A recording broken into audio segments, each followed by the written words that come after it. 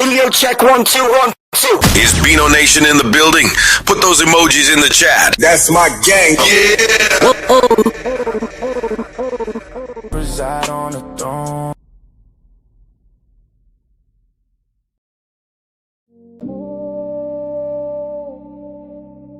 The price just went up again.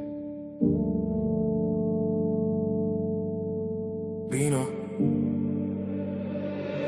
They playing checkers in the park, I'm playing chess at the wrist. I cut the loose ends off, yeah, I call that the splits. I wrote the manual, literally, go and check the shelf. You waiting on a stimulus, I am the stimulus.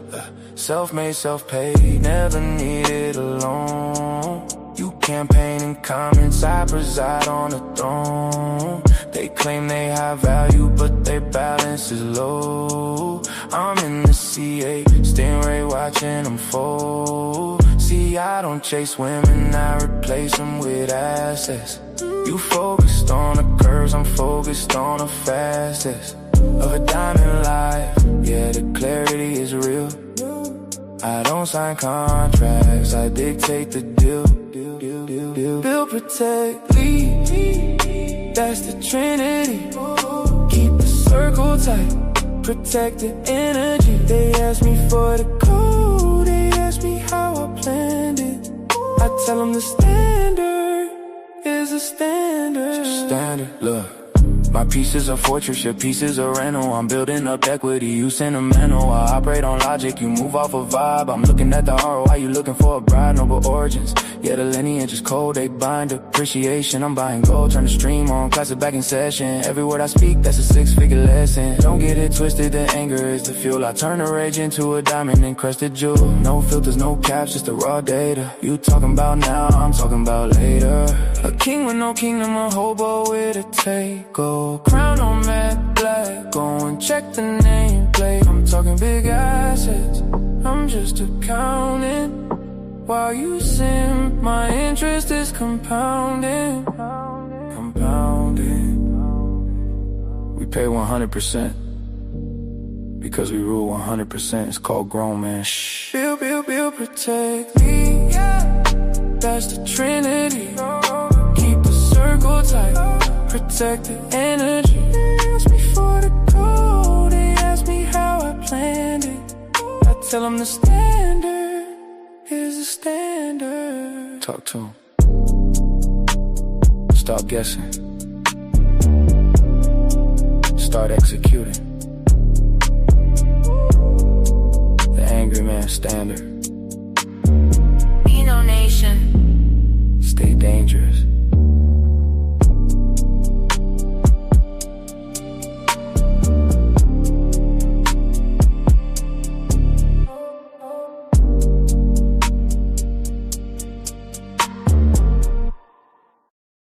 If we agree with you, then we're black. We love black people.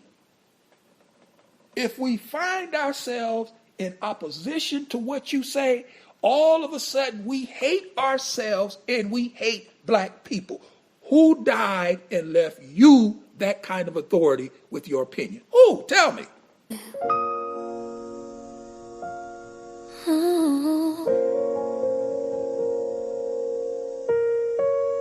Let them talk, baby. They don't know what we got.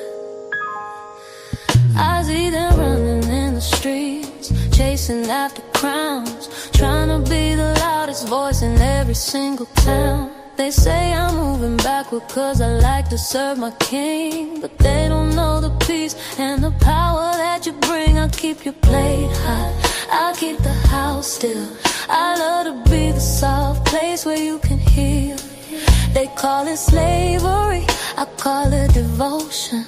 While they drowning in a sea of mixed emotion. If loving you right makes me a pygmy, then baby pick me. I'm exactly where I wanna be. I don't want the headache, I don't want the fight. I just wanna be the one holding you at night. I follow your lead, I let you take control. You got the vision, baby, you got my soul.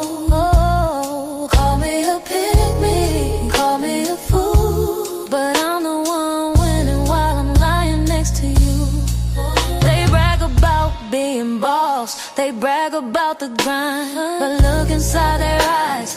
Tell me what you find. Microwave dinners and a pillow full of tears, trading a family for a couple lonely years. I respect your frame, I respect your mind. A masculine love is so hard to find. I ain't competing, I ain't keeping score. You handle the world, I handle the door to your peace. Let the new age girls argue on the net. Let them argue. They haven't found a man that they can trust yet. I'm catering to you, body and soul, playing my position, playing my role. You protect, you provide, I submit, I reside in your kingdom.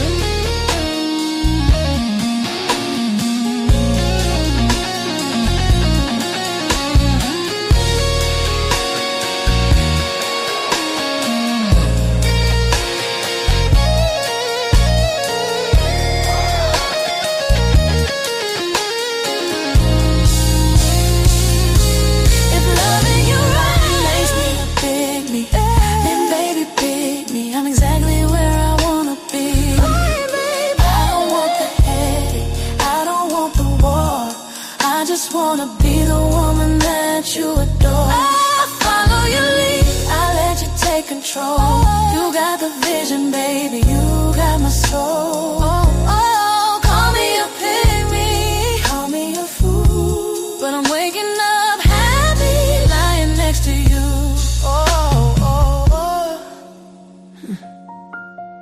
Let them stay mad,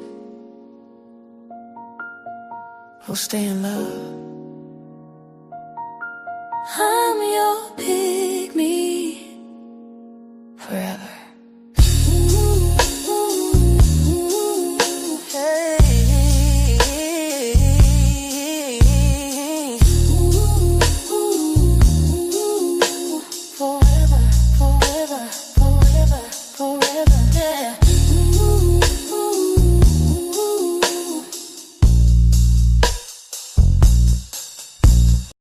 No, chill for what? Who is this nigga?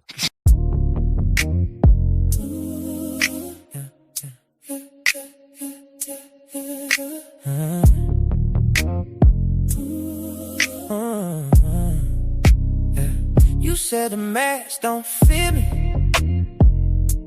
but it's glued to my name. Every headline paints me wicked, 'cause I won't think the same. You see trouble when I walk in, like I set this place on fire. But I just talk like my granddaddy, and it cuts through all your choir. You want me to be the villain, so I'll be that. I'll be there. Not a shadow that you're killing, I'm the storm that's fighting back. I'm not a villain, I'm a super villain. That's a fact. You wrote the script, I'm just living, so I'll be there. I'll be there. You get nervous when I'm smiling, 'cause you know it's not for show. I won't bow to your approval, I'm too grown to play that role. You throw labels like they shackles, try to change what I believe, but your story got a plot hole when I'm the one that's free. You want me to be the villain, so I'll be that. I'll be that. Not a shadow that you're killing, I'm the storm that's fighting back. I'm not a villain, I'm a super villain. That's a fact. You wrote the script, I'm just living, so I'll be that. I'll be that. Call me heartless, call me crazy, call me every name you know. turns to power, watch my true colors glow. You want me to be the villain, so I'll be there. Not a shadow that you're killing, I'm the storm. Fighting back. I'm not a villain, I'm a super villain. That's a fact. You drew the line, I crossed it grinning, so I'll be there. I'll be there. If they push me to a certain point, I'll mess up in front of everybody. Yeah, I have the capability to just go there because it's just the way I'm brought up. Like, I never, ever, I never ran from anything because I didn't have nobody to go to. I've always had that, where I'm going. Home to get me. Ain't nobody there. Yeah. They know my name, they know my word. They still throw dirt. Ha! Yeah. Been a decade in the game, 10 plus in the rain. Been a king from the mud, turned up on them every string. They were lurking on my chat, screenshotting every frame. Took my slang, took my cadence, then pretended we the same. They was praying for my downfall while they copying my blueprint. Yeah. Every topic that I touch turn the trend, now they abuse it, use it. They be whispering in DMs, plotting on me, try to stop my rise, stop my rise, stop my rise, stop my rise. Try to ice me out the story, still I burn right through the lies. Yeah.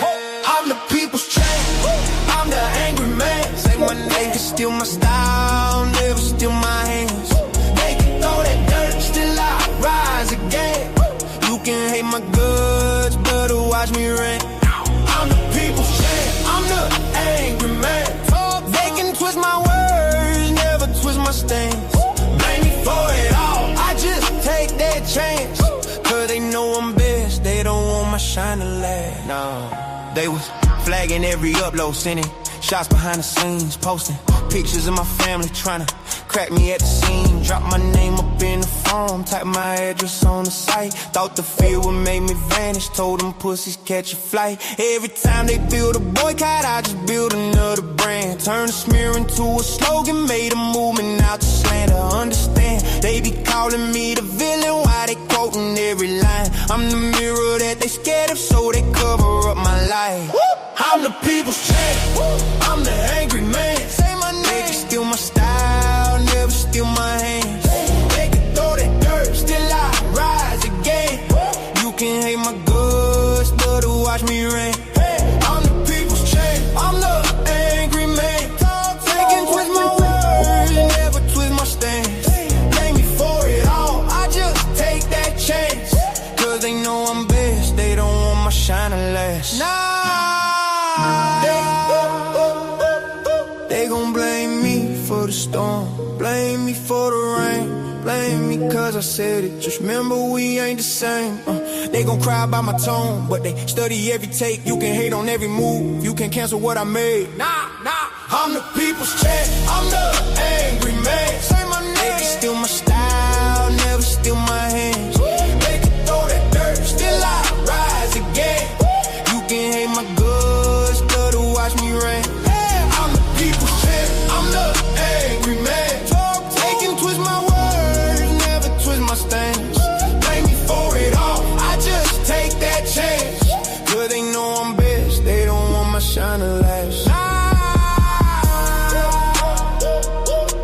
Cause they know I'm best, they don't want my shine to last.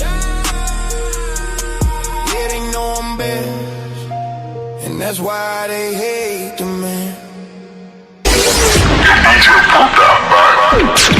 You are now rocking with the best. Support the angry man. Support the stream. Son of her raising no delay. This life don't wait, so I'm on my way.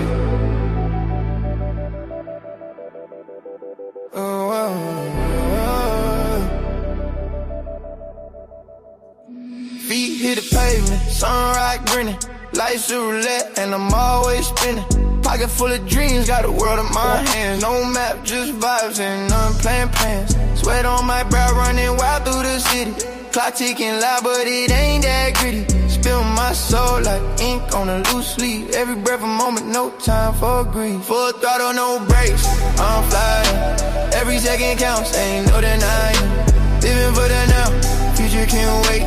No rewind button, I'm on in my face, yeah, yeah. I'm on in my face, I'm on in my face. Heart like a drum, beating fast, no pause. Life's a movie real, I'ma start with no flaws. Cup running over, champagne fizz. Every day's a blessing, yeah, that's the biz. Jumping over hurdle, life's track and field. Every scar story, every wound's healed. Skyline's my ceiling, dreams stretch wide. Riding shotgun with hope, joy by my side. Full throttle, no brakes, I'm flying. Every second counts, ain't no denying.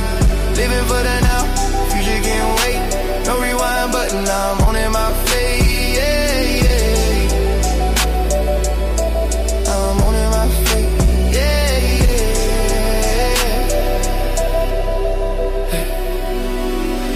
Roll the dice, let it ride.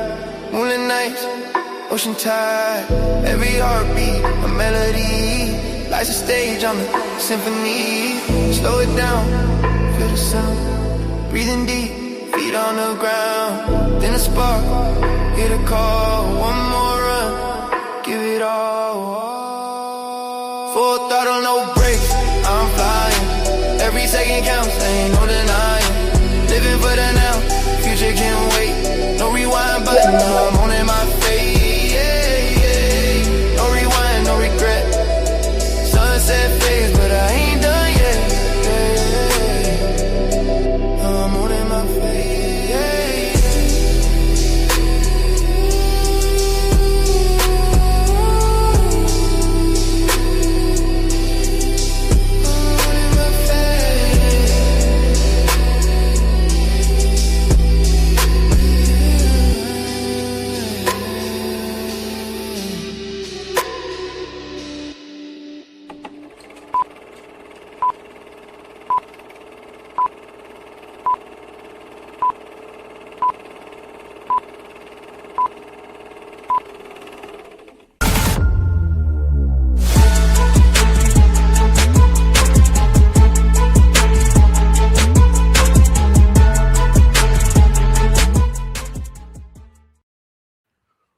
What's good? What's going on, everybody? We are back at it yet again. We got a lot to talk about today.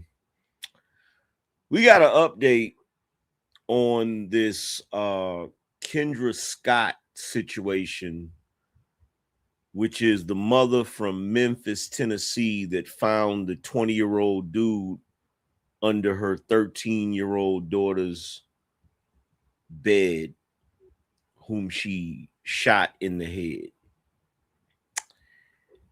Interesting developments coming out about that. We're going to talk about that later on in the show, but I'm going to give you guys my thoughts on an aspect of that. Let me put it that way. An aspect of that. We also got a couple other things that I'm going to talk about. I want to talk about this situation I noticed with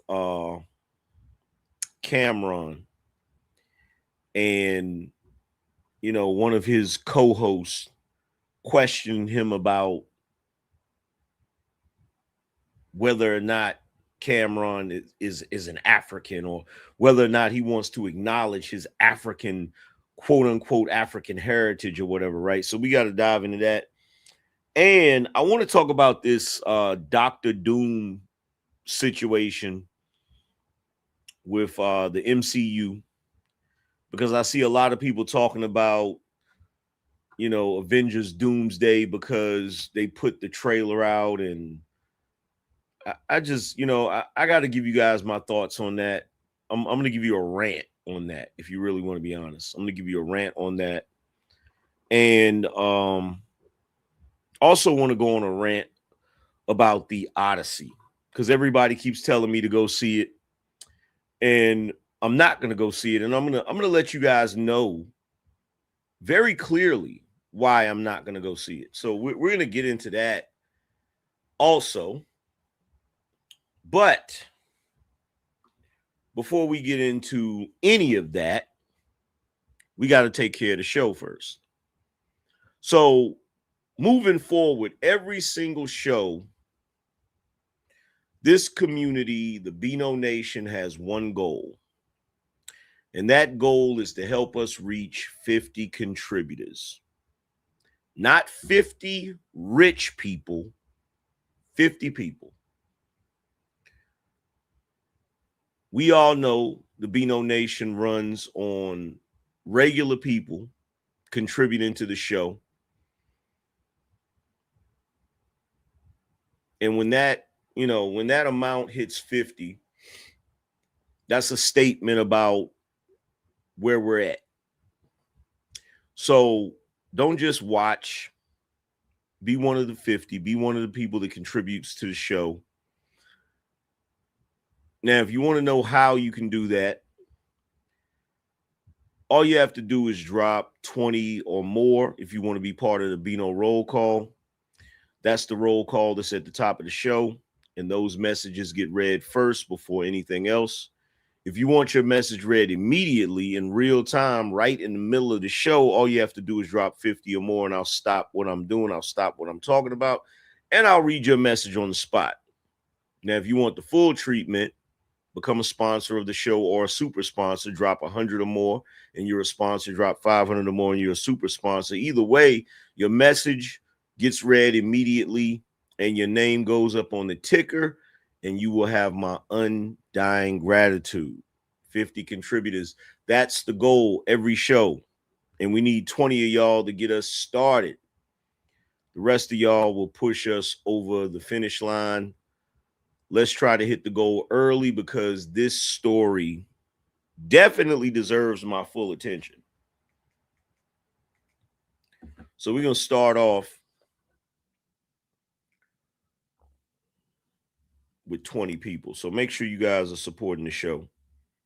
Also, before anybody even asks me, this particular shirt that I'm wearing right now, if you want to check it out, all you have to do is go over to the angrymanchannel.com.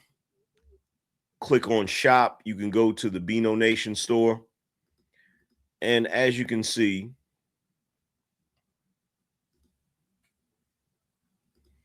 this particular shirt is definitely available. So if you guys want to go check that out, or if you see any other merchandise that you think is awesome, which I've got plenty of awesome merchandise, make sure you go over there and check it out at theangrymanchannel.com.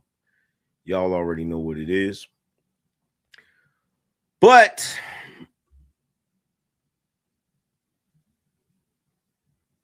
the first thing that I want to really get into before we get into any topics, while we're waiting on 20 people to contribute, the first thing that I want to, really address while we're waiting, I kind of got something I need to get off my chest. And it needs to be said. It really needs to be said. I think, matter of fact, what's the best way for me to say this?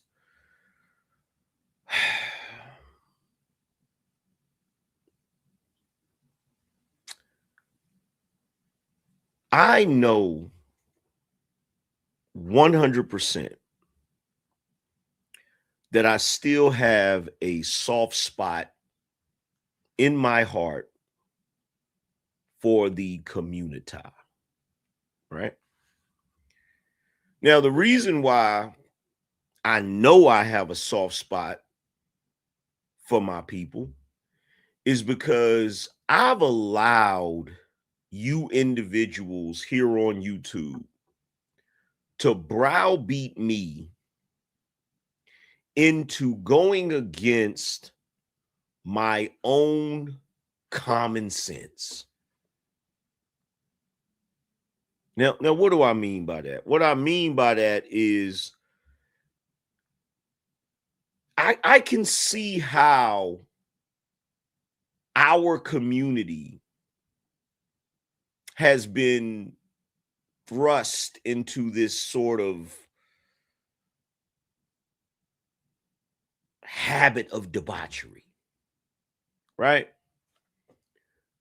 Because unlike other communities, we kind of have this backwards thing where we peer pressure each other into foolishness, right? So you could be a person that's hanging around homeboys, and you could be the type of person that never smoked weed, never wanted to smoke weed. But if you hang around them fools long enough, they'll turn you into a full-blown pothead. Not because you wanted to be a pothead, but simply because every time you come around, they're putting a blunt in your face. Every time you come around, they're trying to convince you to smoke some weed. Hey, man, can you smoke some weed? Come on, man, smoke with me. Just it's almost like they can't, it goes back to what I said about the prime directive. They can't just do something themselves. They got to have a buddy to do it with them, right? Now, some of y'all probably like, okay, Angry Man, what are you talking about? What peer pressure are you talking about? Well, I know definitively just how bad some of the women in our community are. And when this situation first happened, and I first heard about it, my first instinct was she knew. In fact, I think I might have said it. I think I might have said it when we did the show the other day. I think I might have said I can't remember. If any of you were watching the show when I initially talked about this Memphis woman, I think it was day before yesterday. Didn't I say, I can't remember if I said it or not, but I think I said something to the effect of, I think she knew that her daughter was messing with this guy. If any of you remember, confirm it for me in the chat room, because I think I did say that. But my initial instinct was, this woman knew homeboy. She knew he was going over there, right? Now, the reason why that was my initial instinct is because I know how sorry and trifling some of you are. But I decided to give this woman the benefit of the doubt. I decided to be fair and balanced, right? Now, here's the unfortunate part. The reason I decided to be fair and balanced. And I thought about it today when I saw this story and I saw them talking about it. And I said, wow, I really let myself be compromised. Now, some of you probably like, what do you mean compromised, Angry Man? All the years of people on YouTube telling me that I hate black women, even though I know I don't, right? All of the years of these individuals on these panels saying to me, all you do is talk about women. All you do is this. All you do is that, right?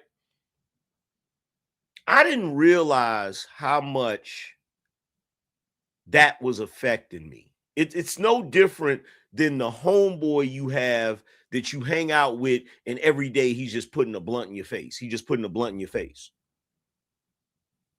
Eventually, it gets to you. Eventually, it has the desired effect.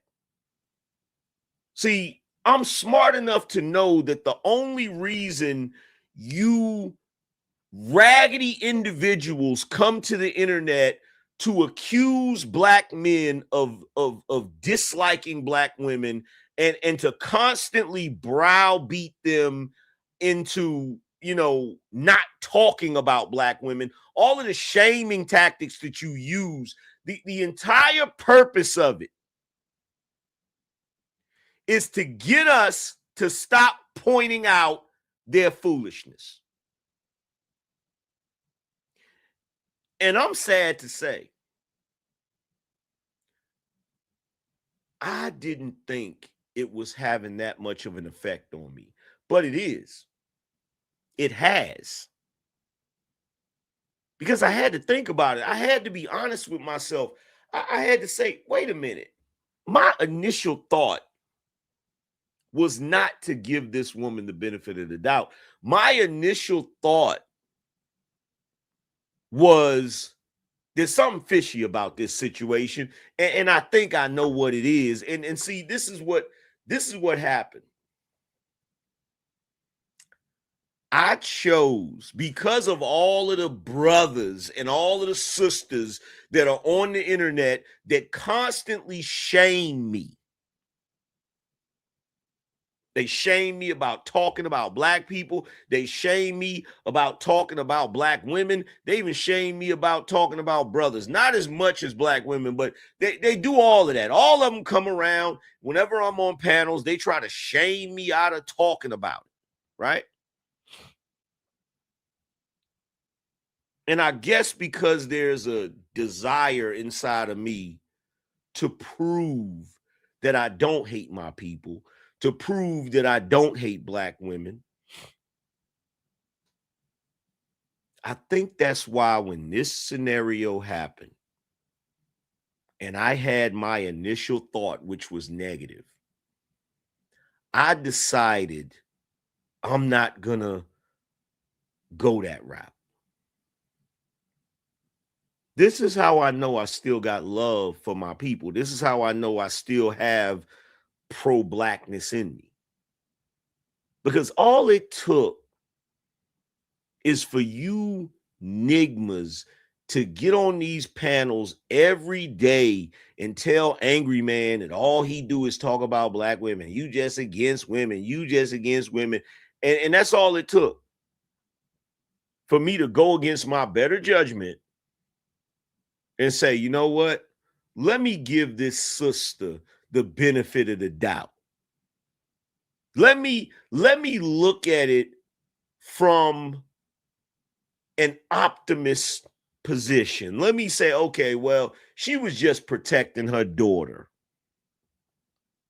What would you do if there was a 20-year-old guy hiding under your 13-year-old daughter's bed? Like I tried to judge it as if I knew for a fact that woman was a decent human being. That's how I tried to judge it. And the only reason, and this is just me being totally honest, the only reason I tried to judge it that way is because I'm tired of you niggas telling me that I hate black women. I'm tired of you niggas acting like I just have nothing but negative stuff to say about them, when the reality is I'm only saying negative stuff because they always doing negative stuff. That's the only reason. Like, I don't get up in the morning and just decide I'm going to talk about them negatively. No, I get up in the morning, I look on the internet, and they show me negativity. They show me negativity.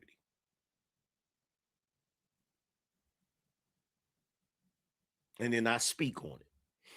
Not because I hate them, not because I dislike them, but because that's what it is. And I've allowed my peers, I've allowed you black folk to shame me into going against my better judgment and trying to give this sorry, trifling individual the benefit of the doubt. I even told my wife when I saw this story, I said, every time. I said, it happens every time. I said, every single time I go against my better judgment and I try to give one of these strags the benefit of the doubt, they always got me looking crazy. Always. Every time.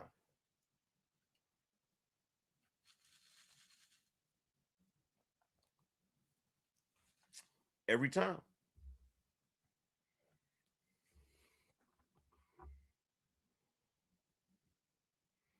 Every single time.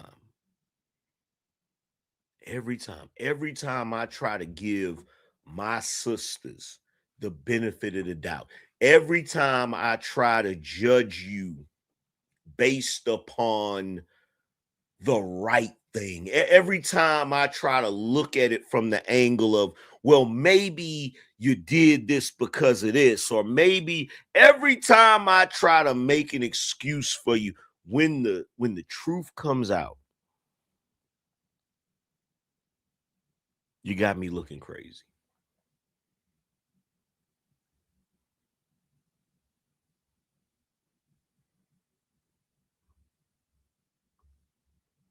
You got me looking crazy.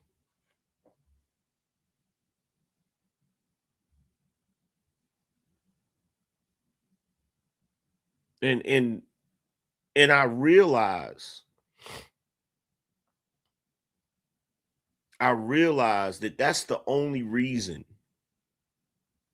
that you brothers and you sisters try to browbeat me into not talking about them. It's not because you genuinely think that I hate them. It's not because you genuinely think that I just want to talk negative about them. It's because you just don't want me pointing it out. You want me to overlook it the same way you overlook it. Or worse, you want me to lie about it the same way the rest of you lie about it.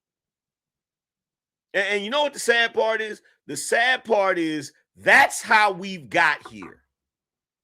That's how we got here. This is the reason why we're where we're at right now, is because no matter what they do, you got an excuse for it. No matter what they do, you want to overlook it. No matter what they do, you want to figure out some kind of way to blame everyone else for their bullshit.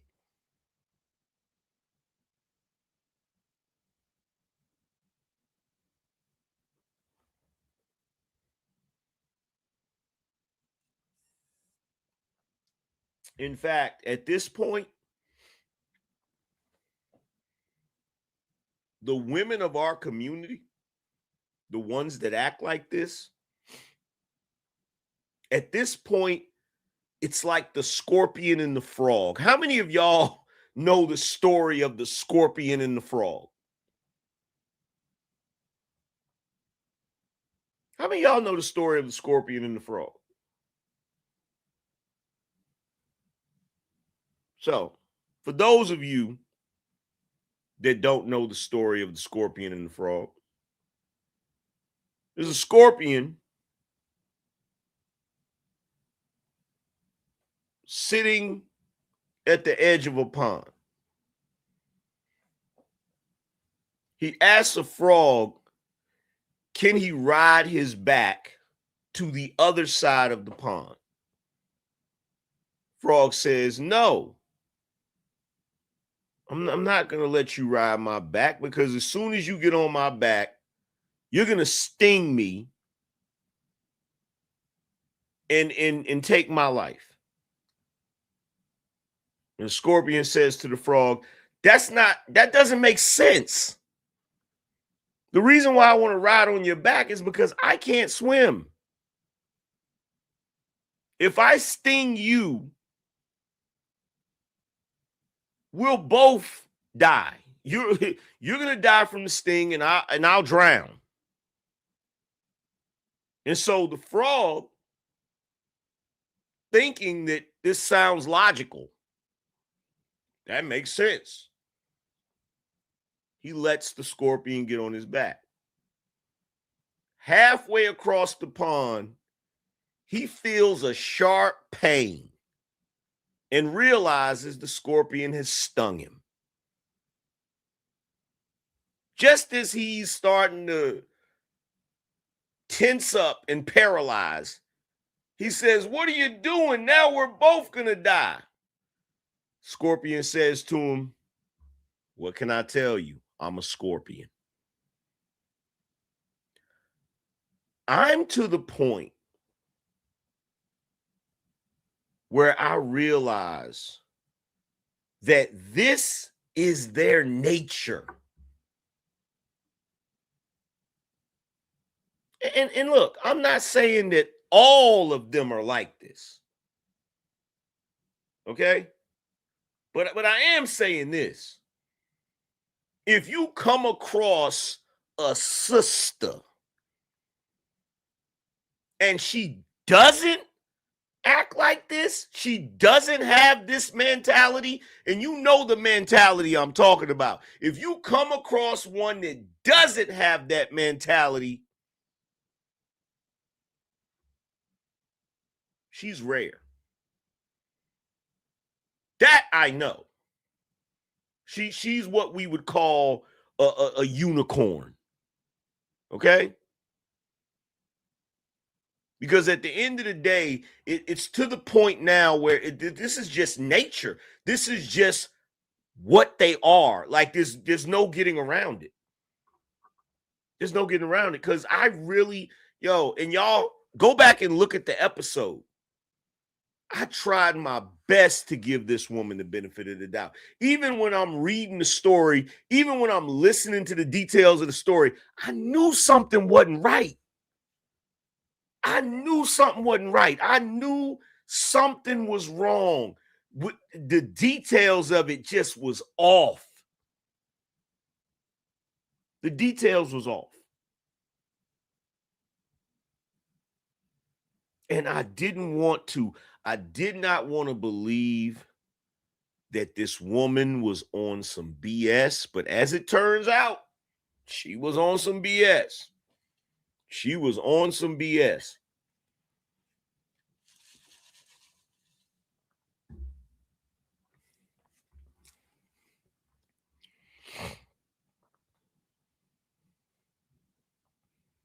Every time I try my best to give y'all the benefit of the doubt. And every single time you let me down. Every time. Like it's sickening. It's sickening. And I don't know what disgusts me more. I don't know what disgusts me more. The fact that you act like this, or the fact that people got the nerve to tell me that I can't talk about it. Like at this point, it makes me sick to my stomach.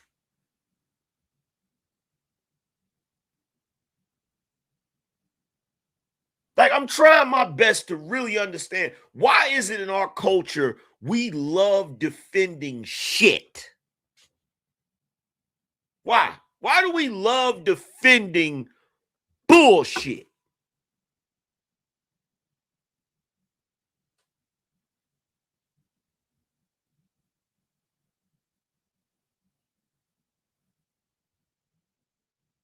Because in a little bit, we're going to talk about what she had going on. We're going to talk about what she had going on, and we're going to talk about how the community is in denial about it.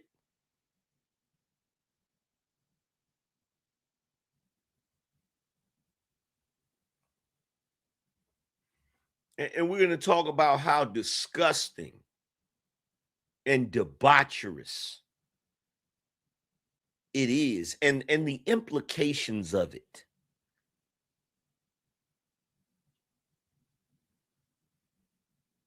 Because here's the reality. The reality is that 13-year-old didn't just need to be protected from that 20-year-old. She needed to be protected from her mama too.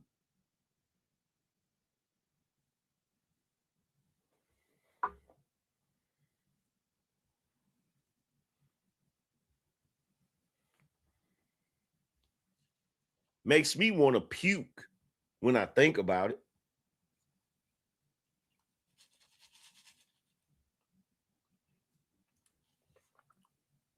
It's disgusting.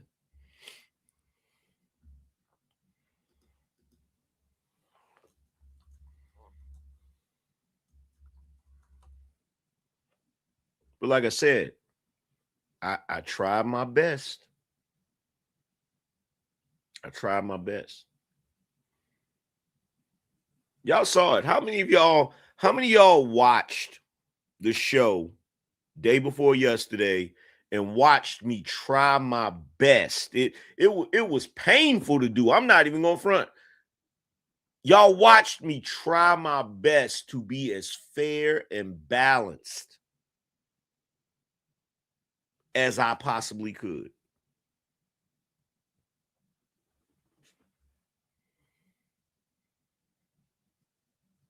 I tried.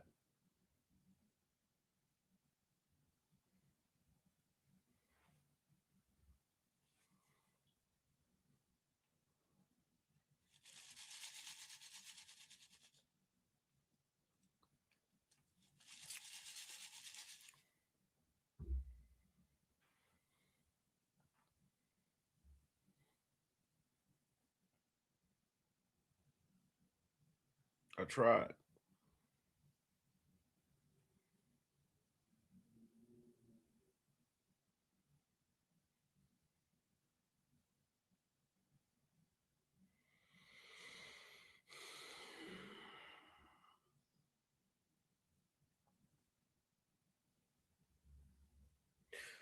So far we got 8 people. We still need 12 people before we can get this thing started, before we can get this jumped off.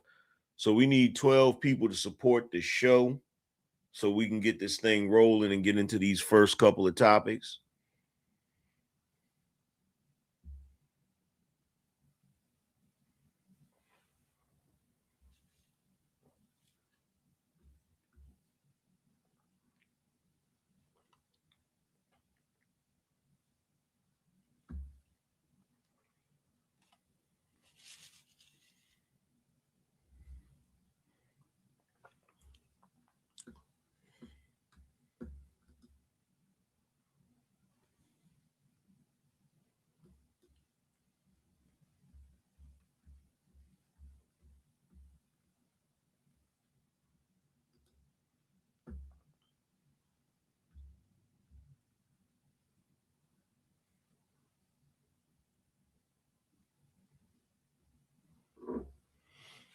Actually, we got 10 people. So we need 10 more people. We need 10 more people to get this thing rolling. Omar said, AM, is it any amount over 5 that counts as a contribution, like how you was doing? Yeah, absolutely. Absolutely. Any contribution that anybody makes $5 or more is counts towards the goal.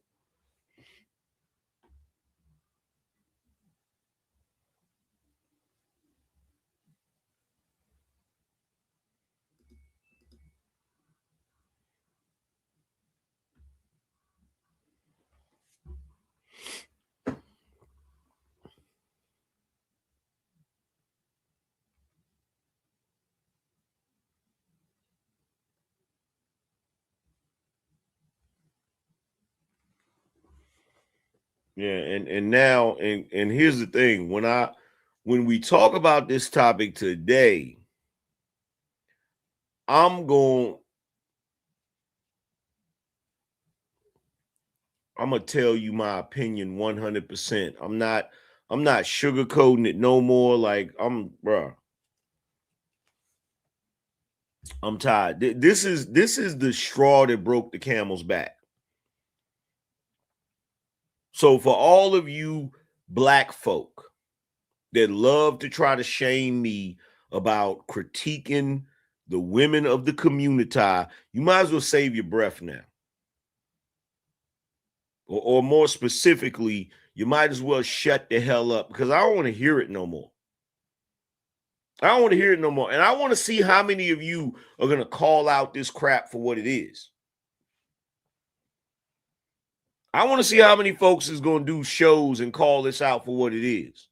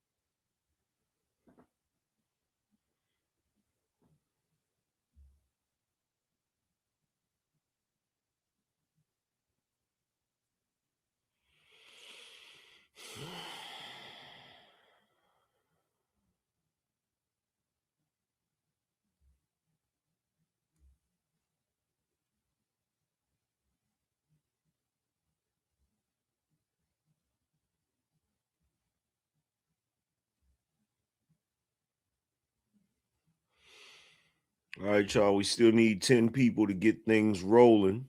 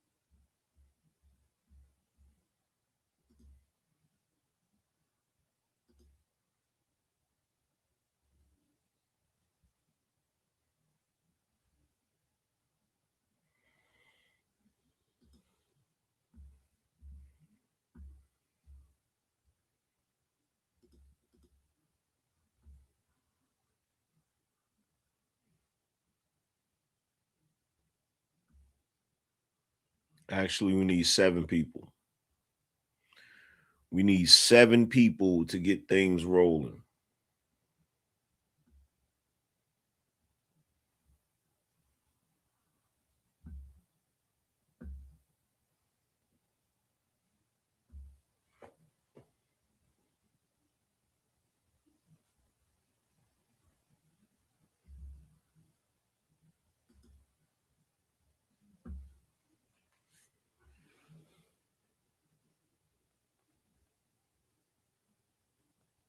Matter of fact, that's how we're going to do it. When we get the first 20 people, that's when we'll do the Beano roll call.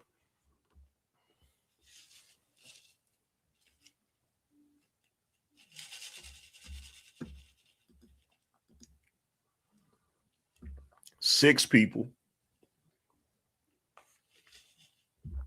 Now we need 6 people.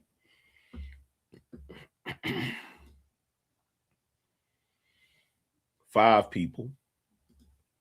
We need 5 people.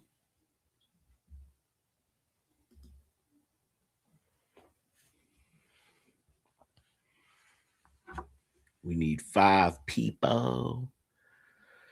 Party people. Party people.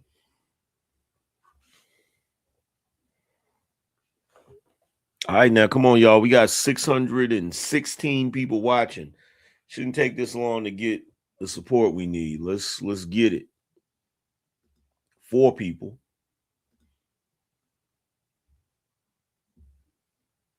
Need 4 people, 4 more people. And by the way, I'm really gonna rant about this Avengers Doomsday crap. You got everybody on the internet super excited, running around talking about some Avengers Doomsday, and the trailer looks so awesome.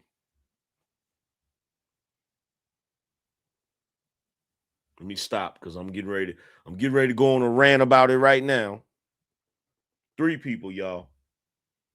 We need 3 people. I'm getting ready to go on a rant about it right now. That's how bad I want to go on a rant about it. That's how much I want to just cook.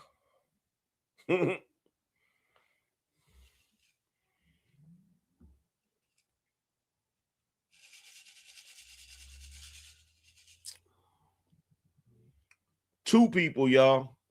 We need 2 more people, and we can get this thing rolling.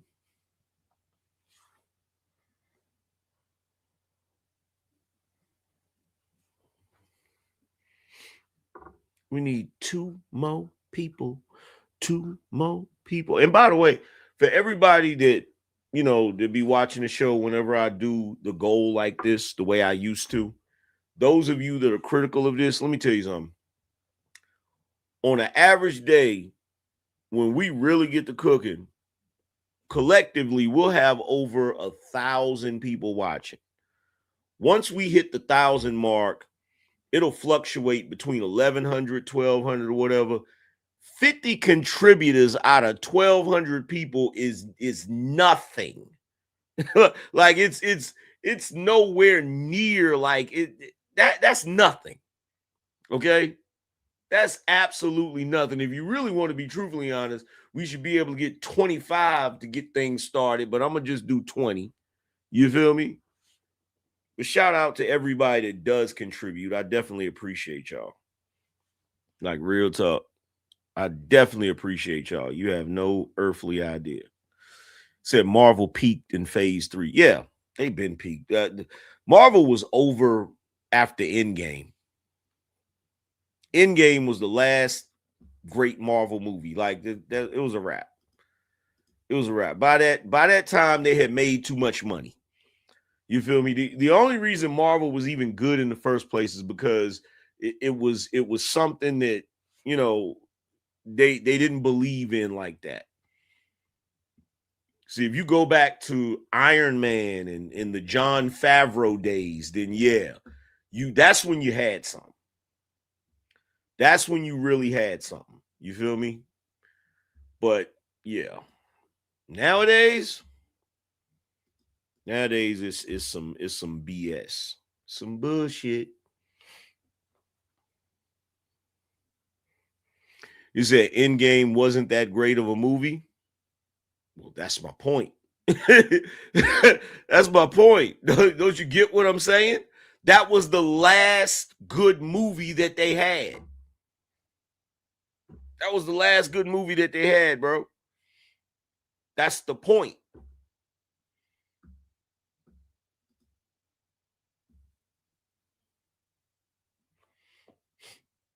I still haven't watched Wakanda Forever. Like, I refuse to watch it. I refuse to watch it. I refuse to watch it.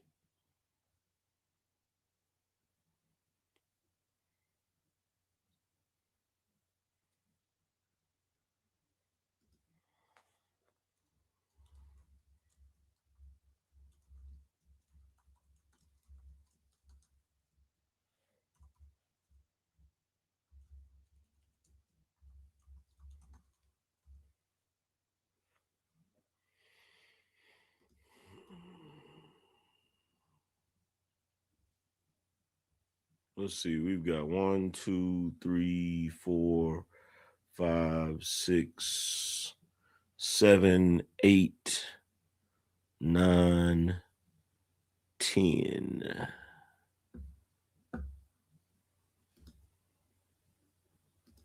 That's 20.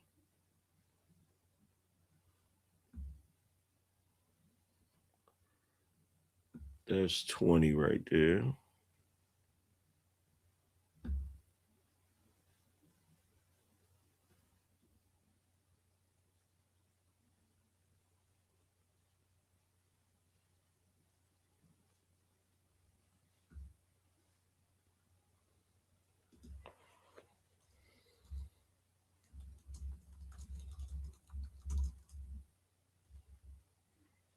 Hold on, you guys.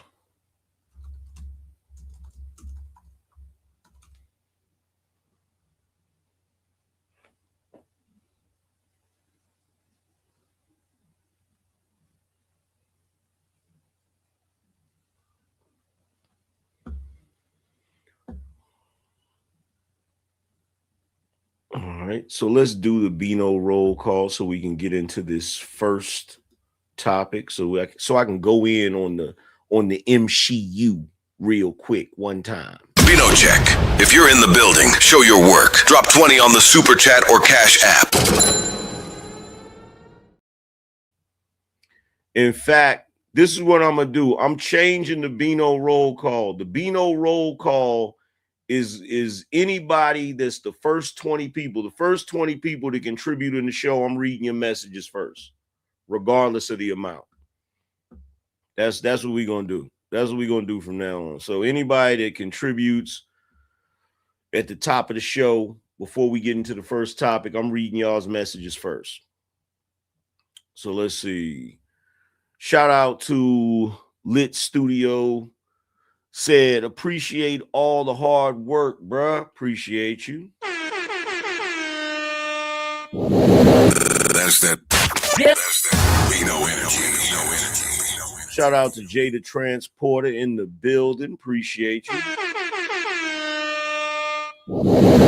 That's that. Beano energy. Let's see. Shout out to Wanda. Wanda said, support. Hey, AM. Appreciate you. That's that. Beano energy. Let's see. Shout out to Silent Sniper. Said, man, listen, my initial thought brought me back to the episode where you were talking about mothers competing with their daughters. I'm going to leave it there. If you know, you know. That's a fact. That's that. Beano energy. Let's see. Shout out to Donnell. He said, what's up, AM and Beanos? Appreciate you. That's that. Beano energy.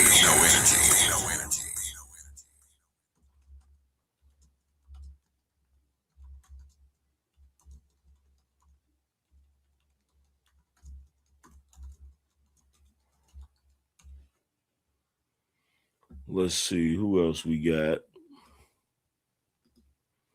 Shout out to Young Illuminati. He said, YouTube not sending out notifications again.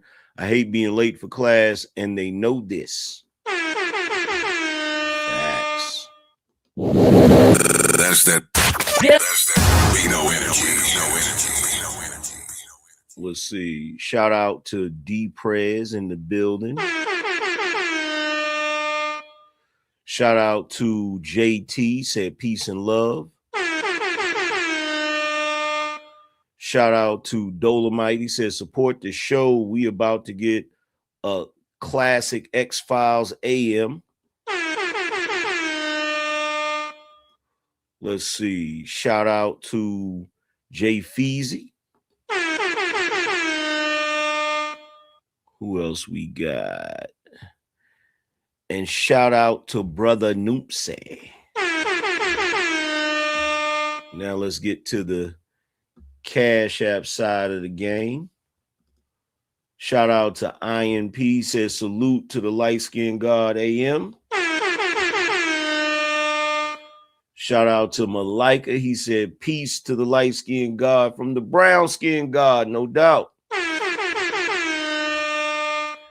Let's see. Shout out to Dark Power in the building. See, shout out to Omar. He said for nothing. Appreciate it. Shout out to Quentin. He said, what up, AM and the Beano Nation? That's that Beano energy. Shout out to James. James said for the show. Let's see. Shout out to Wanda. Wanda said, here's to you trying. It's appreciated. LOL. No doubt. Appreciate you. That's that Beano energy. Shout out to Tyrell, said peace, love of the pure love of, for the pure love of the game. Appreciate it. Let's see. Shout out to C. That's that Beano energy. And shout out to Mark G. He said, love when you go on these epic comic rants. LOL. Yes, sir. We about to go into one right now. We about to go into one right now. Hold on 1 second, y'all. My AI is tripping. My AI is tripping.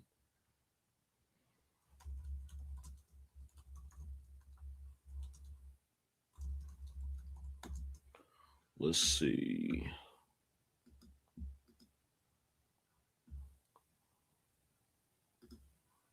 And shout out to Lit 92 Productions, says supporting the show. That's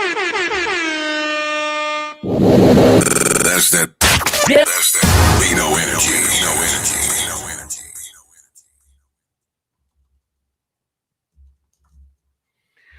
Let's see.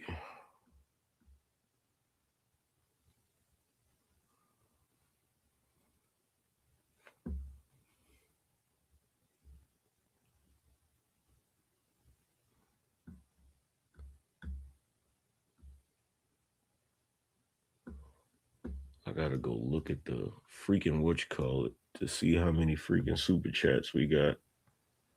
Let's see. 1, 2, 3, 4, 5. Hold on. 1, 2, 3, 4, 5, 6, 7, 8, 9. 9, 10, 11.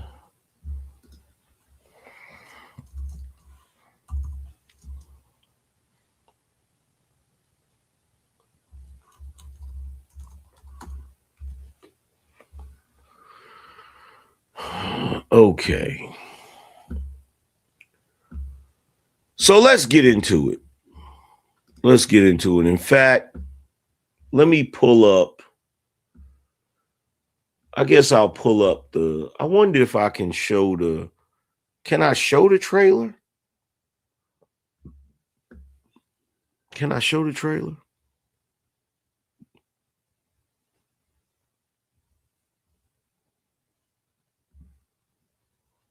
Let me see. Let's see if we can show the trailer. Avengers Doomsday trailer. Let's see. Let's check it out. Let's pull it up real quick. Just in case some of you haven't seen it.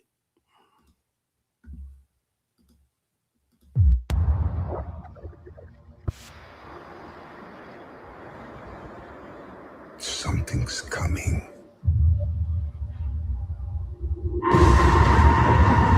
Something we may not be able to deter. Before this day is done, we shall be faced with an unthinkable decision.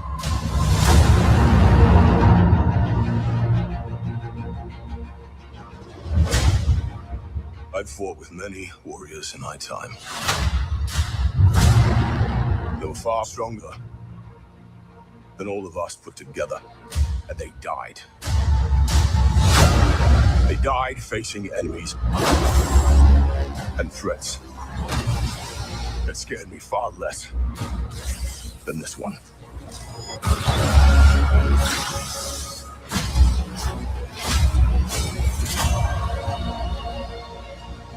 Everything that they sacrificed will be for nothing if we do not stand together.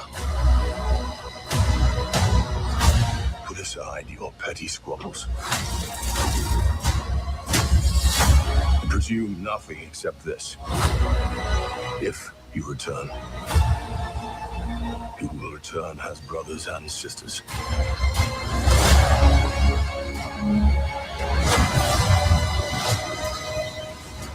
But mark my words.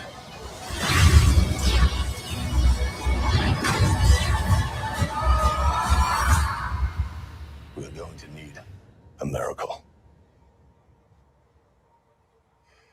Hey, pal. It's not possible.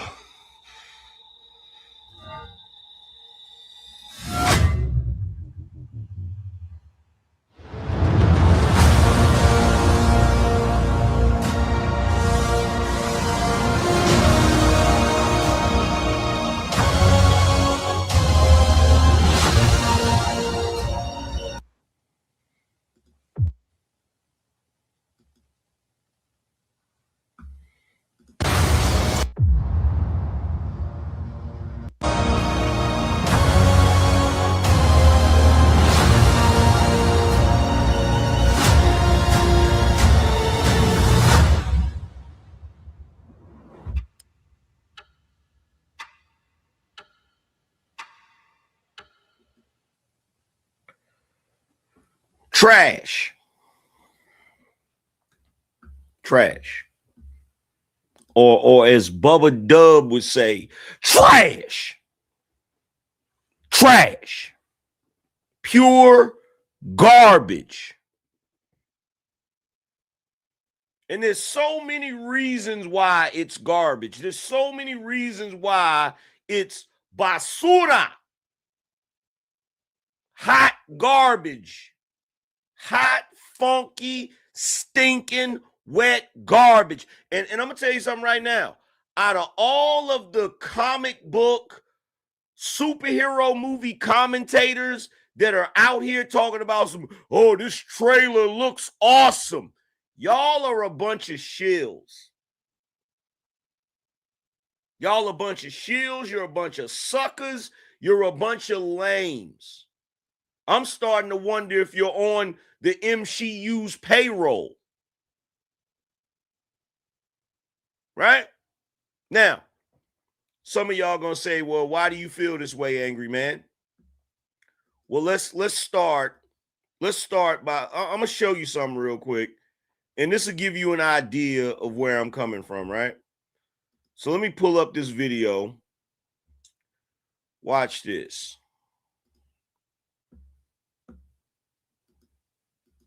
There never was a Tony Stark. Tony Stark is a variant of Doom that never lost his family.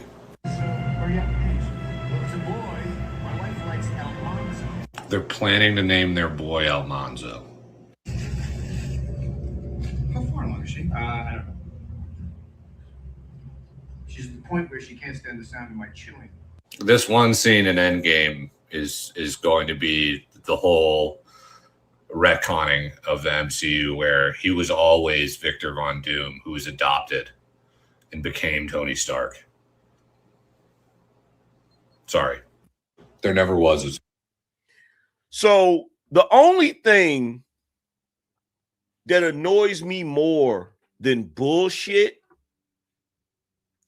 is people who sit at the table with their spoon and bowl waiting for the bullshit so they can eat it by the spoonful and then try to feed it to you. So this movie's gonna suck. And it's not just gonna suck like you know, Falcon and Winter Soldier, or the Marvels, or the any of those crappy movies that they put out after Endgame. It's not going to suck like that. It's going to suck tremendously because they're desperate. They're so desperate that they're putting the X-Men and the Fantastic Four in this movie. This is how desperate they are. This is how desperate they are. They think that nostalgia is going to save the MCU. That's what they think. In fact, I'm going to tell you how you know they're desperate. I'm going to tell you how you know they're desperate. They're so desperate that they finally gave you a comic book accurate X-Men uniform. That's how desperate they are.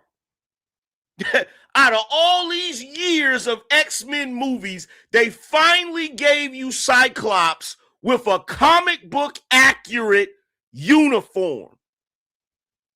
And I know what y'all thinking. You're thinking, well, they just decided that it was time. No. They're desperate. They're desperate. If they, let me tell you something. If they weren't desperate, you wouldn't have the X-Men in this movie. If they weren't desperate, you damn sure wouldn't get a comic book accurate Cyclops, because they love pissing the fans off. The only reason why they're trying to appease the fans is because they know they screwed up. They know they're up shit creek. They're even giving you a comic book accurate Dr. Doom costume. How many Fantastic movies have they made? They've made what? What is it? 3? Is it 3 or 4? It's like 4 Fantastic Four movies. They've never given you an accurate Dr. Doom. Ever. They've never given you a comic book accurate Dr. Doom. Just haven't done it. And now all of a sudden they care about Dr. Doom's costume. I saw the costume. I'm like, wow, the costume actually looks like the costume from the comics. They're really desperate. I'll tell you another reason you know they're desperate. They're trying to give you a comic book accurate Mystique. Did you see Mystique in the trailer? She had on the white dress. She had on the white. This is how desperate they are. Now, out of all the X-Men movies where they had Mystique running around naked, they finally decided to give you Mystique with the white on. Why is this? Because they know they suck. They know they suck. And it's not just that. It's not just that. Let's address a couple of things, right? So let me pull this up, right? So let me say this. To all of the modern day superhero movies, right? To all of the modern day superhero movies, TV shows, cartoons, American made, right? To the people that make Invincible, to the people that make the MCU, to the people that make the DCU, all of that, right? This is what I need y'all to stop doing. I need you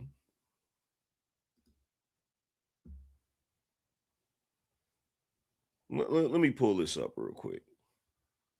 This is what I need y'all to stop doing. Because they've been doing it for a while now. And it's really starting to piss me off. It's really starting to get on my nerves. Invincible. To the people that make Invincible. To the people that make the movies over at the MCU. To the people that make the movies for the DCU. To the people that made The Matrix. Stop copying anime. because you ran out of ideas. Dr. Doom stopping Stormbreaker with 2 fingers is a direct ripoff of Dragon Ball Z. That's where you got it from. This is where you got it from, right here. You see this? Trunks challenging Goku, and Goku stopping Trunks' sword with his finger. This is where you got it from. Direct ripoff. And the fact that you comic book and superhero movie commentators aren't calling this crap out is just sad. It's sad because I've seen so many shows where they have the beam fight, where the beam, and it's classic Goku versus Vegeta. In that first back and forth between Goku and Vegeta, where Goku, is using the Kaioken, and he's blasting a Kamehameha wave at Vegeta because Vegeta was trying to blow up the planet, and he's using his Gallic gun, and they had that classic beam battle. You know how many times I've seen that ripped off? You know how many times I've seen that ripped off? Like, I've seen so much lately that I'm sitting here like, wow, y'all just really are blatantly ripping off Dragon Ball Z. Like, am I the only one that notices this? Am I the only one that notices that these Hollywood assholes have been running out of ideas, so now they're trying to steal from anime? Oh, yeah, Harry Potter definitely did it. Harry Potter definitely did it with the wands, where they're blasting at each other with wands or whatever. Like, come on, bro. Come on. Come on. And let's be real. Before Dragon Ball Z, you never saw no American superhero show, movie, or none of that have an energy blast contest. You never saw that. You never saw it. Where did you see it? Tell me where you saw it at. Tell me where you saw it. You never saw it. And by the way, and I hate to have to tell you this, but I tell you something else too. Before Dragon Ball Z, you didn't see any American-made superhero movies and superhero TV shows where people were getting knocked through walls. You never saw that. You never saw that. And I hate to tell y'all this, but to everybody watching this, I know y'all love Man of Steel. The fight between Superman and Zod is a direct ripoff of Dragon Ball Z. The two of them fly at each other and hit, and the shockwave breaks the glass and all of that. Superman getting ready to learn to fly, and he's putting his fist on the ground, and the damn rocks and stuff start lifting up. Direct ripoff of Dragon Ball Z. Somebody tell me I'm lying.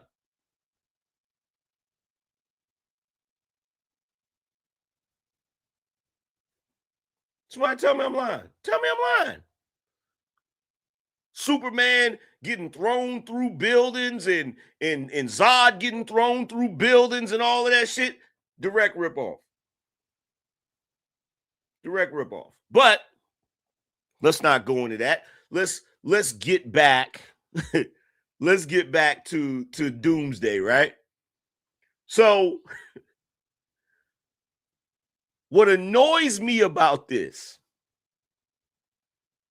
what really pisses me off about this is all of the people on the internet going through the entire MCU catalog to find Easter eggs that hint at Tony Stark being Doctor Doom the entire time. And I'm just sitting there looking at the shit. Every time I see somebody put a video on TikTok explaining how Tony Stark was Doctor Doom the entire time, I just be looking at him like, you got to be the biggest asshole on planet Earth.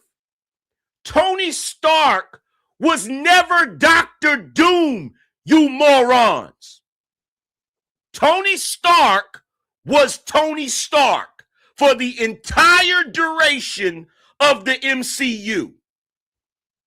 Tony Stark was supposed to sacrifice himself to save everybody, which is what he did in Endgame, and he was supposed to be dead and gone and not come back. The only reason they brought him back and are making him Doctor Doom is to save their bullshit franchise because they fired Jonathan Majors. Why are y'all acting like you don't know this? Or did you forget about the whole Kang Dynasty thing? Did you forget that they were building up Kang this entire time? Did you forget about the Ant-Man and Wasp? Did you forget about Loki, the TV show? And the Time dudes and all of that. Did you forget about that? Did you forget about the one the one that remains? Did you forget about that? Did you forget about the Council of Kangs? Did you forget about all of that?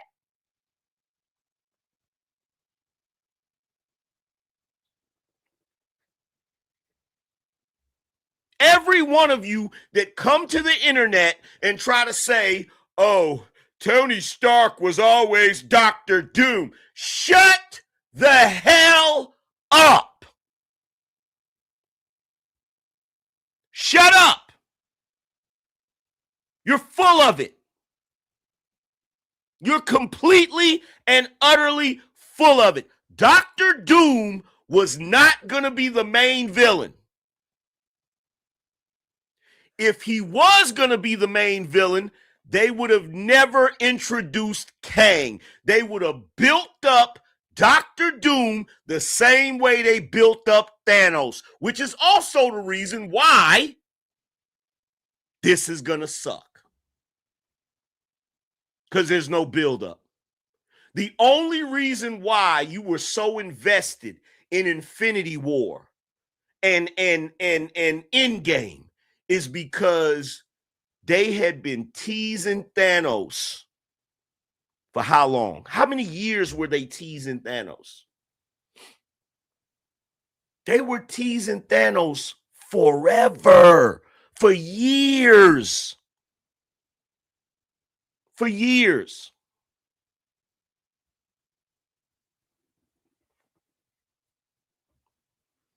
And then they started teasing Kang the Conqueror.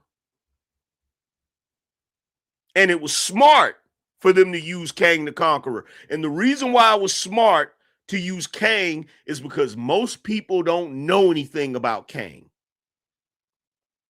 Most people don't know nothing about Kang the Conqueror.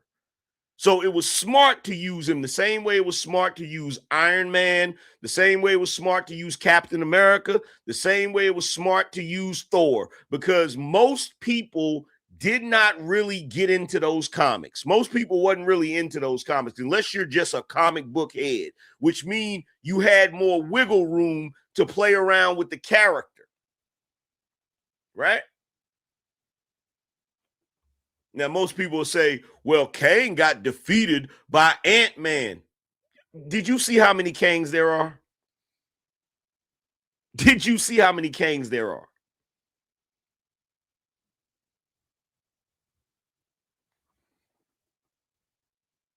So, this idea that Doctor Doom was always going to be the main bad guy. They didn't announce Doctor Doom until after those fake allegations came out about Jonathan Majors and the MCU being hasty, Disney, Marvel being hasty and partially racist, fired him. And once they fired him, they're like, okay, how are we going to fix this? I know, let's bring Robert Downey Jr. back. I could only imagine how much money they gave him because Robert Downey Jr. did not really want to come back. He didn't really want to come back. So I can imagine how much money they freaking gave him because think about it like this. If they weren't desperate and they weren't trying to save the MCU, why didn't they just get another actor to play Doom? Why did it have to be Robert Downey Jr.? I'll tell you why it had to be Robert Downey Jr. because he is the franchise. That's why. He's the franchise. He's the guy that basically launched the Marvel Cinematic Universe. Now I know some of y'all are gonna say Blade. You can say you can't really say that Blade launched the Marvel Cinematic Universe because that movie is not tied into the rest of the movies. Blade really launched all the superhero movies because before Blade, Hollywood didn't even think that superhero movies would be profitable, right? But Iron Man was the first movie for the MCU that launched all of it. So Robert Downey Jr. is who they went to because they want to save the MCU. They want to save the MCU. You said 100 to 120 million? Jesus Christ. They're desperate. They're desperate. And here's the biggest thing. Going back to this thing with the two fingers, stopping the sword with the two fingers, going back to this thing, right?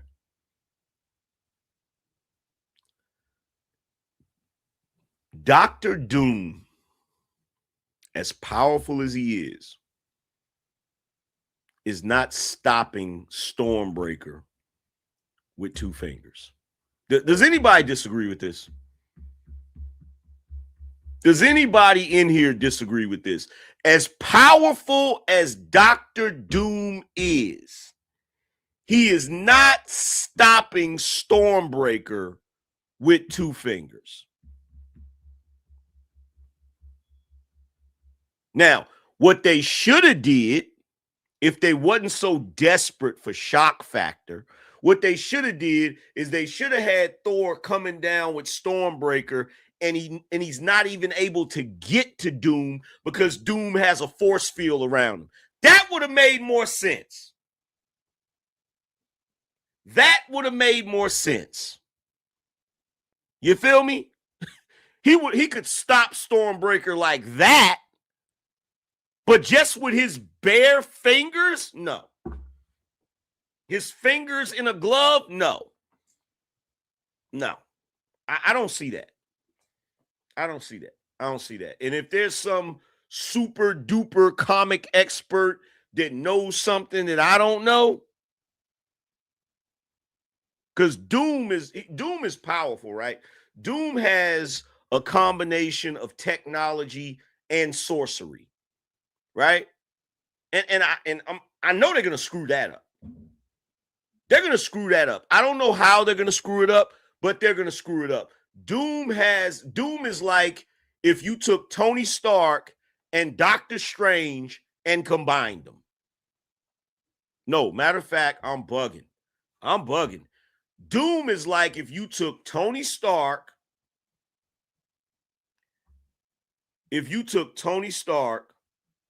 Mr. Fantastic, T'Challa, and Doctor Strange and combined them. Because Doom is he's a ruler of his own nation. He's extremely intelligent, genius level intelligent. He's technologically savvy, technologically advanced, but he's also a master of the mystic arts. He's a master of magic and stuff. So there's a lot of stuff Doom can do. There's a lot of shit that Doom can do. You feel me? Now, if they're trying to make him God level Doom, then I could see him stopping Stormbreaker with his freaking fingers. But he didn't have on all white. Like God level Doom is like his whole costume is white, right? I don't see that. So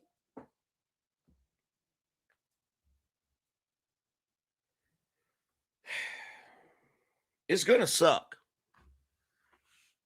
It's gonna suck. So you're saying he can't be defeated? Here's the thing about Doom. Doom is like Thanos and Kang. You never really defeat him. They never really defeat him. They never really defeat him. You know, they come to an arrangement. You know what I'm saying? Like, I can't think of any comic books where they defeated Doom. He's like Doom is like Thanos or Darkseid. Like, you never really defeat him. It's kind of like you know, I remember Richard Pryor said something about two boxers. He said he didn't really beat him, he just beat him off of him. That's really what you do with Doom. You can't really defeat Doom. You just get him off of you and hope that he is bored. You feel me? like hope that he gets bored with the whole situation and decides to just be like, I'm tired of this. I'm out. You know what I'm saying? Like, no, they don't really, you don't really defeat Doom. You don't really defeat Doom. Yeah, they don't defeat him. They contain him. Like they can't really defeat him. He's one of those people. He's one of those people he's one of those villains in Marvel that when he shows up, people get shook. People get shook. Like when Doom shows up, they know it's a problem. Like it's not no light stuff. You know what I'm saying? It's nothing light. When he shows up, it's a problem. It's a problem. Like it's, you know what I'm saying? And look, it's really messed up how they messed up, because I can show you comics where Kang and Doom interact with each other. Like I can literally show you comics with, hold on, let me see.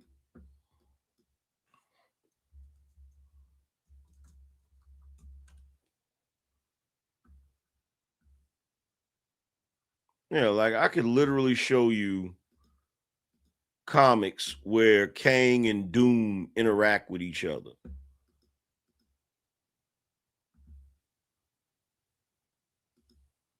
They have somewhat of a connection. They have somewhat of a connection. And I think the connection has something to do with Reed Richards, because you know Kang is a descendant of Reed Richards.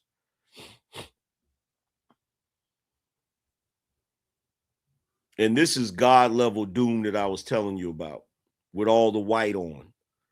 And this is Thanos. He literally snatched Thanos's spine. Like he reached and grabbed his spine and snatched him. You know what I'm saying? Snatched the life out of Thanos. But that's God level Doom.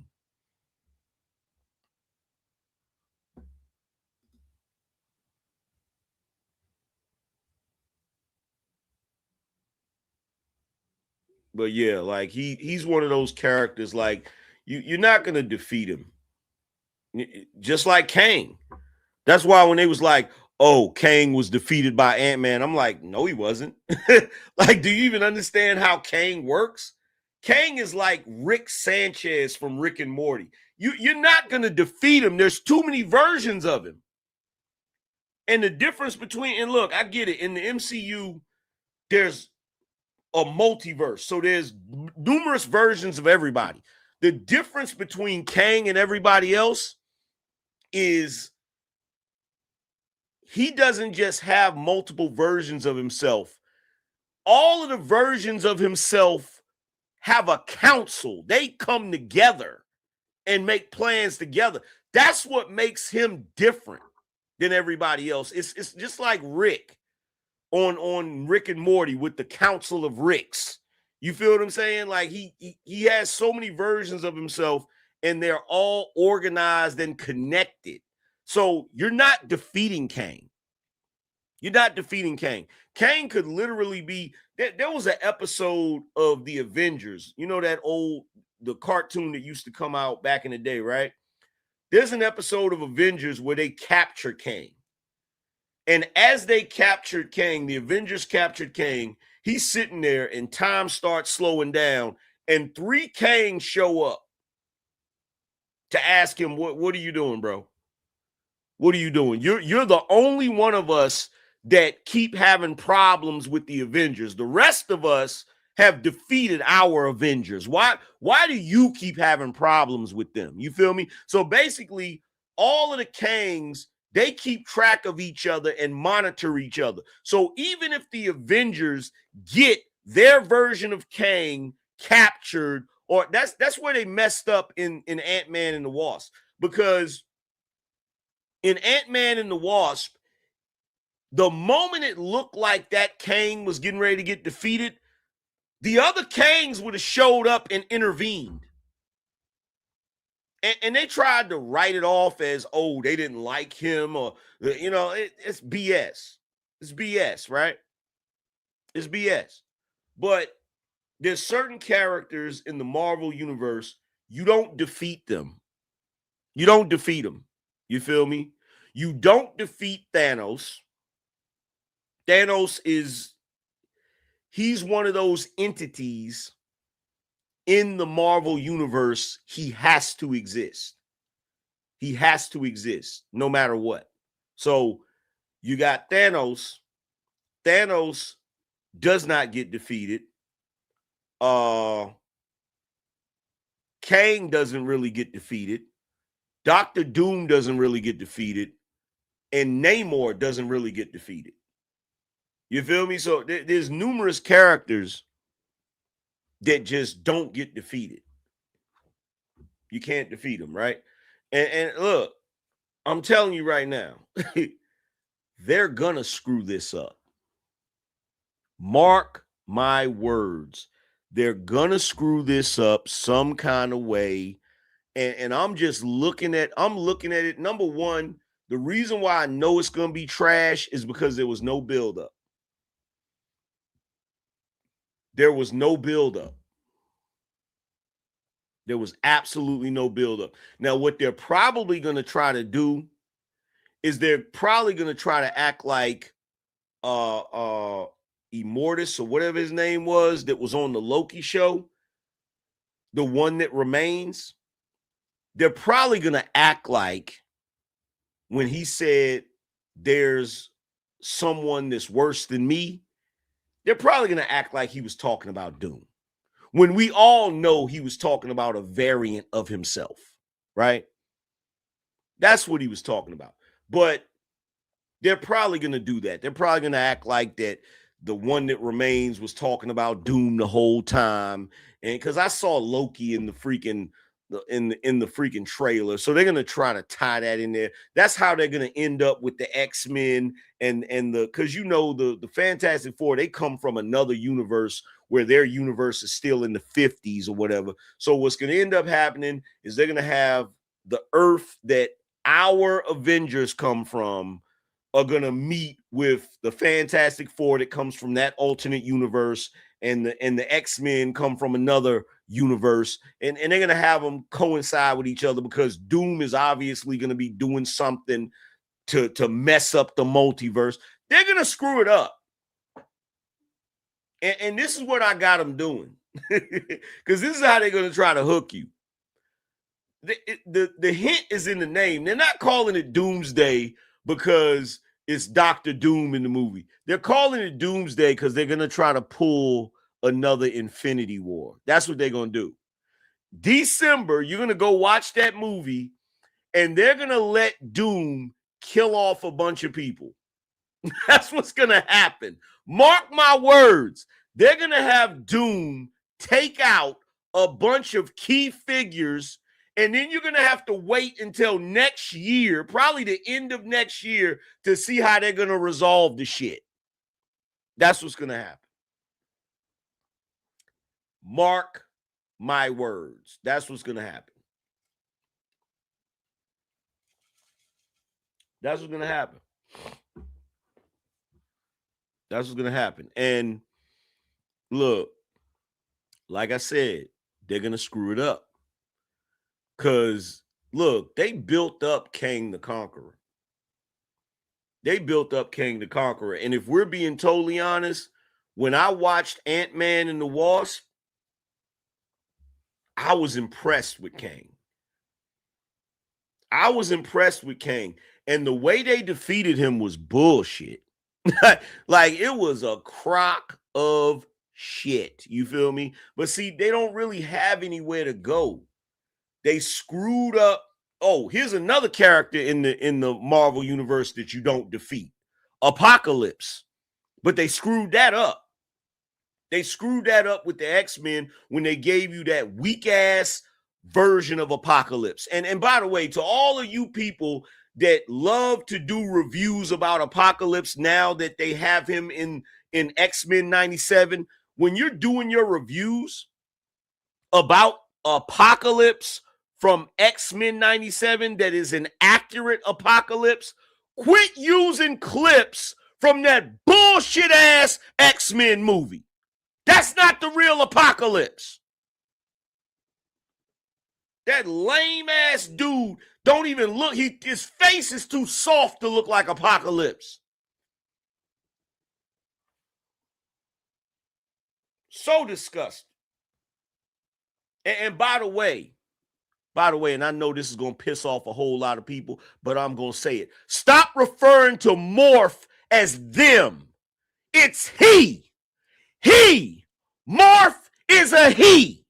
Stop playing with our characters from the 90s. You can do all of that with all of the new characters all you want to. Stop messing with our characters from the 90s.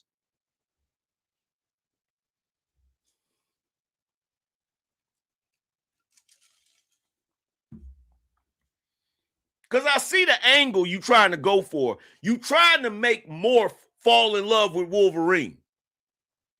And guess what, Marvel? That's the fastest way to lose your fan base. That's the fastest way to lose your fan base. Morph and Wolverine's friendship,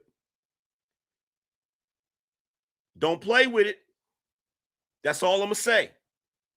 That's all I'm going to say. Don't play with it. That's how we was even introduced to the X-Men animated series during the 90s, was Morph losing his life and Wolverine being upset about it. Don't make it weird. Don't make it weird, bro.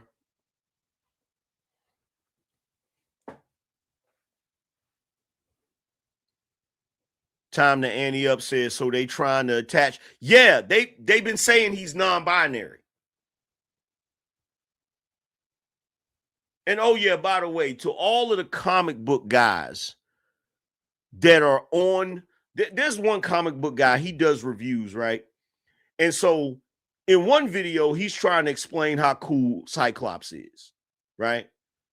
How he's a tactician and how he, you know, is a great leader and how he's way more skilled than they showed him on the movies or whatever. And I'm going to say this to you. I'm going to say this to you right now. Like, I don't care how much you freaking comic book heads that like Cyclops get up here and try to explain this shit. Cyclops is not a cool character.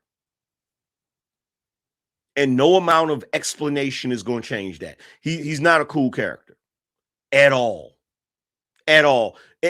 Every other character is infinitely more interesting than him.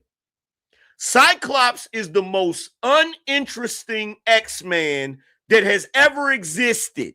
And no amount of explaining, no amount of meat stretching is going to change that. He's corny. Period. He's corny. Even on X-Men 97, he was corny. And they tried to introduce him to try to make him look like he was, you know, when the freaking jet blew up or whatever, and Storm and Rogue looked at each other because they knew what they had to do. So they started flying and grabbing people. Morph turned into Archangel, which was awesome. And then Scott is still falling and he hits his little thing. He's like, "Great work, team. See you on the ground." He's lame. He's corny as hell, bruh. "Great work, team. See you on the ground." Like, and then you use your optic blast to slow yourself down so you could do that goofy looking hero land. And it's like, bruh, why didn't you just have one of the women that were flying catch you, bruh? Like, that was so unnecessary. It was so corny and unnecessary. And I kept trying to figure out what was so corny about it when he finally landed and he was like, "To me, my X-Men." You know when I figured out how it was corny? Because when Professor Xavier came back and he said, "To me, my X-Men," I got chills. I was like, oh, that's why. That's why.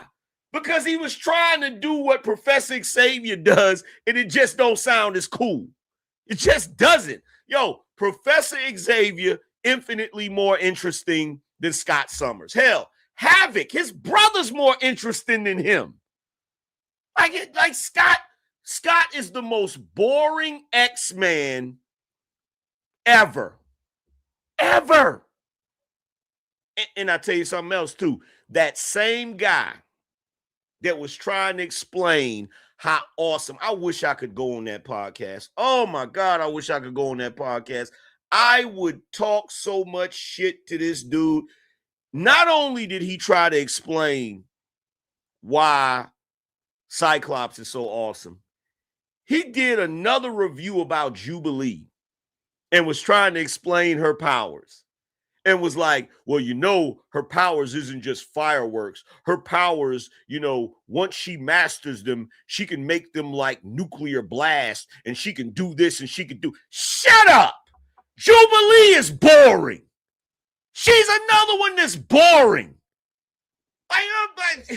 Bruh. Ooh, people be making me mad when they be trying to put sauce on shit. Like, stop. Like, just stop, bruh. Stop. Just stop. No one cares. No one cares about Jubilee. No one cares about Jubilee. No one cares about Scott Summers. We don't care, bro. We don't care. Like, Beast, infinitely more interesting. Psylocke, infinitely more interesting. Gambit, infinitely more interesting. Wolverine, bro. They just had an episode of Wolverine getting Weapon X back together so he could go get his adamantium. People tried to say that was a filler episode. That episode was awesome. That episode was freaking awesome. You had the only thing that would have made that episode better is if Deadpool would have been in it. That's the only thing that was missing. That episode, you had Wolverine, Lady Deathstrike, Maverick, Sabretooth, and well, I forgot the other guys, Kane. Bro, the only thing missing was Deadpool. The only thing missing was Deadpool, bro. That episode was awesome. I don't care what nobody say. But if you ran down the list of X-Men every X-Man is way more interesting than Cyclops. The only time Cyclops was interesting in the comics is when they made him evil. He's one of those guys. Cyclops is the type of character that the only way he's going to be interesting is if you make him a bad guy. that's the only way you're going to make him interesting, is if you make him a bad guy. He's like Superman. He's like Superman because he's too clean cut. Like, look, there's characters that the only way you're going to make those characters interesting is you're going to have to make them villains. And it's always the goody two-shoes characters. It's always the goody two-shoes characters. So Superman, Boy Scout, boring, right? Cyclops, Boy Scout, boring. Captain America, Boy Scout, boring, right? That's why when you look at Superman, became infinitely more interesting when you had what was the shit called? Injustice. Infinitely more interesting in Injustice. Then you had Captain America when they found out he was an agent of Hydra. Infinitely more interesting. Same thing with Cyclops. That comic where he was a villain. Infinitely more interesting. You feel me? And the reason why is because whenever you take a character and you make him a goody two-shoes, you make him boring. You make him boring. Why do you think Gambit is so interesting? Because he used to be like, same thing with Rogue. Most of the X-Men that are interesting are the ones that got a little dirt on them. You feel me? Nightcrawler's the son of a demon. Wolverine got all his past issues. Same thing with Gambit. Same thing with Rogue. You feel me? Like all of the characters that got a history where they did some grimy shit back in the day. Even Angel wasn't interesting until he became Archangel. Nobody cared about Angel. He's one of the original X-Men and nobody cared about him until he became Archangel. Like, let's be real. I'm sorry, y'all. I'm going off on a tangent. I've been holding all of this stuff in. Because I don't really get to talk about it like that. I don't really get to, just vent about all of this goofiness that I see. Because I be seeing it everywhere. Oh, my God. I be seeing it everywhere. And I be like, bro, what is wrong with these people? The fact that everybody's running around here acting as if Tony Stark was always Dr. Doom in the MCU, it's the most ridiculous thing I've ever seen in my life. Everybody knows that Tony Stark being picked, Robert Downey Jr.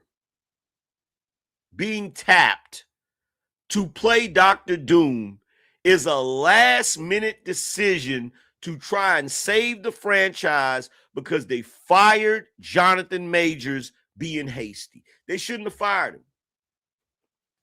They should have waited. Look, if they could put Amber Turd in that second Aquaman movie, why couldn't they put Kane? I still don't even understand this. Why is it when actors get in trouble with the law, studios are like, well, we got to fire him. We got to get rid of him because he got in trouble with the law. Who gives a shit? Do y'all realize back in the day, actors used to get in trouble with the law all the time, and they kept their freaking acting jobs. Nobody gave a shit. Nobody cared. Nobody cared. Like, who cares? Who cares? Like, let's be real. But yeah, Doomsday is about to be some hot garbage on a sunny day. On a humid sunny day. It's about to be a dumpster fire. And you got all of these shills. Like, look, I'm not even gonna lie. I lost so much respect. I'm not even gonna say the names of some of these people, but there are people who are comic book commentators that also speak on, superhero movies. And I'm just disappointed. I'm like, bruh, are y'all really gonna try to gas this movie? Which brings me to the Odyssey. You got all of these people telling me you gotta go see the Odyssey. The Odyssey is epic. I even saw a dude say that you can divide the country into smart people and stupid people just by asking them what they thought of the Odyssey. Like, a dude really said this. He said that if somebody says they don't like the Odyssey, they're just stupid, and you could just put them over here. And I was like, wow, really? See, here's my thing with the Odyssey, right? All of these people think that, like, there's people that think that Christopher Nolan can do no wrong. Y'all should already know by now what I think of Christopher Nolan. I think Christopher Nolan is a hack. I think Christopher Nolan is overrated. Okay? Now, when it comes to the Odyssey, let me say this and let me be crystal clear about this. There is a theme that has been going for a few years now. And the theme is this: go woke, go broke. We've had Hollywood on the ropes. We're on the verge of getting them to stop doing this woke crap. But knowing the wokies the way I know the wokies, all it takes is one successful woke movie, and it'll undo all the damage. They'll ignore all of the flops. They'll ignore all of the movies that went woke and went broke. If they can get one woke movie to be successful, they will double down on this woke crap. And I'm going to tell you something right now. Every last one of you that went out to the movies to see the Odyssey, you should be ashamed of yourself. That's how I genuinely feel. Like, I'm done sugarcoating shit. This situation with this Memphis mother, it made me realize I got to be true to me 100%, even if it offends people. I'm not sugarcoating nothing no more at all. I'm giving you my raw, honest opinion. And the way I feel about it is every last one of you that went and plop down your hard-earned money to go see the Odyssey, you should be ashamed of yourself. You should be ashamed of yourself.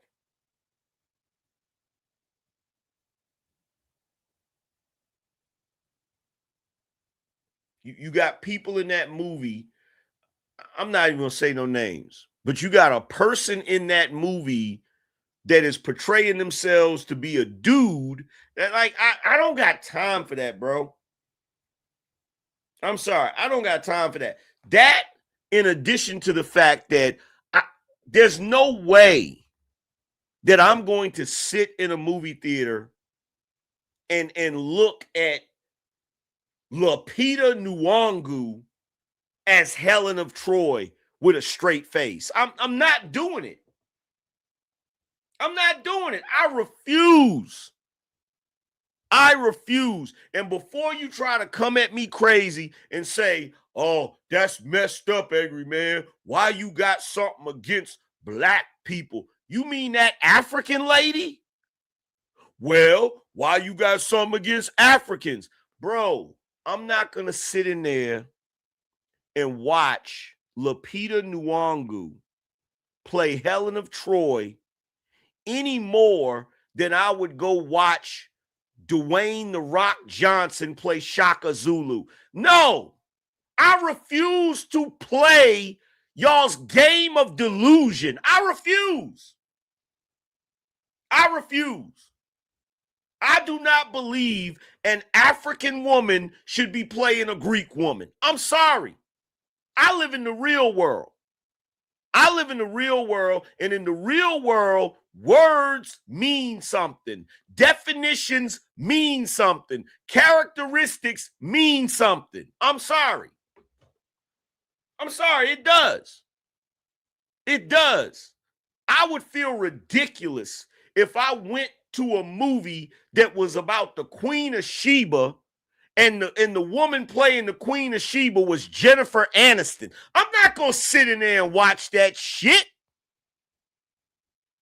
Like, are you serious? That's like when they had the movie Gods of Egypt.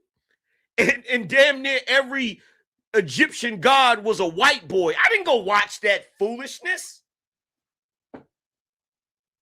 I couldn't even, bro. Even with Thor, I had a hard time watching Thor with Idris Elba playing Heimdall.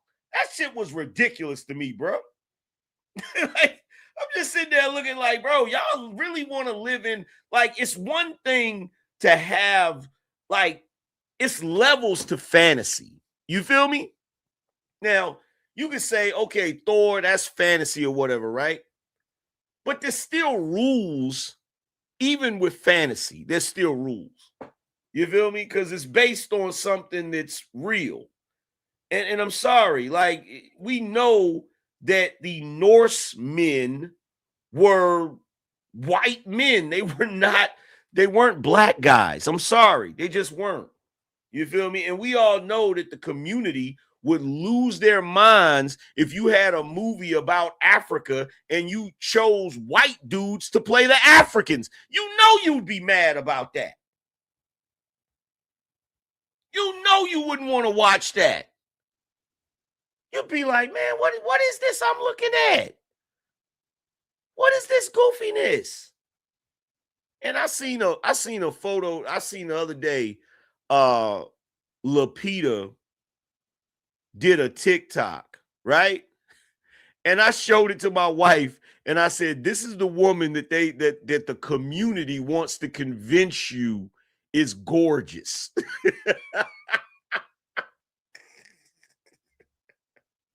Let me see if I can find that video. Let me see if I can find that video real quick. She did this video, and I was like, bruh.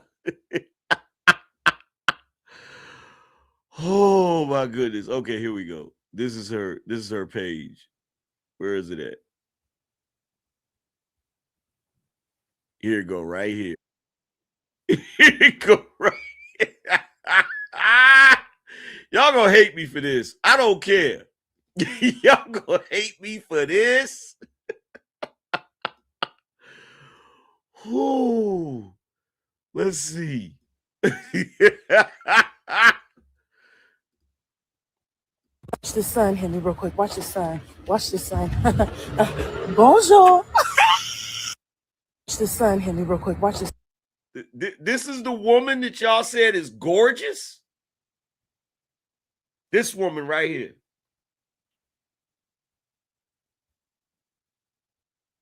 This is the woman that y'all said is gorgeous.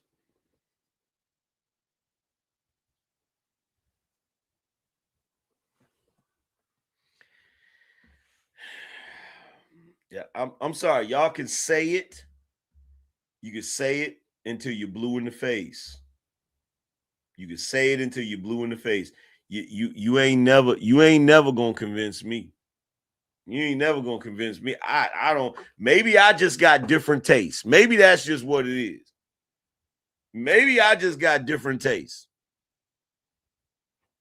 Maybe I just got different tastes. because I can't. I can't. I can't, bro. I'm sorry. I'm sorry. It just is what it is. Maybe I just got a different preference. I've never like I've never been watching like National Geographic and seen the African women. You know, the African women that be having the, you know, the baskets and stuff. They be carrying stuff on their head. Like, I've never been watching that and was like, man, she bad. She gorgeous. Like, never.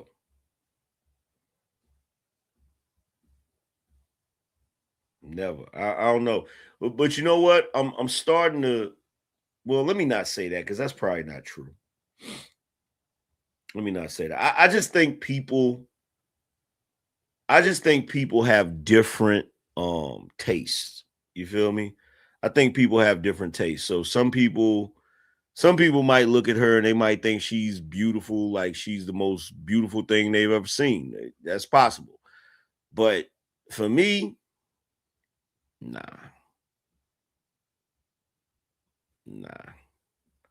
I don't know. I just have different tastes. You feel me? I have more of a taste for women that have more of a Latin look. You know what I'm saying? I think that women that have more of that Latin look is just, you know, but that's just me. You know what I'm saying? So I can't. But my thing is, I just don't like the fact that they try to force all of us. You know, they try to use the shaming tactic of you just saying she doesn't, you just saying that because she's dark. No, I'm saying that because I don't find her attractive. That's why I'm saying that. I'm saying that because I don't find her attractive. And I always use this example. Like I find I think what you call it is attractive. Michonne from The Walking Dead. I think she's attractive. You feel me? I think she's attractive. I don't find what is Michonne's name?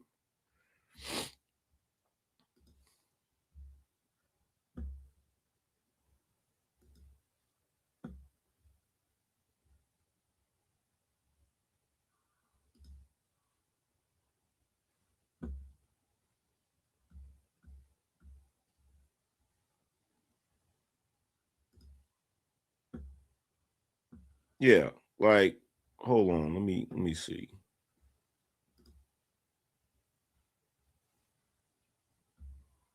Let me pull this up real quick. I don't find like African women. Now, let me not say that because I have seen some African women that I thought was beautiful. I have seen some African women I thought were beautiful, but Lupita's not one of them. Lupita's not one of them. Yeah, Michonne. I find her more attractive than Lupita.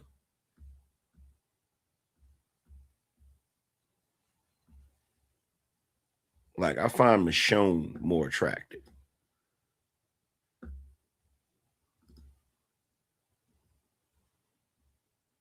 She kind of has that Lauryn Hill kind of facial features. You know what I'm saying?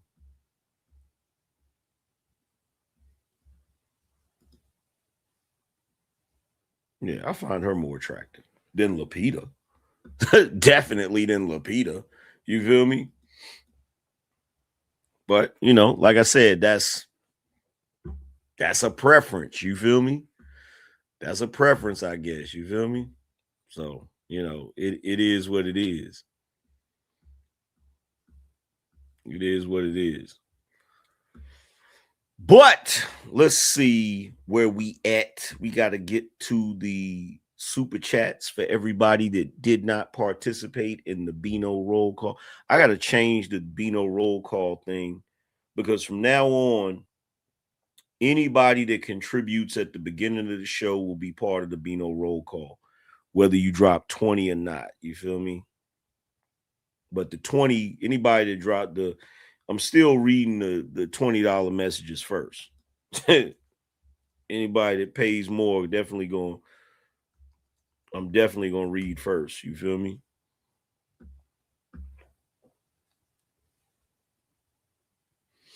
Said you could be dark and Latin also. Definitely. It's not about, see, for me, it's not about, and this is what people really don't get about me. For me, it's not about your skin tone. It's about your facial structure, the way your face looks, the way, the symmetry of your face. You feel what I'm saying?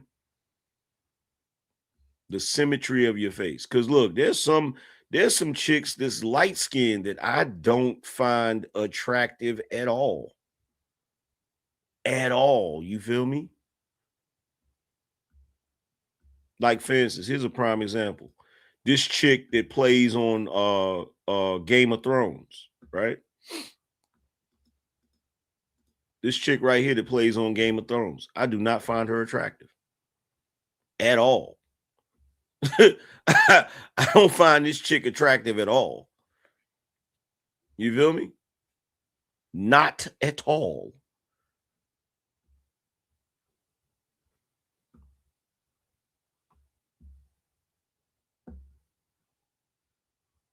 So again, it's like a preference. It's like preferences. You feel me?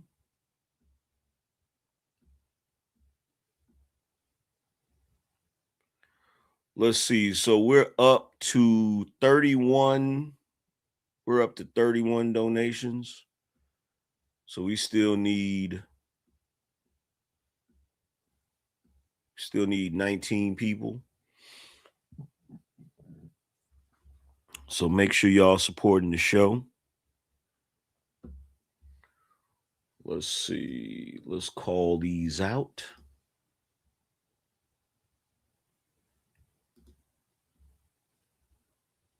Let's see.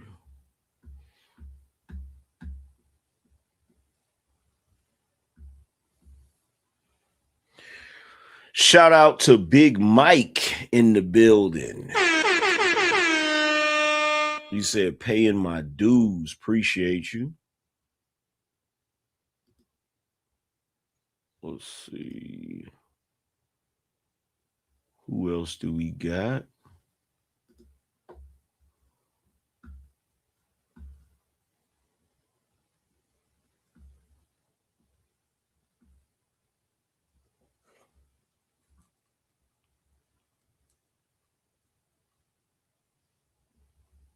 Why is his name not on the list?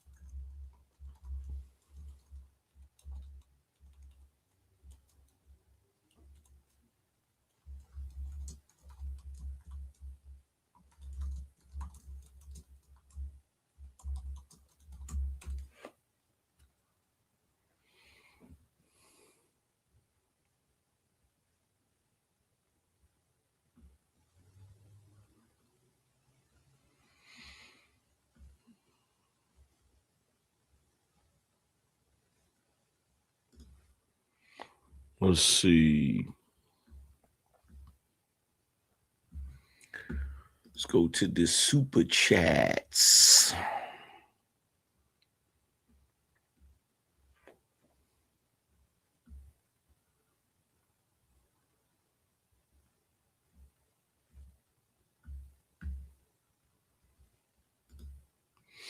Shout out to Zero Fallout, said it's not just Lupita. Hollywood is giving us a lot of mid actresses. even Sydney Sweeney is mid compared to the actresses in the 90s and early 2000s. That's a fact. That is a fact. Let's see. Shout out to Jay Feezy, said they turned Hulk into a professor, shaking my head. Let's see. Shout out to a man called Plush, said Cap being a Hydra agent was one of the signs that Marvel Comics was turning for the worst. They started hiring villains to write our heroes even then. Word. See, shout out to Shadow Kane, said gotta do a comic pop culture panel sometimes. Yeah, I would, but it's hard to get people to show up for those panels for some reason. Shout out to a man called Plush, said I'm still salty we never got a proper Adam Warlock versus Thanos, and Hulk got punked. Comic smart Hulk actually threw hands a little with Thanos. Facts.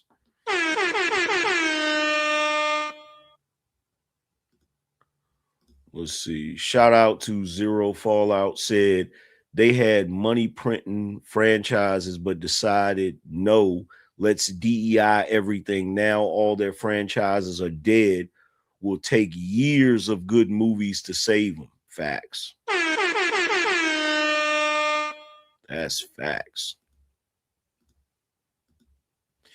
Shout out to Jerome, said, why they making it seem like Dr. Doom is on the same level as Thanos? Thor is talking like Doom is their greatest enemy over Thanos. Yeah, it's crazy. It's crazy. Shout out to a man called Plush, said, personal saying, reject modernity, embrace pulp and indie. I gave up on modern Marvel / DC.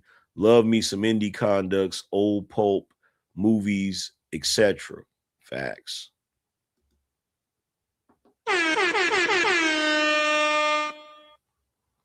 Let's see. Shout out to brother Noopsy. Said no message, just support.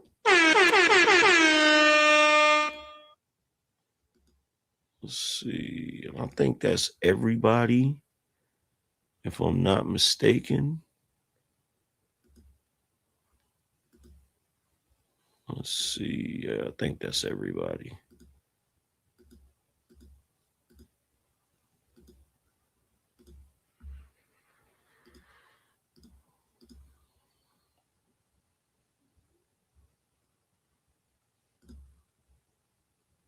The Diz said, good X-Men analogy, by the way. Appreciate you.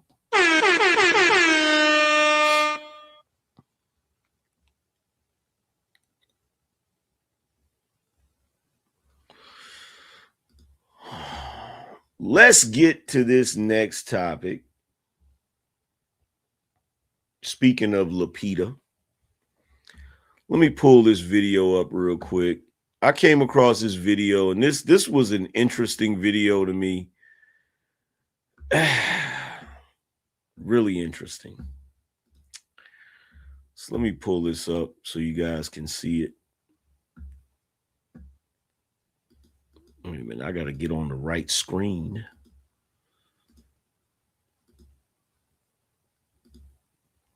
Let's get on this screen right here. So check this out. Ain't nothing wrong with being African. What's wrong with being African? Ain't nothing wrong with being African. It's just that I'm not African. I was born in America. So your bloodline, are you black? Yeah, I'm black. Black what? You just black. I'm a black man, nigga. This video is exactly what Avengers Doomsday doesn't look good. So you Takes it right side, cuts back. What's wrong with being African? Ain't nothing wrong with being African. It's just that I'm not African. I was born in America.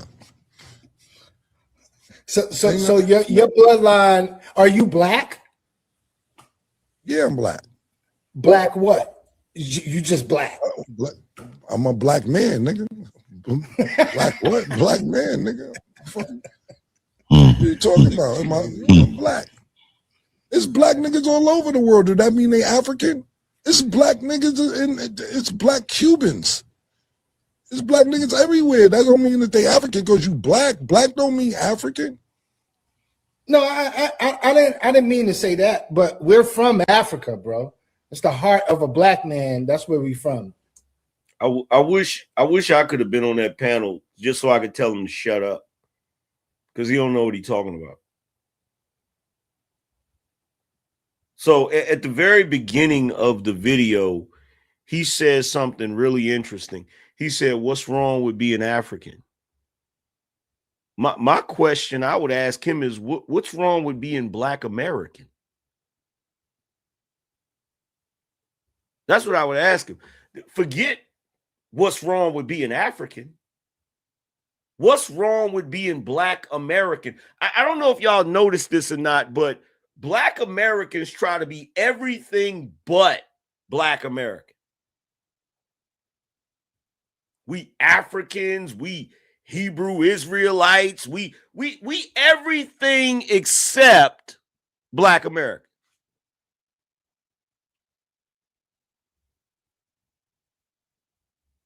And here's the funny thing. I'm so glad, like, it's situations like this that let you know Cam is not a stupid guy by no stretch of the imagination, because he said to him, he's like, bro, I'm not African.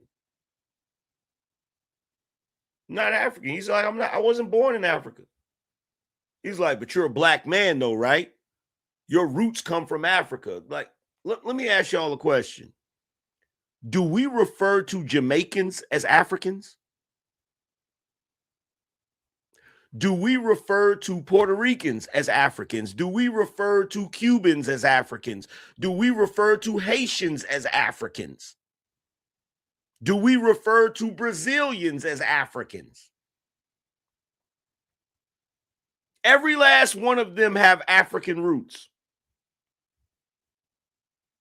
Why are we the only group of people that are not allowed to have an identity outside of Africa? You realize everybody else has an identity outside of Africa, even if they have African roots.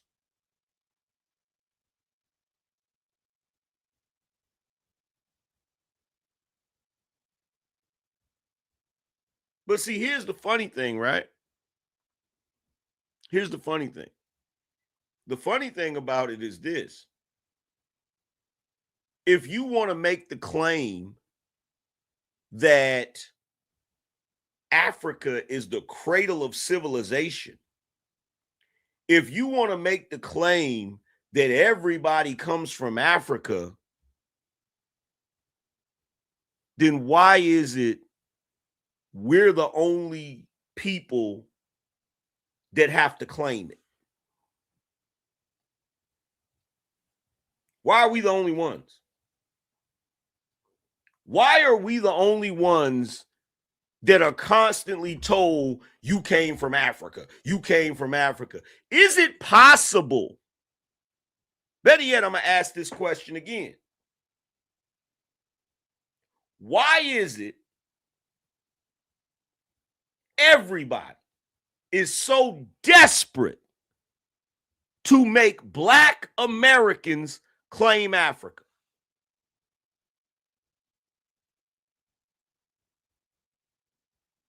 Why? I'm going to show you why in this day and age, everybody is so desperate for us to claim Africa. Do y'all want me to show you? Press 1 if y'all want me to show you the reason why everybody's so desperate for us to claim Africa, for us Black Americans to claim Africa. Press a 1 if you want me to show you the reason why. See, I'm a Gen Xer. And see, the beautiful thing about growing up as a Gen Xer is I grew up before the age of political correctness. You feel me?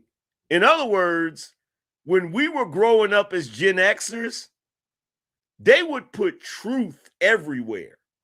See, it's only now that they try to sanitize everything. See, in this day and age, they try to sanitize everything. They try to sugarcoat everything. They try to do revisionist history. They try to make it seem like, well, that's not what it was. It really was this or whatever. See, when we were growing up, they didn't have no problem telling us the truth. They would say it to us blatantly. They would say it blatantly on television.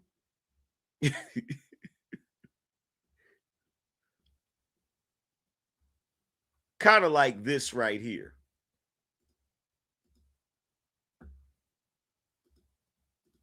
Where's the white guy who thinks he's a Native American? Listen, you dummy, you're a Siberian squatter who crossed the land bridge when the frost was low. The real Native Americans are black people.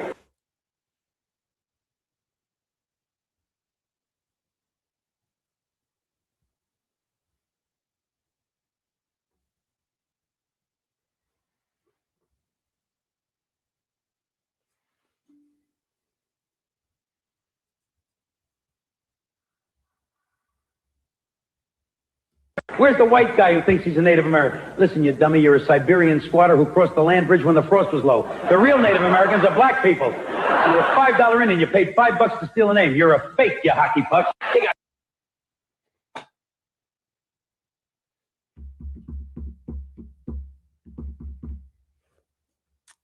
I'm going to play it one more time. Where's the white guy who thinks he's a Native American? Listen, you dummy, you're a Siberian squatter who crossed the land bridge when the frost was low. The real Native Americans are black people.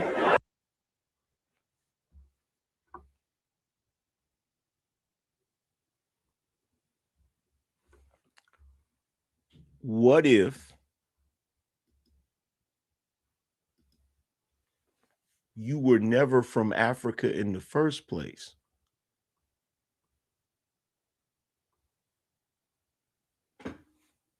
What if you were never from Africa in the first place? What if the only reason everybody wants you to claim you're an African is so you don't have any claim on the land that you were born on?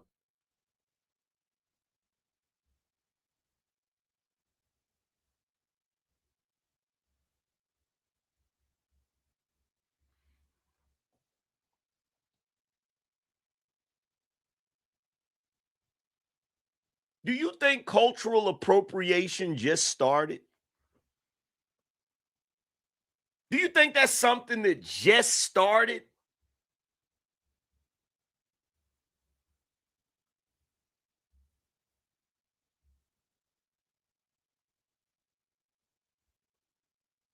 Go back and look at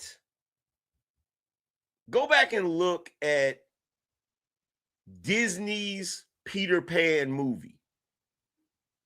When the Lost Boys get into it with what they call the Indians.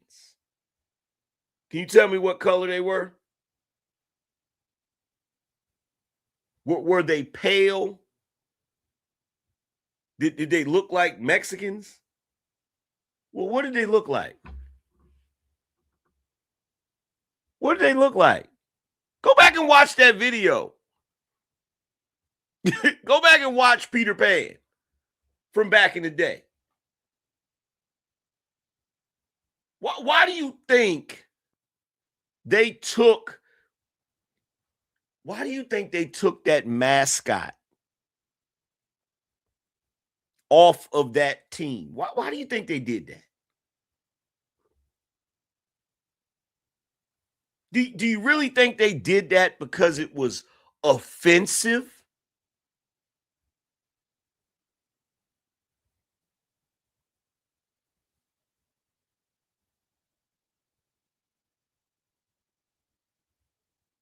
Do you really think they took that mascot? Because what they changed it to? The Commanders or something crazy like that? What did they change it to?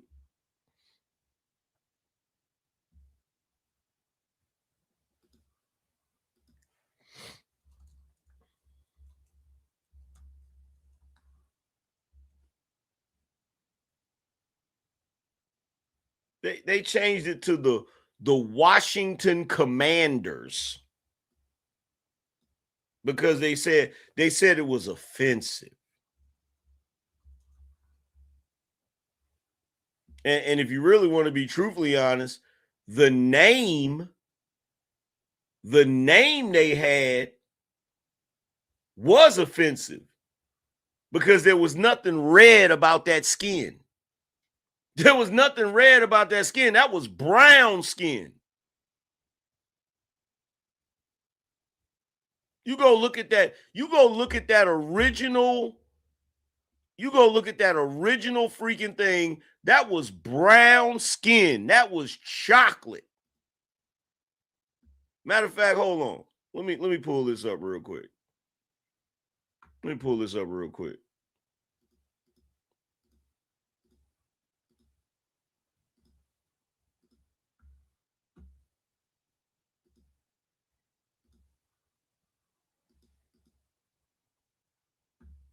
See this right here? He waving his flag. Somebody answer this question for me. What's the difference between the color on this flag and this brother? What's the difference? What is the difference? This brother definitely ain't red. He brown. So why would they call this red?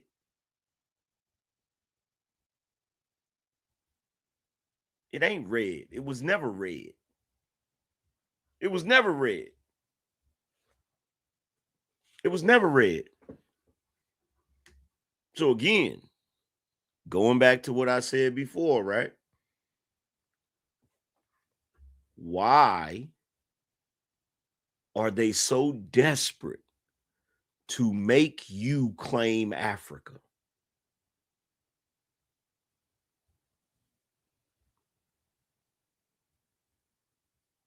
Why are they so desperate for you to claim Africa?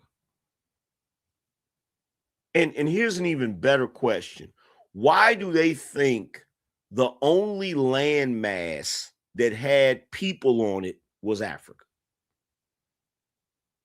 I mean, they act as if Africa is this special location where human beings sprung up out of the ground like flowers.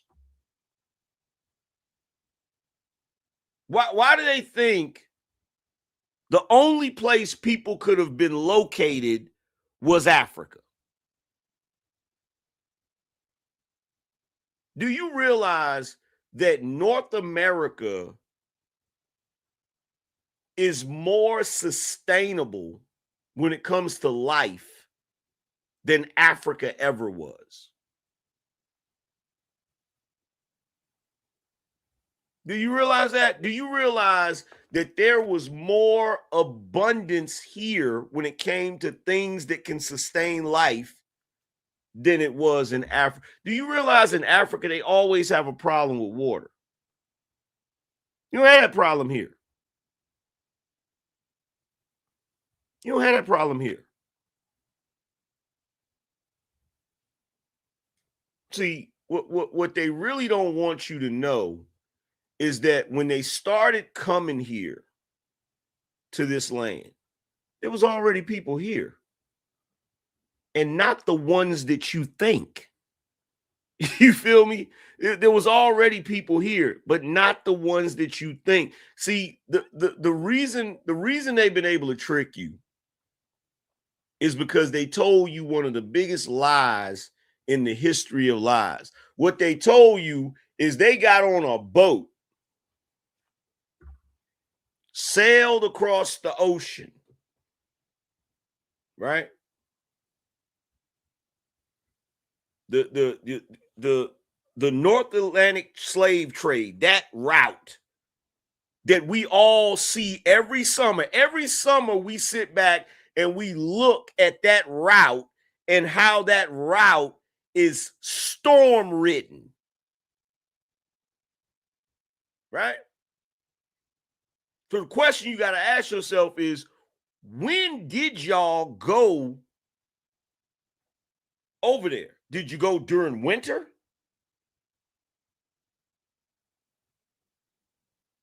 Because during the summertime, you got these storms, right?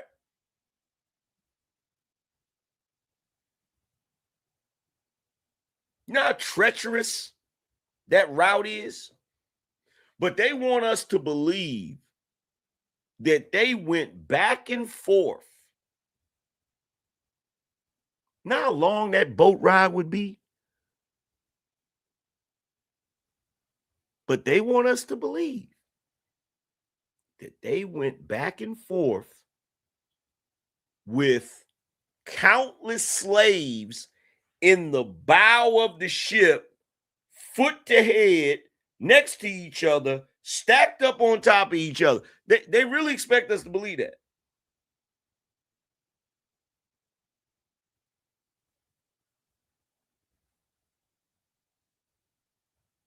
Now, I'm going to tell you what I believe. What I believe is they definitely did travel to Africa. They definitely did purchase slaves. But where the lie comes in is how often they went and how many they brought back. See, I think they went over there and they purchased a handful. Not hundreds, a handful. And some of you might say, well, how did they end up with so many slaves here in America? Because you were already here. You were the indigenous tribes here.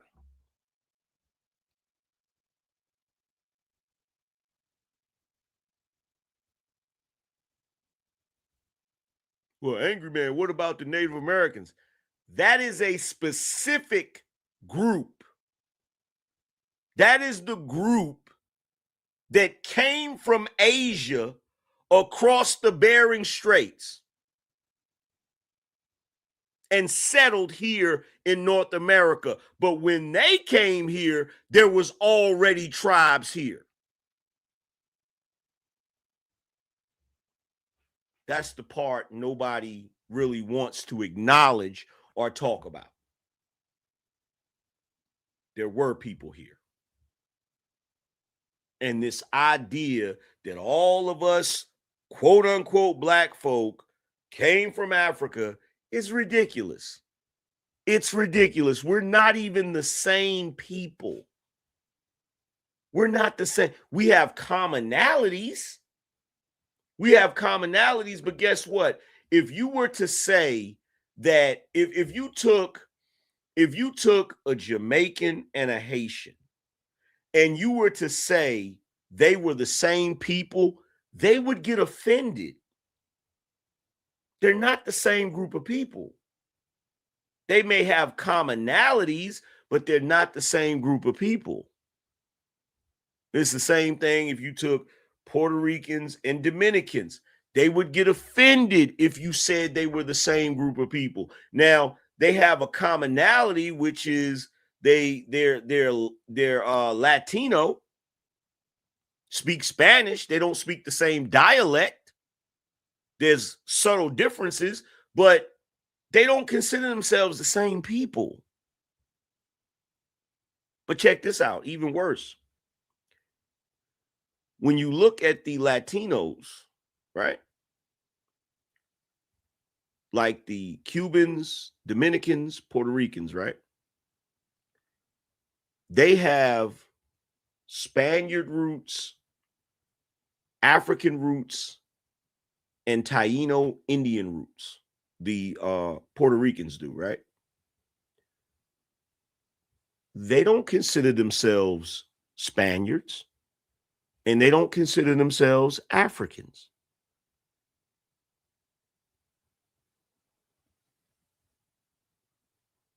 They consider themselves Puerto Ricans. So why would I, a Black American in America with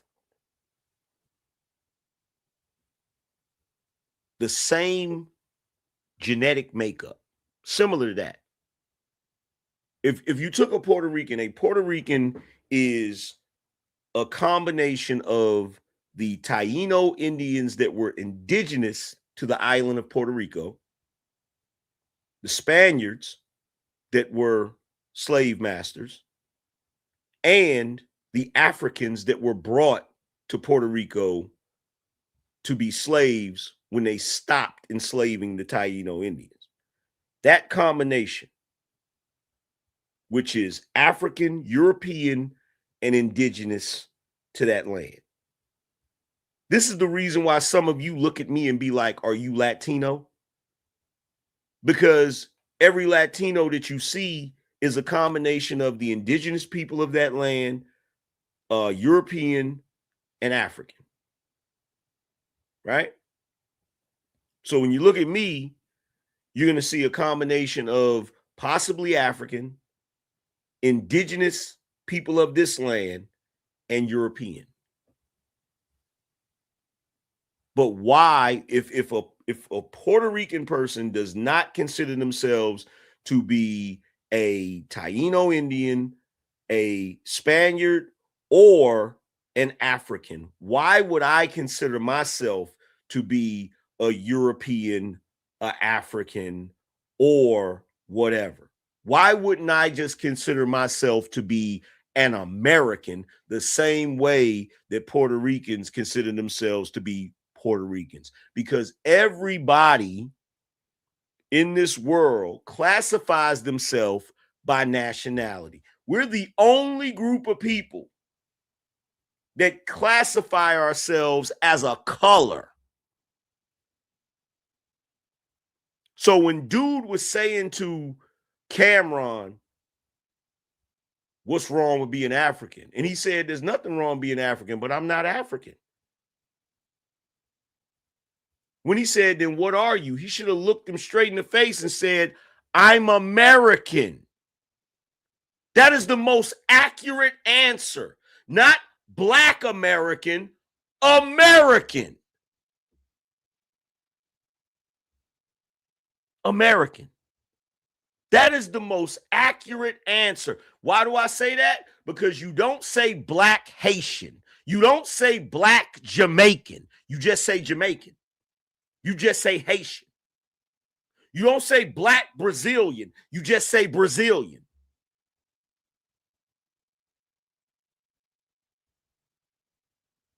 And guess what? In Jamaica, you've got Black people that are Jamaicans. You've got Chinese people that are Jamaicans. You've got white people that are Jamaicans. You've got numerous people that are Jamaicans that are under that nationality.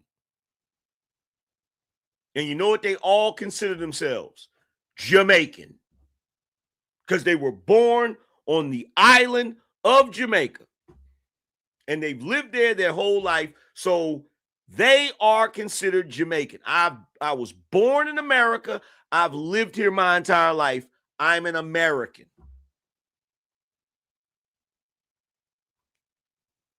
Period. But see, Black folk here in America, because you've been sold these lies about being African and sold these lies to make you feel like you don't belong in America, you're desperately trying to find relevance in other identities. See, the hilarious thing about it is y'all love to say stuff about tragic mulatto and say that light-skinned people or mixed or biracial people have an identity crisis. No one has a greater identity crisis than you Black folk in America. You think you everything but American. Your Hebrews, your Hebrew Israelites, your Nubians, your everything but American.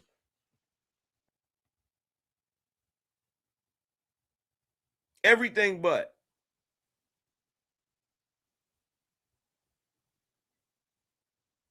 And the craziest thing about it is you look at America and you say, well, you're not American because American is synonymous with white. Or really, why isn't Puerto Rican synonymous with Spaniards? They're considered white. They're Europeans. Why isn't Cuba synonymous with white Spaniards? I'll tell you why. Because it's only in this country that we operate under the premise of white and black. Do other countries have this thing where they view people of lighter complexion to be better? Yeah, they have that, but they don't classify themselves that way. Only we do this. Only we do this. And I don't understand why we do it, because every country has a white and a black version and everything in between of that nationality. Every single country. You go to Brazil, you're going to have white-looking Brazilians, you're going to have black-looking Brazilians, and you're going to have everything in between.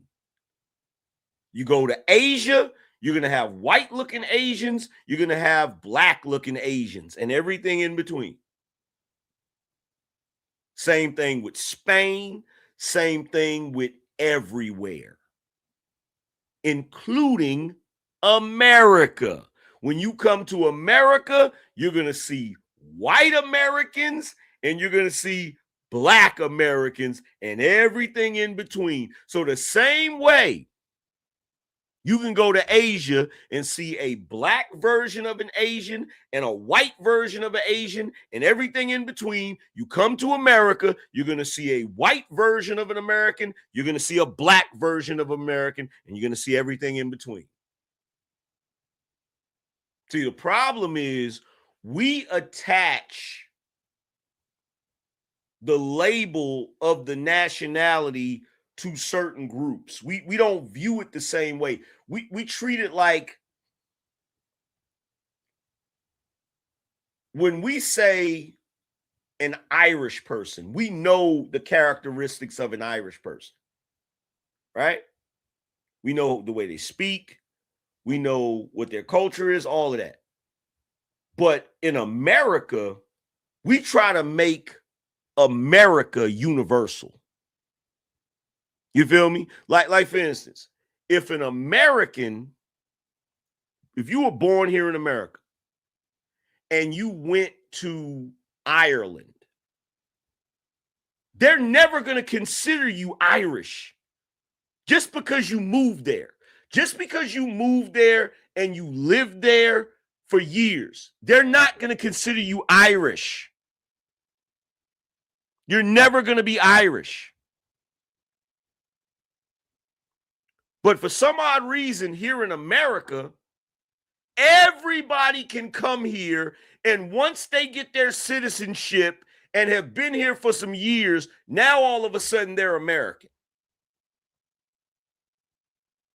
And to all the black people that were born here, if you consider yourself ADOS or FBA or whatever, and you had forebearers that were slaves here, why do you sit around and accept the fact that every freaking mongrel on the planet can come here and call themselves an American except you? Aren't you offended by that? Aren't you offended by the fact that your forebearers were slaves, fought, bled, and helped build this country, and you don't consider yourself American? You'll even have other niggas telling you that you not American. Stop calling yourself American, you African. Meanwhile, Africans come over here, get their nationality, and call themselves American. So why is it an African or freaking, look, let me tell you something. Godfrey views himself as an American.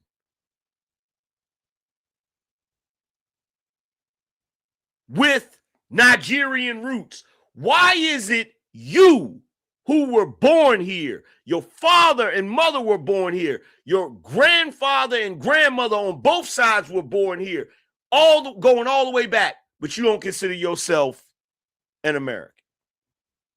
You know how crazy that is? Shout out to Adam. He said AM is speaking the truth. Better listen. That's that. We know energy. Like, why? Why? Why do you let people tell you you're not American? Well, it's because of slavery, and it's because, you know, white people have always been prejudiced. That does not change the facts on the ground. It doesn't change. Guess what? I got news for you. I got news for you. The black people back in the day that were slaves, they were Americans. The black people that were around back in the day during Reconstruction, they were Americans. Even when they were being treated unfairly during the Jim Crow era, those black people were still Americans. You have always been an American. You've always been one. Whether you agree with that or not, you were born here. You were born here. You are part of the fabric of this country. Because as messed up as the history of slavery is, as messed up as the history of Reconstruction is, as messed up as the history of Jim Crow is, it's still American history. It's not separate. It's not separate. That stain in our history is just as much a part of America as the scars you have from when you were a kid and you fell off of your bike. It's part of your experience. It's who you are. It's what made you who you are. Everything that we've seen in this country is what has made this country what it is. And the problem with us is instead of us understanding that, owning it, we try to hide from it and do revisionist history and then allow people that don't have no history here, Johnny come lately ass folks that just got here, we allow them to show up and talk down to all of us about what it means to be an American. And what we should be telling them is to take whatever flag they want to wave from the country they came from, pack they shit, and carry their ass back to that country. Because the moment you came here and started calling yourself an American, the only damn flag you should be waving is the American flag. And if you got a problem with that, you don't need to be here. That's the truth. That's the God's honest truth. If you have a problem waving the American flag, you ain't got no business being in this country.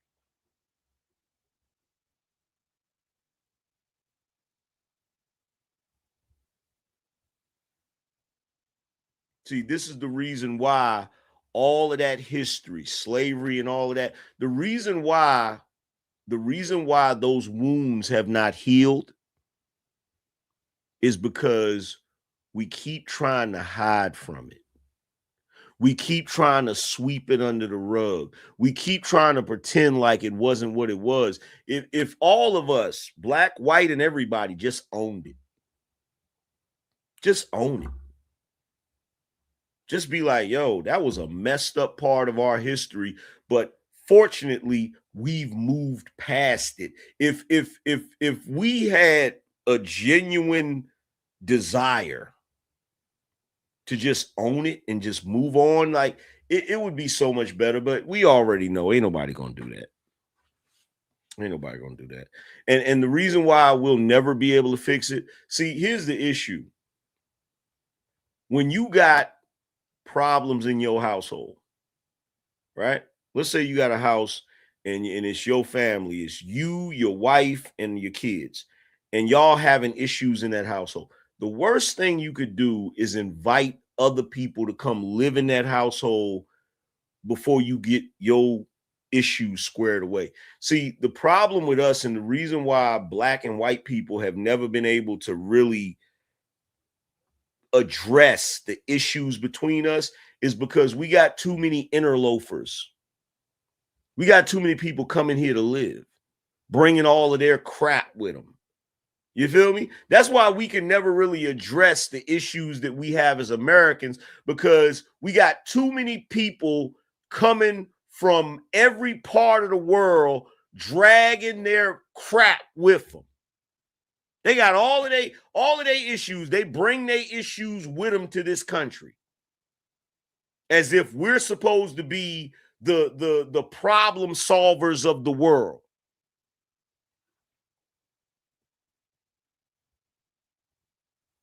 Like, we ain't got time to be trying to solve y'all's problems. We already had our own problems before you got here. We had our own problems before you got here. And here's the truth. Here's the reality. The reality is all of them is trying to play us.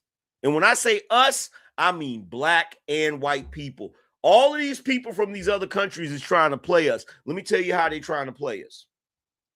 If they have any color, if they got any melanin, they come over here and they try to take advantage of our history of conflict.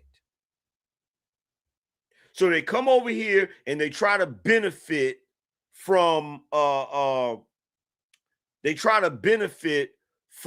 plight of black people in this country. And they also try to demonize the white people of this country, hoping that they can take advantage of white guilt. That's what's going on. That's what all of them groups are doing. They've been sitting back watching the conflict between us in this country, between white people and black people.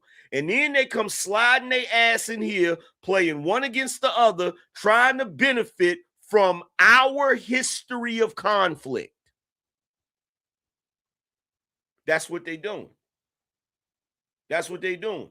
That's why they come over here and they say, oh, birthright citizenship. That wasn't meant for you. That wasn't meant for you. And they come over here talking about imperialism and the patriarchy and all that. You want to know what's funny? This is what's hilarious to me. What's hilarious to me is you got people that come from certain countries. They come over here and think that they're supposed to do whatever they want. And if we don't let them do whatever they want, they start shaming America and protesting and talking crap. And the question I got for them is this: why you ain't doing that in your own country? You didn't have to come halfway across the globe to protest the fact that you can't do what you want to do. You could have did that in your own damn country. But you know why you didn't do that in your own country? Because you knew if you started showing out and protesting and cutting up in your own country, they would have showed up and bust your head to the white meat. You come over here and do it because you know that we're way more tolerant. That's what's so crazy about it. America, that's supposed to be considered the most evil place. America, that's supposed to be considered the most racist place, the worst place in the world. This is where they come to do whatever the hell they want to do. Let that sink in for a second. But they'll convince you that everywhere else is just humble. We're the ones that's evil. But they can't do what they want to do everywhere else. They got to come here to do whatever they want to do.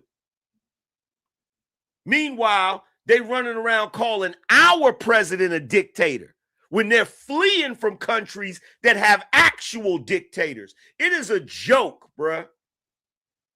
It's a joke. It's a joke. It's laughable.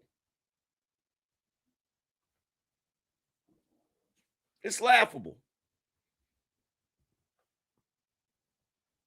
And embarrassing because you got so many Americans that fall for it. You got people that come here from other countries and they convince natural born Americans to hate their own country. And my question is this, to all the Americans that were born here that hate your own country, you hate America so much. Could you answer me this? All of the people that's coming from other countries that's telling you that America is horrible.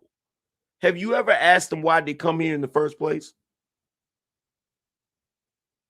They came here and told you, the person that was born here, that America's horrible and got you going against your own country. And you've never thought to ask them, if America's so horrible, why'd you bring your ass here in the first place?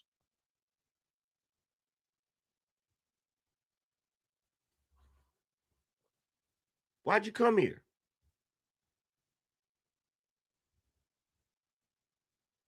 See, I'm going to tell you what they're doing.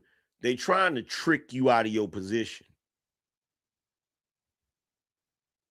See, they live in a crappy house. They live in a house that's run down, raggedy, and messed up. It don't got no running water. It don't got no AC. It don't got no heat. It's raggedy. It's raggedy. They come over here where the house is nice. There's running water, central heat, central air. Everything is built nice. And they tell you that it's raggedy and talk about how wonderful it is where they come from, so that your dumb ass will pack your shit and go live there and they'll stay here. Y'all don't even realize the game that they're playing. They have convinced you as Americans that it's horrible here and you should live somewhere else because they're trying to do the Uno reverse on your silly ass. They're trying to convince you to leave here so that they can stay here and set up shop because they've already screwed up where they come from. You want to know what's crazy? What's crazy is there's mad videos online right now where we've had all of these people come here from other countries because of the World Cup, right? And guess what? It's a bunch of people talking about wow, we were lied to. We didn't really know America was like this. See, we've been lied to, y'all.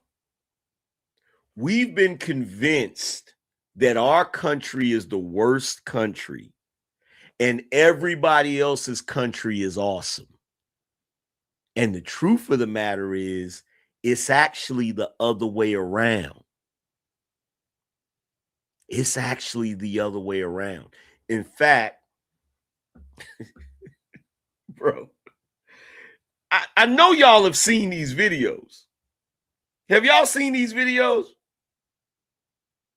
Have y'all seen the videos of all of the people that have come here to watch these soccer games and they don't want to go home? They're like, oh my God, I don't want to go home. It is so awesome here.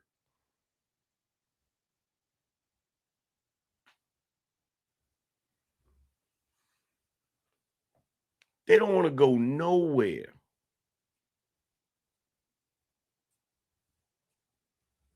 They're like, bruh, we've been lied to.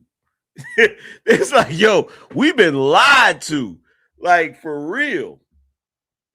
And then it's little goofy dudes that come on panels with me, and they be like, well, you can't really tell me nothing about the rest of the world, Angryman, because you ain't got your passport and you ain't traveled. You got to travel to broaden your horizon. You got to travel to see other places. You got to shut the hell up is what you got to do. See, I don't let people talk crazy to me and try to manipulate me because I'm not a dummy. The one thing I've noticed about all of you clowns that love to talk that I travel crap, you always bring your ass right back here. You always bring your ass right back here. Every time.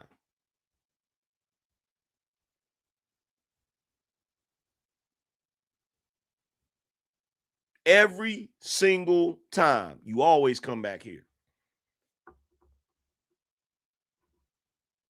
Because America is the shit. whether you want to admit it or not, America is awesome. Whether you willing to admit it or not.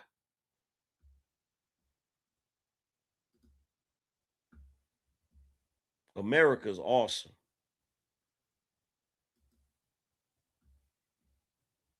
Some of them folks was here. They were here during the freaking 4th of July, and they was doing the fireworks show, and they was like, y'all do this every year? It's like they was shocked. Matter of fact, let me see if I can find that video. Let me see if I can find that video. Hold on. Because I saw that video, and I was bugging. I was laughing my ass off.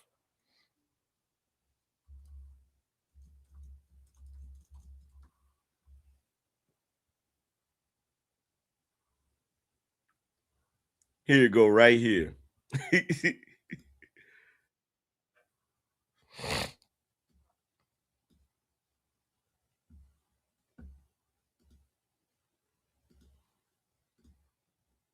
Let me pull this video up real quick. Yo, make sure y'all supporting the show, all of that good stuff, so we can reach our goal.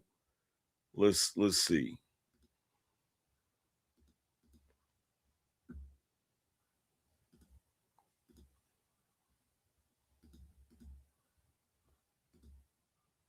America, you deserve and are owed an apology. And I'm going to say sorry on behalf of all the countries outside America and their media and the narrative they paint about America. We owe apologies to America because their football stadiums are so much better than ours. This is the Dallas Stadium and it is absolutely incredible. England's just beating Croatia. What if Europe was wrong about America all along? What if the country they were told to fear became the place they couldn't bear to leave? During World Cup 2026, thousands arrived expecting chaos, coldness, and disappointment. Instead, they found kindness, freedom, food, laughter, and strangers who felt like home. And now the hardest question is not why they came to America, but why going back feels so painful. America feels unreal. For many Europeans arriving in America during the 2026 World Cup, the first surprise was not the stadium, the skyline, or even the size of the soda cup sitting in front of them like it had its own zip code. The real surprise was the feeling that the country they had been warned about did not match the country standing right in front of them.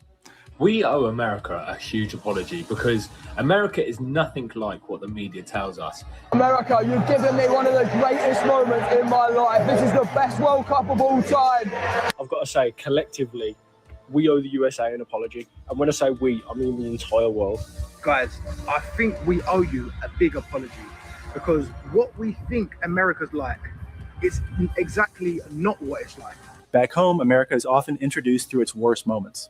Turn on the news in London, Paris, Berlin, Amsterdam, or Copenhagen, and the United States is usually shown through arguments, crime footage, political shouting, or some dramatic headline that makes the whole country look like one giant emergency room with a flag outside. And guess what? I got news for you. It ain't just Europe that has been convinced of how horrible America is. The black community has also been convinced of how horrible America is. But the same way that the Europeans only get messed up headlines about America, the black community only consumes messed up headlines about their own country.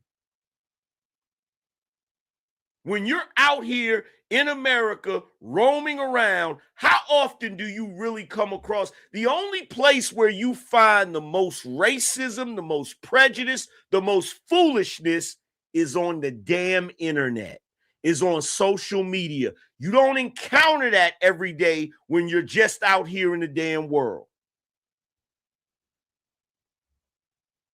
After a while, people start thinking they already understand America before they have ever smelled barbecue smoke outside a stadium or heard a stranger in Texas call them buddy after knowing them for 12 seconds. Then they actually arrive. Suddenly, Boston does not feel like a cold headline. It feels like a city full of people asking where you are from, which team you support, and whether you have eaten yet. Dallas does not feel like a distant stereotype. It feels like open roads, big skies, and someone insisting you cannot leave town without trying proper brisket. Atlanta feels warm in more ways than one. Miami feels like the whole world has learned how to dance on the same sidewalk. And New York, even with all its noise, still has that strange American habit of making a visitor feel like the main character for a few minutes. That is where the first emotional turn begins. Many Europeans did not arrive expecting perfection. They arrived expecting tension. They expected people to be distant, suspicious, maybe even rude.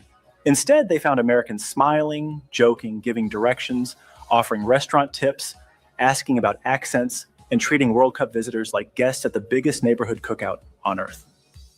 American hospitality is on another level to the UK. In the UK, when you want to get served by someone in a shop or a restaurant, this is what I love about Americans. You are just so friendly, just so friendly. I mean, I'm sure you can get your... This is not what's happening in America, but then you go there and it is the chillest place in the world.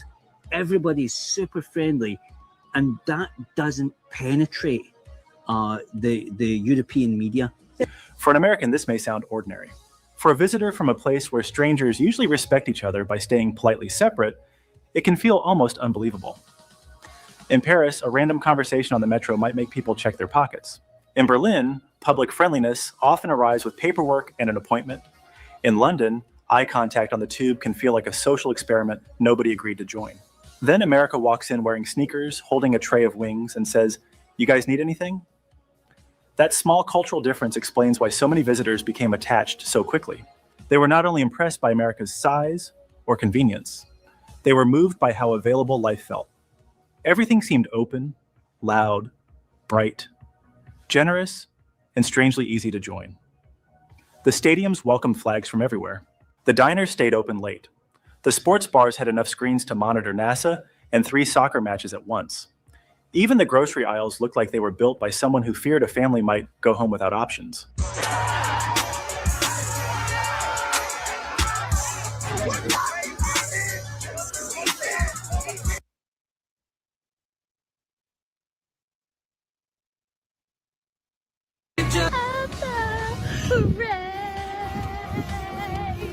She's only been on American soil for 3 hours.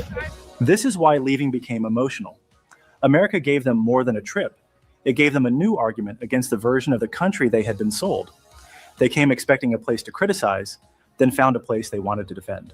And once that happens, the flight home starts to feel less like the end of a vacation and more like being pulled away from a story they were just beginning to understand.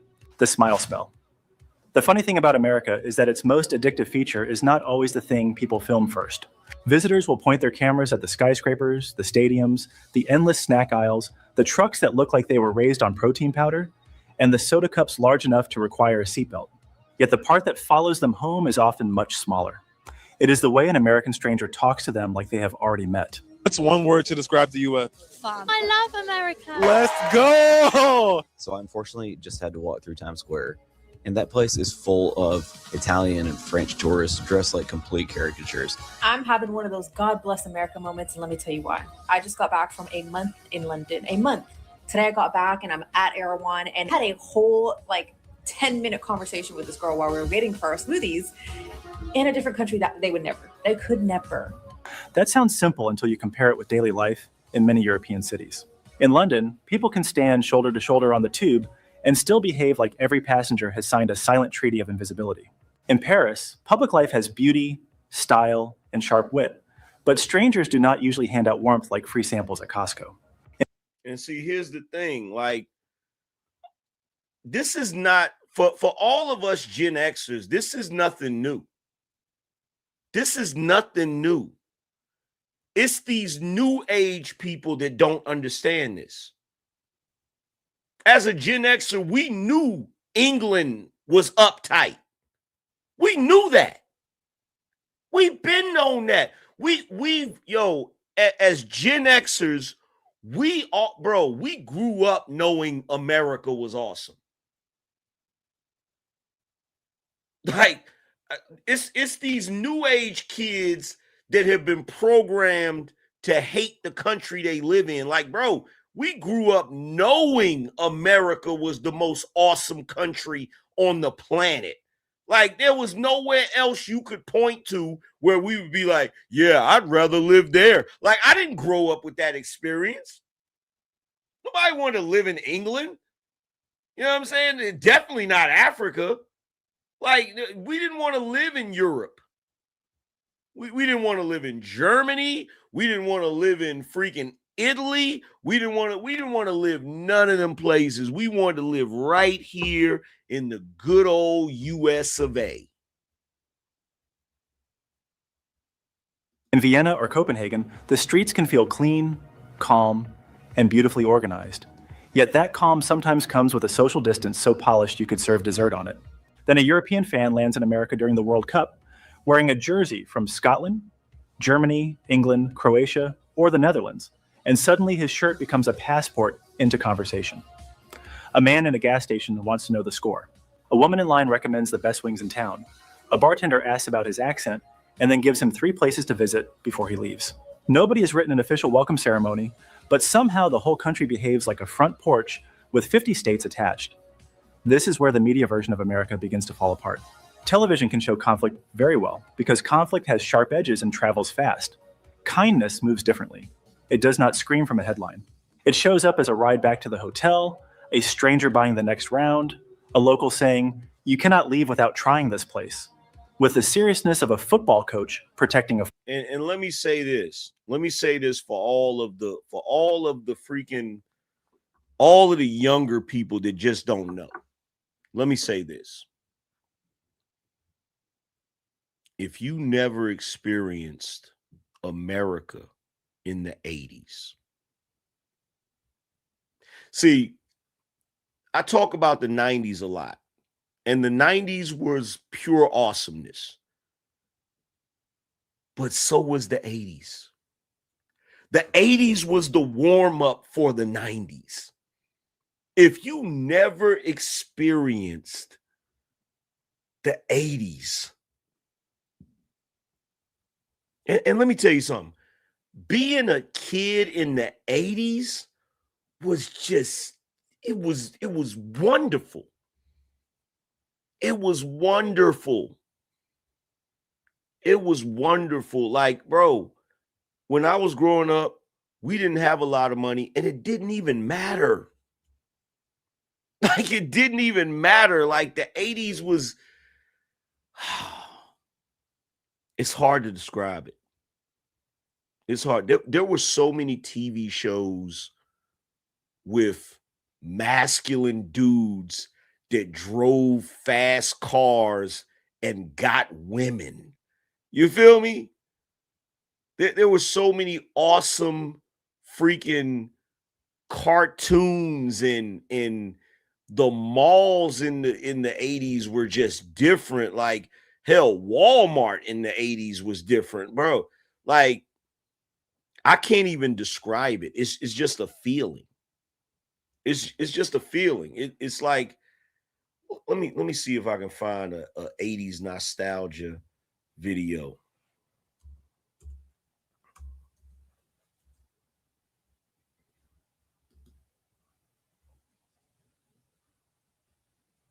Like it was just, bro.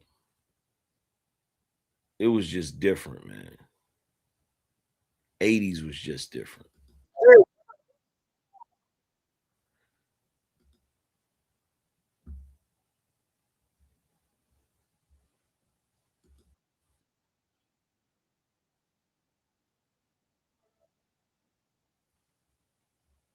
Like, bro, the 80s was just,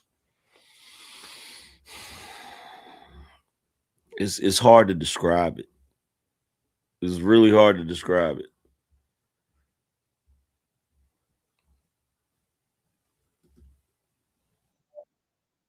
Like I can see a picture like this. I can see a picture like this, and it just brings me, it just takes me back.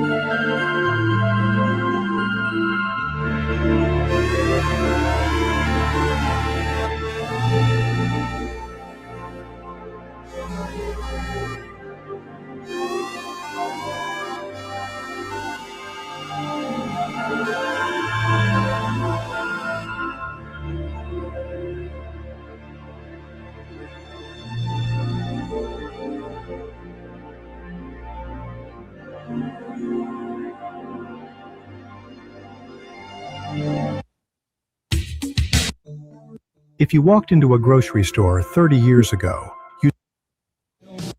Sounds every 8. If you walked into a grocery store 30 years ago, you'd see things that have completely disappeared, and hardly anyone noticed when they were gone. First were those giant wooden crates stacked with returnable glass soda bottles. Before plastic took over, you'd bring your empty Coke or Pepsi bottles back for a nickel or dime deposit. Most products were displayed in open barrels for customers to scoop themselves, including the coffee beans grinder. Remember these stamps? Then there were the cigarette racks at every checkout lane. They sat right out in the open, and parents would light up while pushing a shopping cart through the cereal aisle. And who remembers the old... Oh yeah, that's right. People used to smoke indoors back then. Everywhere we went, there were ashtrays. There were ashtrays in the mall. There were ashtrays in the restaurants. There were ashtrays in the freaking grocery store. Bro, people smoked everywhere, bro. Everywhere. You feel me? I remember when you could smoke in McDonald's. When you could smoke in Burger King. I remember this shit. Bro, they used to have the little disposable ashtrays. They had these aluminum ashtrays that were disposable that had, matter of fact, hold on. Let me see if I can find one. Disposable McDonald's ashtray.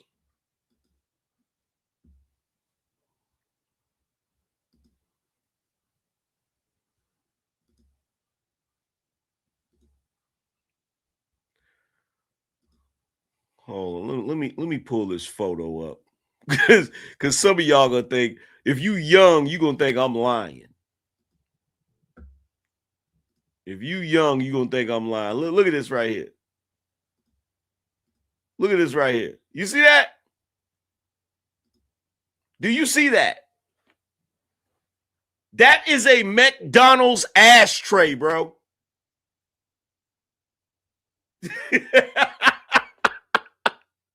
That is a McDonald's ashtray. You are never going to see that. You're never going to see that. Bro, there's a video. There's this dude that I watch. He's a younger dude, right? He be watching videos about Gen Xers. Fam,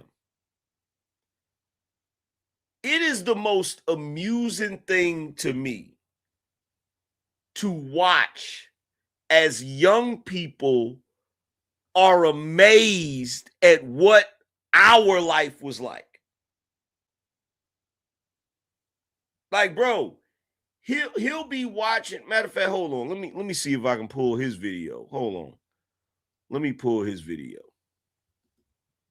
I was watching his video and I was like, bro really don't understand. Hold on. Let's see. Gen X.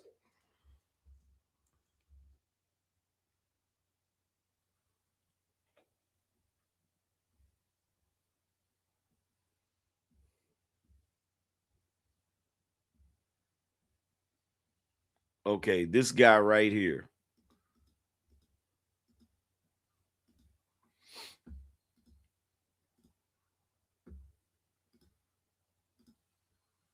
And I even thought about reviewing his videos.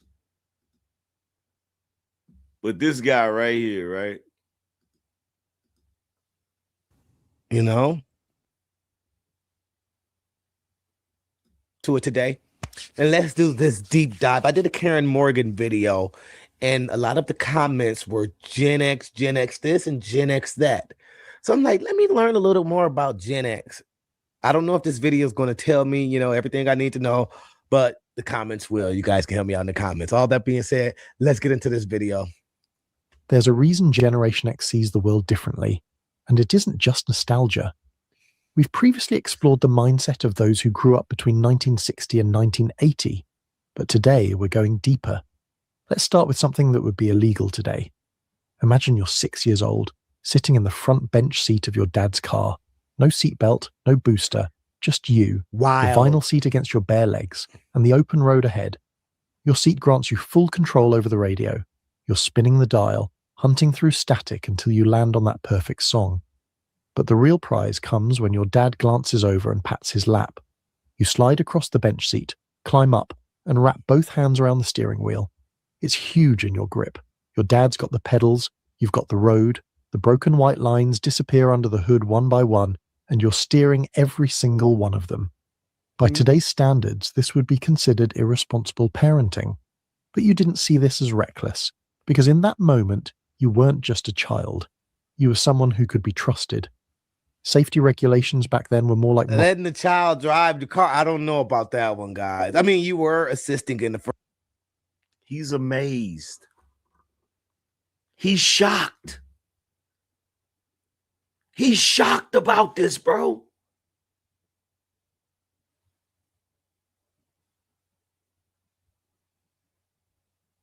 He's genuinely shocked that our parents let us drive the car when we were little kids.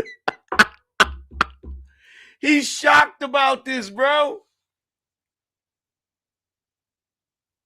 He's shocked about this. And then, you know, they'll also be shocked that seatbelts weren't that important back then. And even today, they'll be like, well, that was irresponsible that y'all wasn't wearing your seatbelts. Well, there's a reason we didn't need to wear seatbelts. There's a reason. You want to know the reason we didn't need to wear seatbelts? Because the cars we had back then were actually made out of something.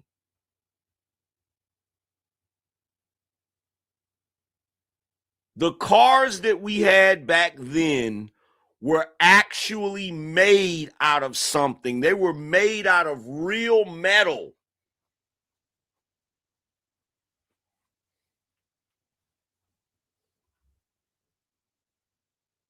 So guess what?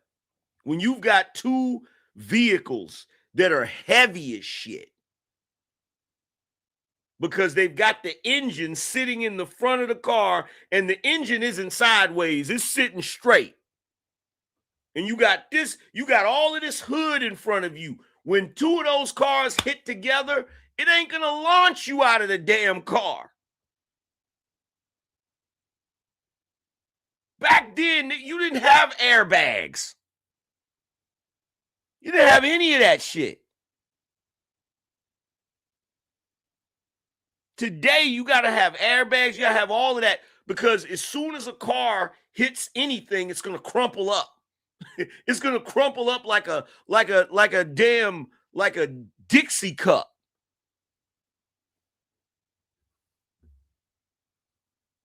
Front seat, but anything can happen. Explain why Gen X knows how to drive pretty good. They were driving since they were 2 years old.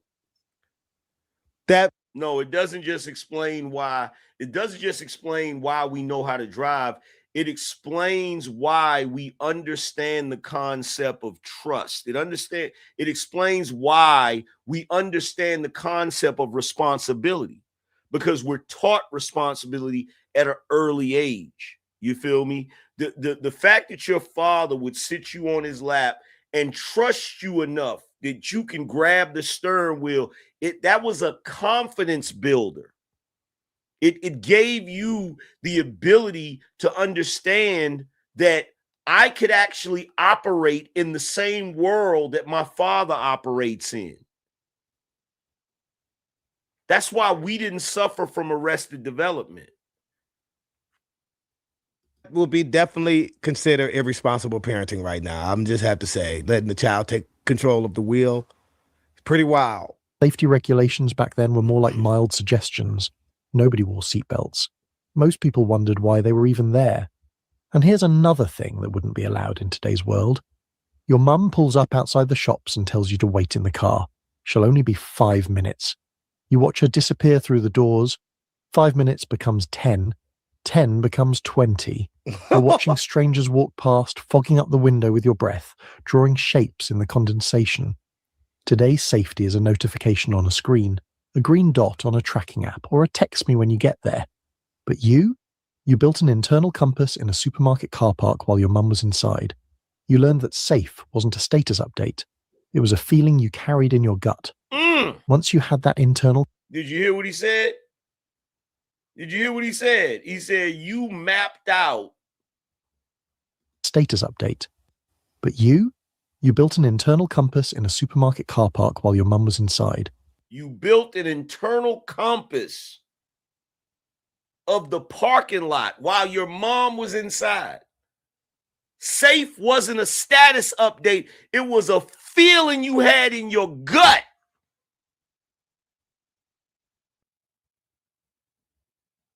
You know how many times I've been somewhere, like we go on a church trip to King's Dominion or Carowinds or something like that, and you mess around and get separated from the group and get lost, and all of a sudden you get that messed up feeling in your stomach.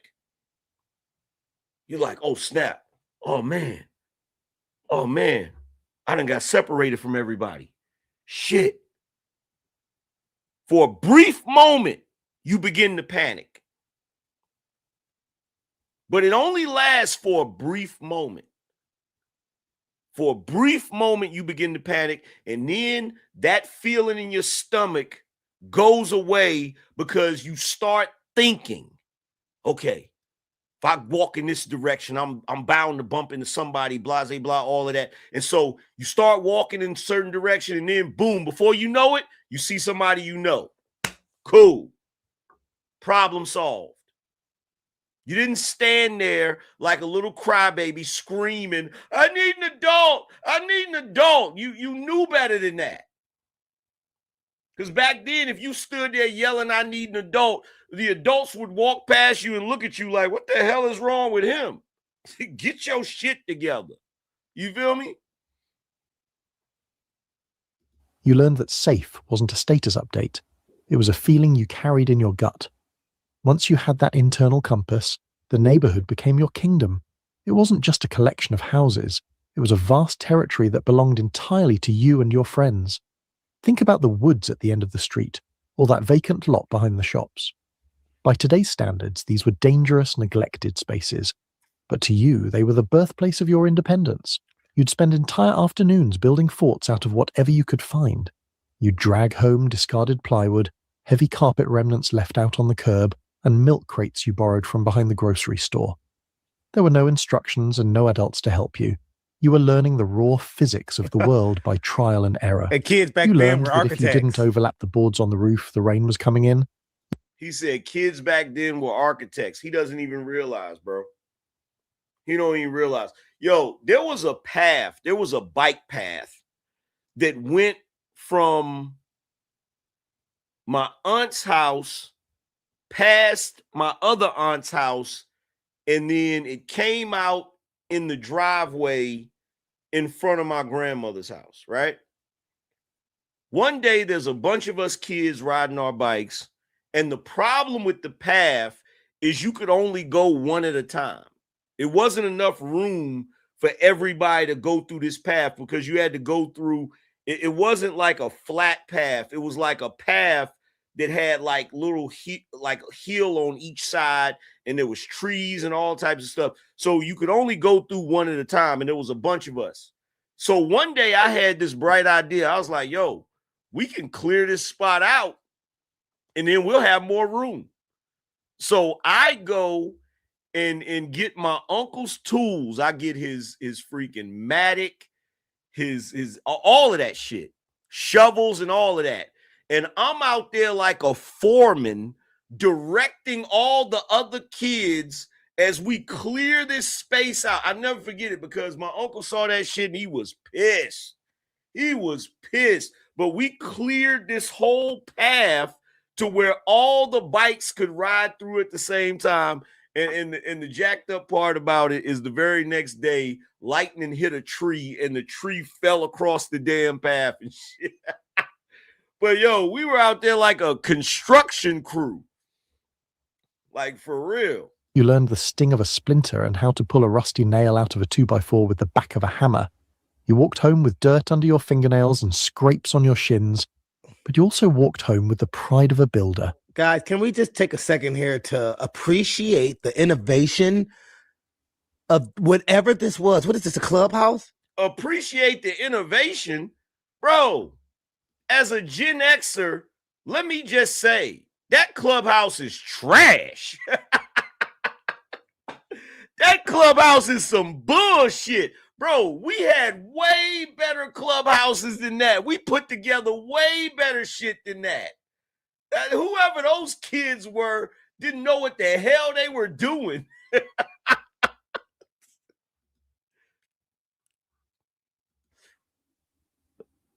Wow. They have an upstairs, a downstairs. It looks like they have a microwave here. He has a bedroom in the basement. Outside having fun. This is lost today. This is a lost commodity. Seeing children outside having fun. But guys, this is the kicker. They're not only having fun, they're being creative, using their brains. Look at this.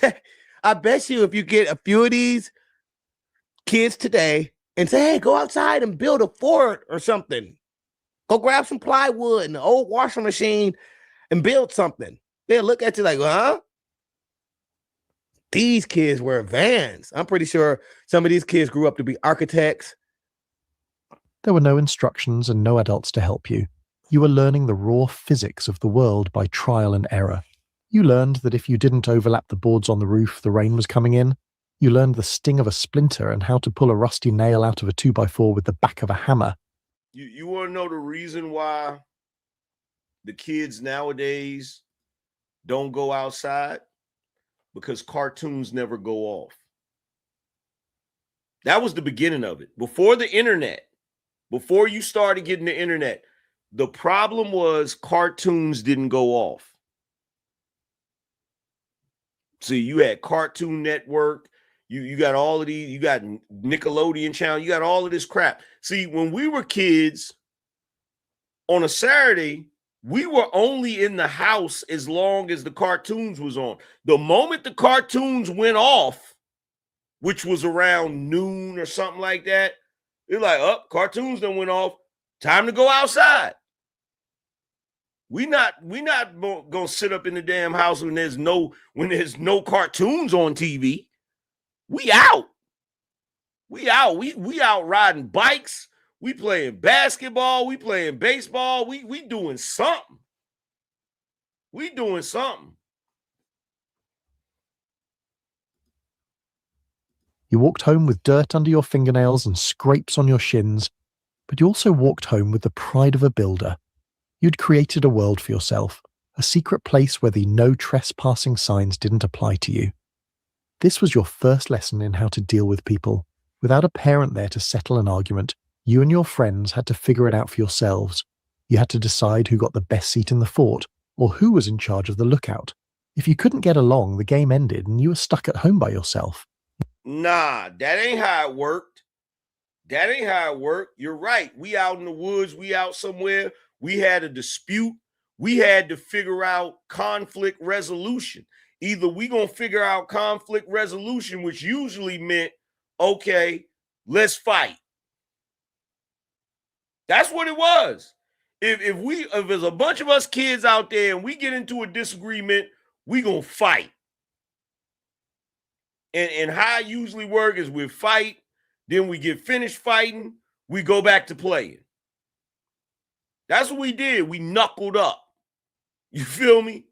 We knuckled up and you fought, and after you fought, either one of you would run home crying because you got beat up, or we'd figure it out.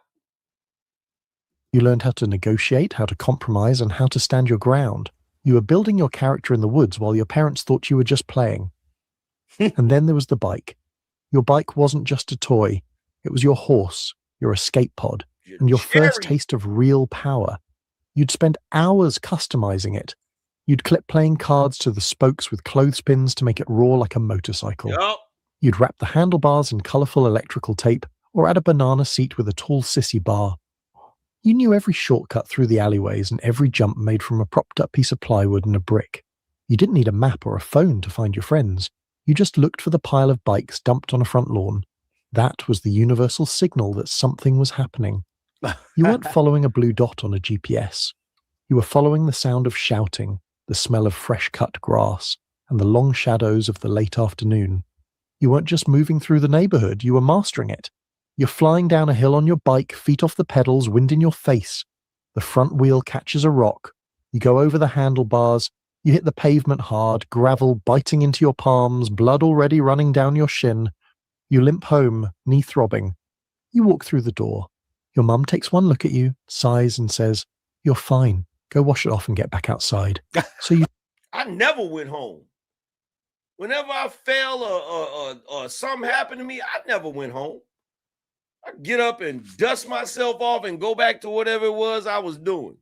In fact, the way it was when I was a kid, if I fell and hurt myself, if I was hurt so bad that I had to go home, that shit would piss me off. Like, I'd be like, oh man, am I straight? Am I good? I'm straight. I'm good. I'm good. I can keep going. Like, bro, if I had to go home because I fell, that was the worst. That was the worst. Like, you had that moment where you just sit there, bro. I done had moments I fell and hit my head on the ground. Bro, you ain't never felt nothing. It's like your brain shake a little bit. Like, you hit your damn head on the ground, like you feel that thud, like that. That shit hurt. Ooh, I still got memories of that shit.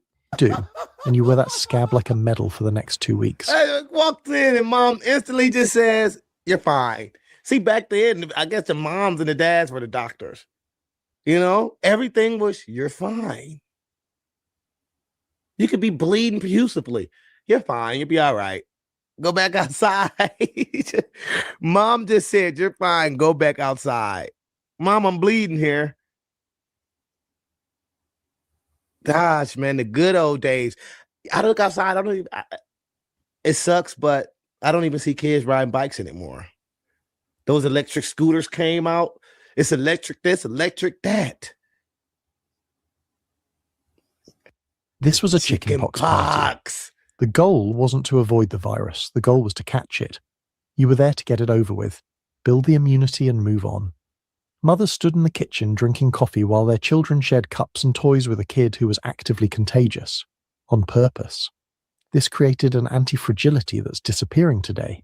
You learned early that hurt and damaged are two different things, a distinction a generation raised in bubble wrap and safe spaces often struggles to make. Your mastery of the neighborhood didn't stop with the shortcuts and the forts. It extended to the machines in your life too. You grew up in an era where the things you owned weren't black boxes. You could see the gears, you could smell the grease, and most importantly, you were expected to understand how it all worked. Think about the first time your bike chain slipped or your tire went flat. You didn't wait for a professional or a software update. You flipped the bike upside down, balancing it on the seat and the handlebars. You got the grease on your palms and the black streaks on your t-shirt while you worked the chain back onto the sprocket. You learned the feel of a wrench and the exact amount of pressure it took to tighten a bolt without snapping it. By the time you were 10, you weren't just a rider, you were a mechanic. That can-do mindset was everywhere. It was a fundamental part of the air you breathed. You watched your dad under the hood of the car on a Saturday morning, leaning over the fender with a trouble light. You were the one tasked with holding the flashlight, learning the names of parts like the alternator, the spark plugs, and the carburetor. And when the television started to flicker or the tracking on the VCR went fuzzy, you didn't call a help desk. You gave it a firm technical tap on the side. You'd climb behind the massive heavy cabinet to check the RCA cables, those red, white, and yellow plugs that were always tangled in a nest of dust.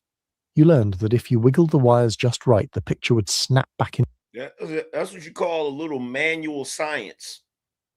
That's what you call a little manual science, where you just go ahead and slap the side of the TV and shit. But yeah, man, like it amazes me to watch younger dudes look at the stuff that was normal for us and just be like they're amazed, bro.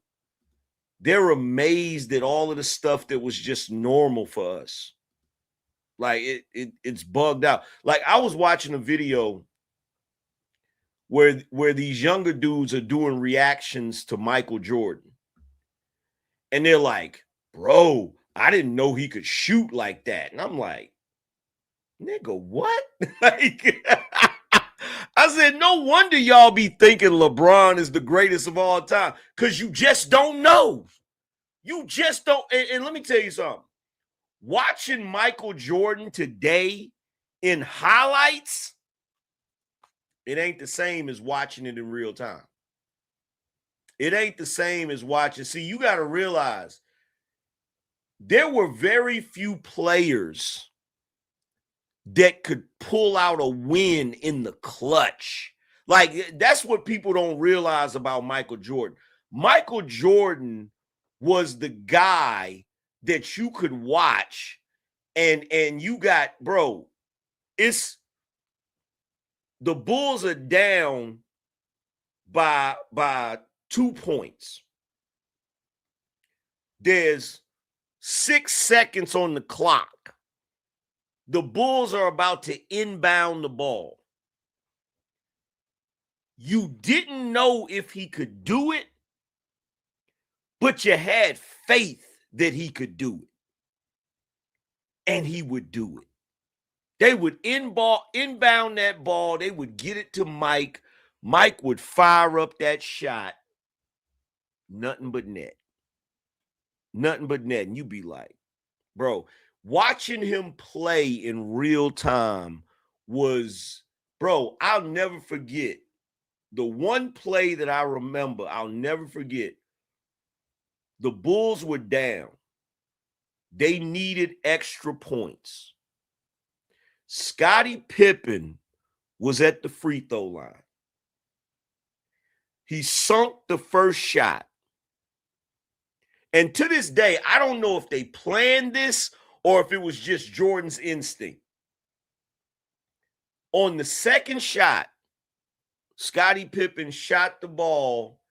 It bounced off the back of the rim. Jordan came out of nowhere, bruh. I'm talking about everybody else was still standing still. This man was in the air. He came out of nowhere. I'm like, oh my God. He just turned this shit into a damn 3-point play, bro. What was meant to be a 2-point play, which would have ended up being a 1-point play because Scottie Pippen freaking missed the damn shot. Jordan comes flying in. Bruh. Like, I'm watching these young dudes watch highlights of Jordan, and they're like, oh my God, I didn't know he could play like this. I didn't know he could do this. And see, even to this day, people still don't realize why Michael Jordan was different. They still don't realize it. See, the closest thing you ever got to Michael Jordan was Kobe Bryant, right? In fact, there's an argument that can be had that Kobe could have been better than Jordan. There's an argument that can be had. If I really wanted to present that argument, I could present that argument that there's a possibility that Kobe was better than Mike. Now, the reason why I say this is because Kobe was able to play at Mike's level without Mike's advantage. Mike's advantage was his hand. That's what separated Mike from everybody. It was his hand. It was the way his hand was built. The space between here to his thumb is extra long, which gave him the ability to control the basketball more. Kobe didn't have that big mitt. If Kobe would have had that big mitt,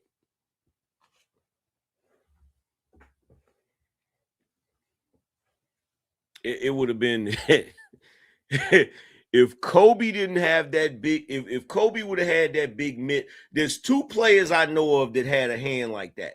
It's Michael Jordan and Dr. J. And if you notice, Dr. J used to do all of that extra stuff when he come up under the rim with the ball or whatever. He could do all of that stuff. Same thing Mike used to do. Mike go to shoot the ball and not shoot it and do like this with the ball and stuff. Like, people don't realize having that ability to palm that ball like that separated him from everybody, in addition to how hard he worked and all of that stuff.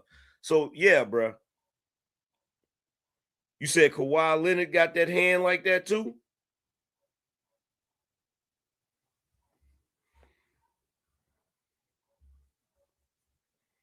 But yeah, them young cats, they just don't realize Jordan is different.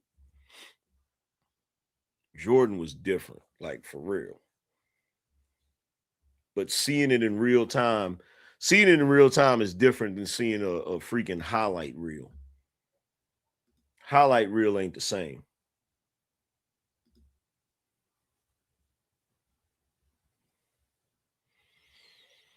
Let's see how many people we got before we get to this main topic. Damn, we at 4 hours. I didn't realize we was going to be at 4 hours, but it is what it is.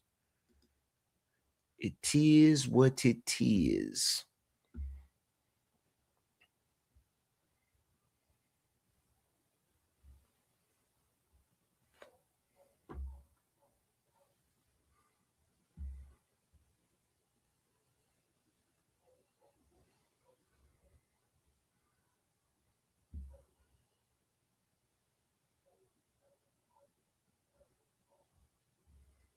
Let's see how many people we got as supporters right now. See if we closer to the goal. Yo, if you haven't supported the show, definitely support the show so you can help us reach our goal. Oh, snap. We only need 6 people. We only need 6 people.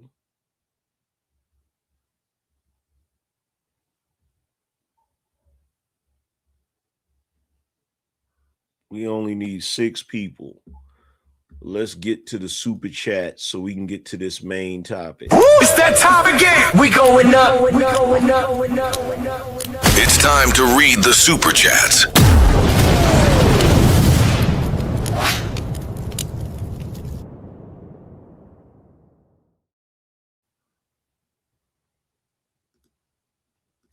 Let's see. Shout out to Dwayne. He said, support the show, guys, for the book and the roll call, AM. Appreciate you. That's that. We know energy. Shout out to Jay Freeman. He said, for your watermelon joke, 2 reasons why you won't eat one in public. I'm dead serious, too. That's that. We know energy. Shout out to Jay Freeman. He said, your breakdown of comics and movies are next level. I appreciate you, bro. That's that. We know energy. Let's see who else we got in the building. Shout out to viewer in Atlanta. Said, you noticed that Akon wants Black Americans to go back to Africa, but he doesn't go to Brazil, Haiti, UK, etc., and ask them to come back to Africa. Gee, I wonder why. Facts. Let's see. Shout out to Michael. He said, this is the angry man we need. Truth about things that's not taught in school. Shout out to my man Burnell in the building, dropping that sponsorship. You feel me? Let me get Burnell on the board here. That's that. We know energy. Oh, it's a lot better than we usually do. All right, chums up. Ready, guys? Let's do this. Leroy Jenkins. Shout out to Burnell. Burnell said, salute AM. At this hundo rate, we might need a custom sound for me. Peace, fam. You know what? Hey, I will find a custom sound for you, bro. In fact, let me know what you want the custom sound to be, because I got you. For real. You, in fact, if I'm not mistaken, I think you're the only person that has ever been a super sponsor of the show numerous times. So I have no problem. I can get you a special sound, no doubt, bro. In fact, I can use AI to make one for you. I'm going to make one for you, bro. I got you. I got you. Trust and believe. Let's see who else we got in the building. But shout out to Burnell for being the sponsor of the show. I appreciate you, bro. Let's see. Shout out to Dwayne. Said, good evening to you, AM. Shout out to all the Beanos in the building. Let's see. Matter of fact, let me write it down. Make custom sound for Burnell. I got you, bro. I got you. Let's see. Shout out to B Minor Donate. What's that? That's gems. I thought that was a donation. Shout out to Tay Fats. Said, America as a whole is never going to own anything. Hell, you can't get the average person to take accountability for being a POS. Shout out to Mo Love in the building. Mo Love says support for the show. Hey, AM and everybody. What's going on, Mo Love? Let's see. Shout out to the Diz said the nostalgia. Lord knows I wish I could invent a time machine. In that case, I would probably be the wealthiest man in the world right now. Let's see. Shout out to the lowly one. Said cars are weak. Hence Craig and Friday putting a big dent in Day Day's car, just trying to get down. Yep. Shout out to Martin. He said, AM, remember when we used to have alleys in Detroit, cars, garbage trucks, kids on bikes running for all kinds of reasons. Yep. Facts. Shout out to Cliff. He said, just here to support. Let's see it. I think we got some on the Cash App side. Shout out to Malcolm. He said, keep up the hard work, AM.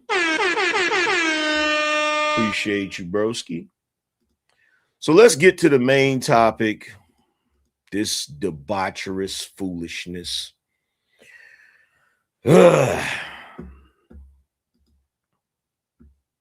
I'm still bugging about this, but we got to get to it. So let me show you something first. And this is why I don't take these women seriously. This is why I can't take these women seriously. Let me pull this up real quick. Watch this. Because we got some of the ladies that wanted to give commentary on this situation. Watch this. And I just thought about something. Kendra Scott proved something. And see, the whole world watching this. You men, all you have to hold on to is the fact that a woman needs you to provide and protect. A woman needs a man, a husband to provide and protect. Kendra Scott just showed y'all men and showed y'all women that she's a hardworking woman, right? Paying all them bills, probably a single parent, right? Doing everything on her own, right? So she's a provider. And then when she comes home and sees that 20-year-old young man up under her daughter's bed that's 13 years old, she showed y'all how she pulled that thing out and protected what was hers. Provide, protect. Provide, protect. Kendra Scott showed you men that a woman knows how to provide and protect her family. So what y'all got now? What? That's why y'all show. That's why these men, undercover men that probably would have did the same thing, so mad because that black woman that showed the world that, hey, you can be a provider. And then when you come home, you got what you need for protection. Oh, so Kendra Scott was a provider and a protector. Well, what'd you say? You said, what you mean gonna say now? Because she's a provider and a protector. Oh, really? A few moments later. Kendra Scott's friend has stepped into the chat. Kendra's name, as she called her, Kiki. She said Kiki was never able to hold down a job as she's portraying. She also said that the reason why Kendra unalived this young man is because of the fact this young man didn't give her bill money. You would think this woman would be smart enough to take the other video down. This is why I can't take none of them seriously. She just tried to use this woman to emasculate and disparage men. That woman was a hard worker and she protected her household. She provided and protected. And then right after that, you do this video talking about how her friend said she couldn't hold down a job. And the reason why she took that boy out is because he didn't give her no bill money. Are you serious?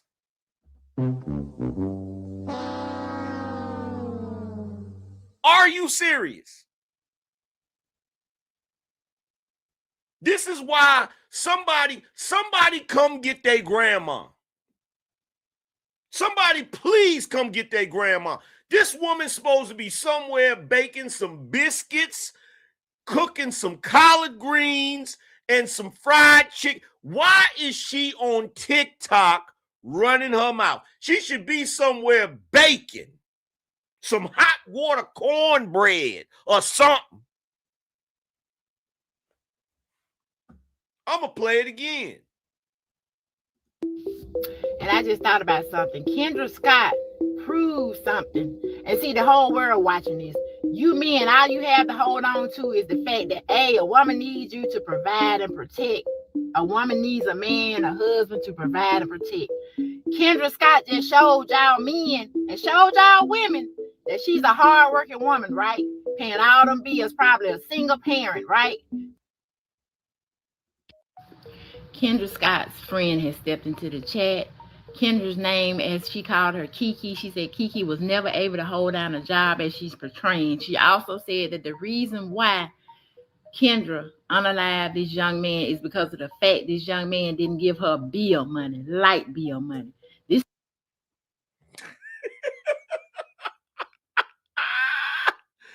You can't make this shit up.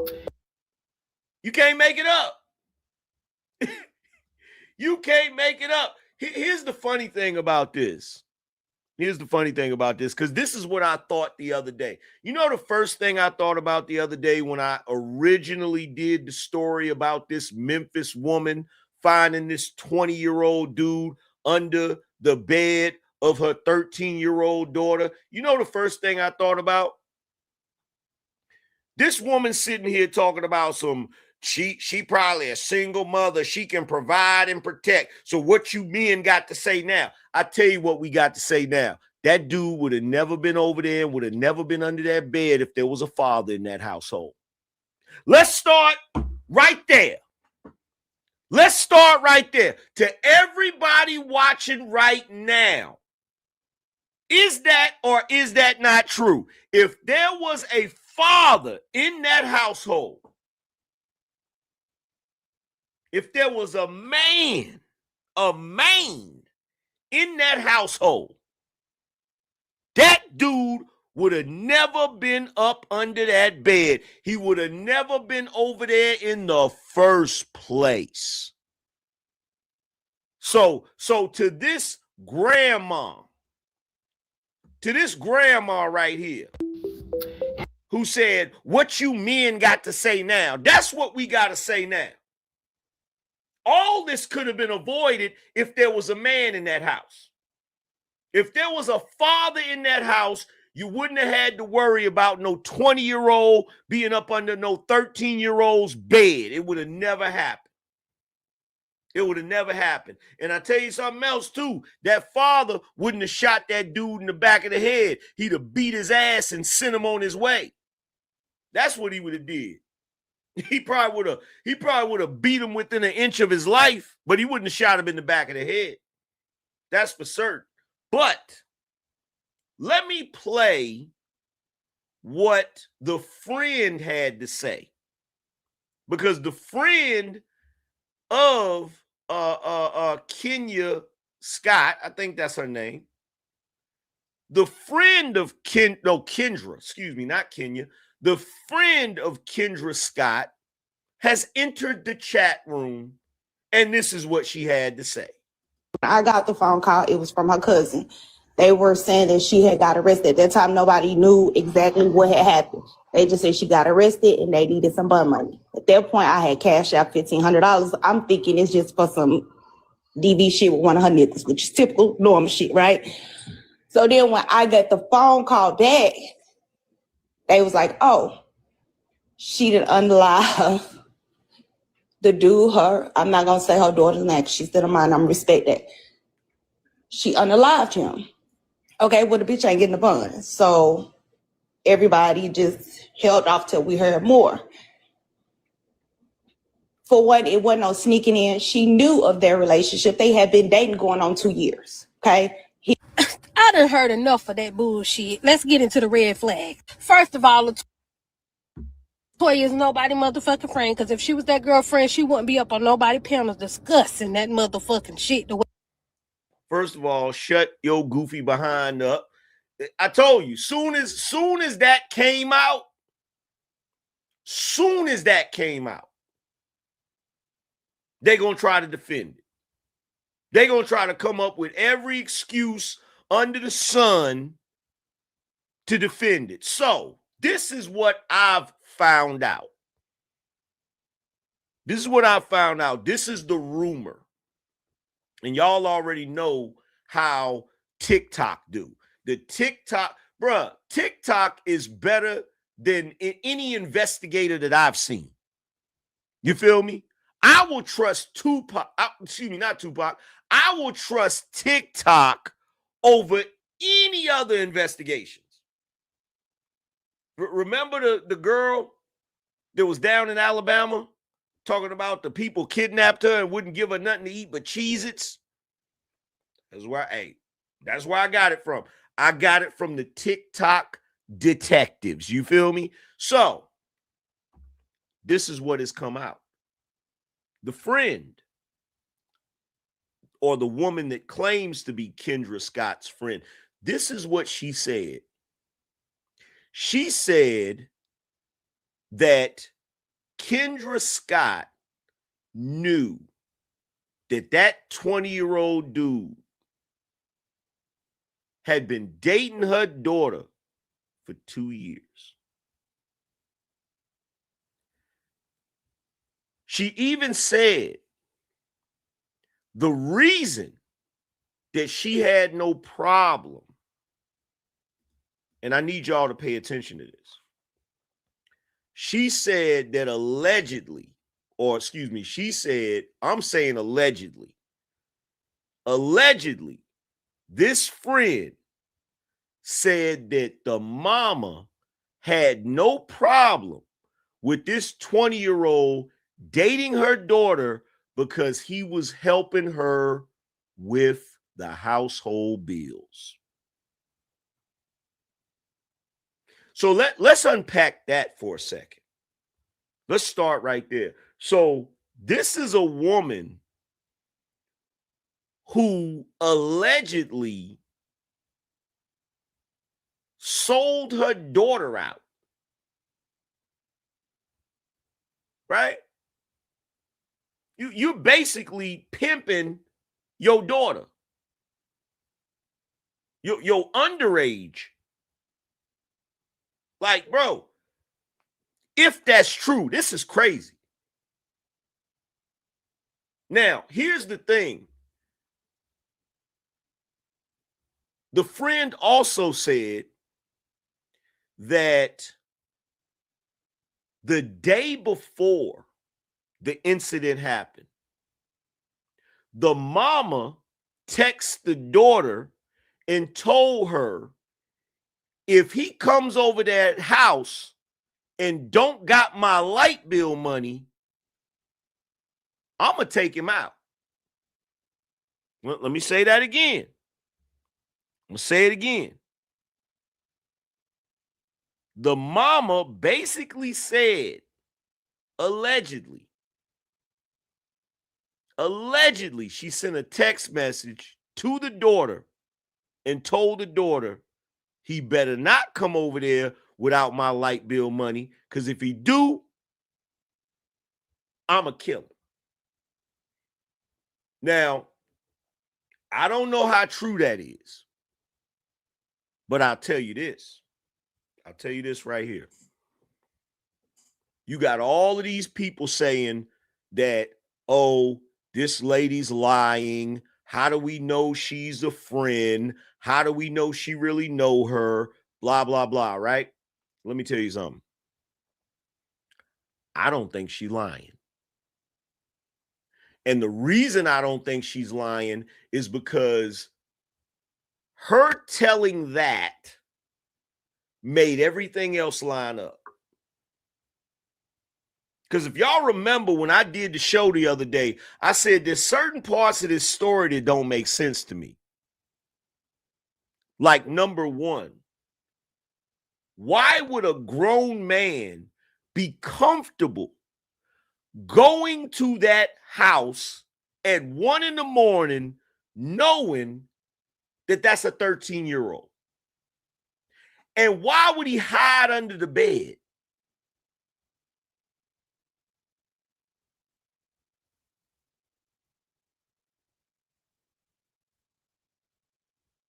But even more than that, why did she bang on the door of her own house and say, "Who's in my house?" Remember I said that to y'all? Why would this woman come home from work and bang on her own door and say, "Who's that in my house?" I'll tell you why she was doing that. She was setting up her alibi. She was setting up her alibi.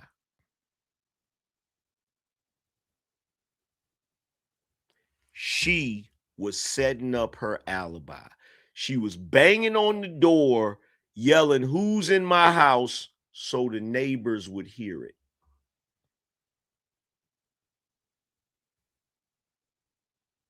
This woman thought that because this man was 20 years old, she would be able to get away with smoking his ass.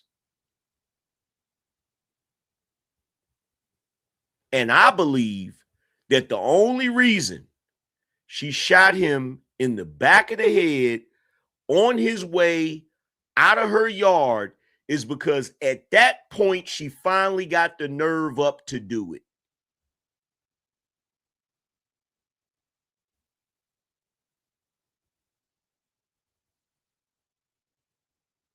So,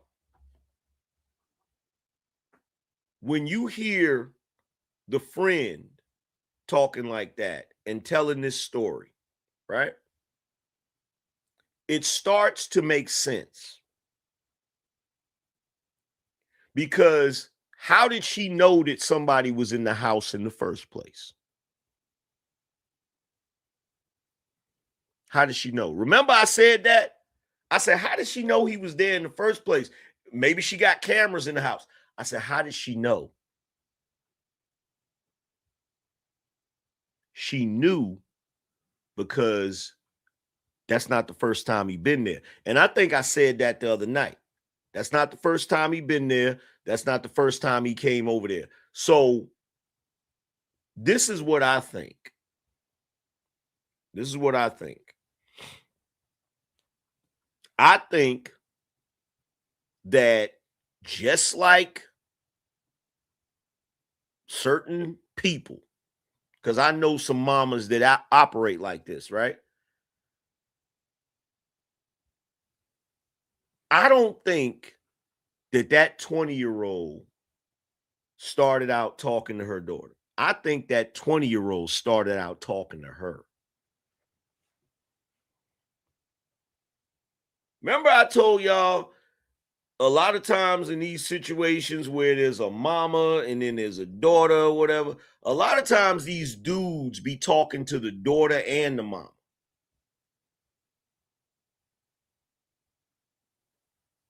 In fact, I'm willing to bet that what probably was going on is he probably started out talking to the mama, and then one day he started talking to the daughter, unbeknownst to the mama.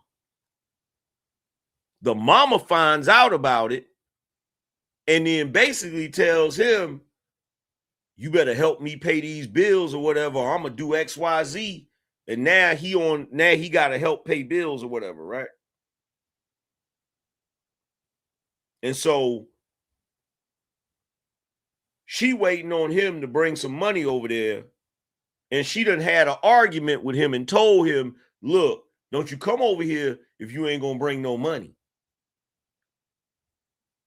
And then she probably texted the daughter and told the daughter, "If he comes over there and he ain't got my money, it's gonna be a problem."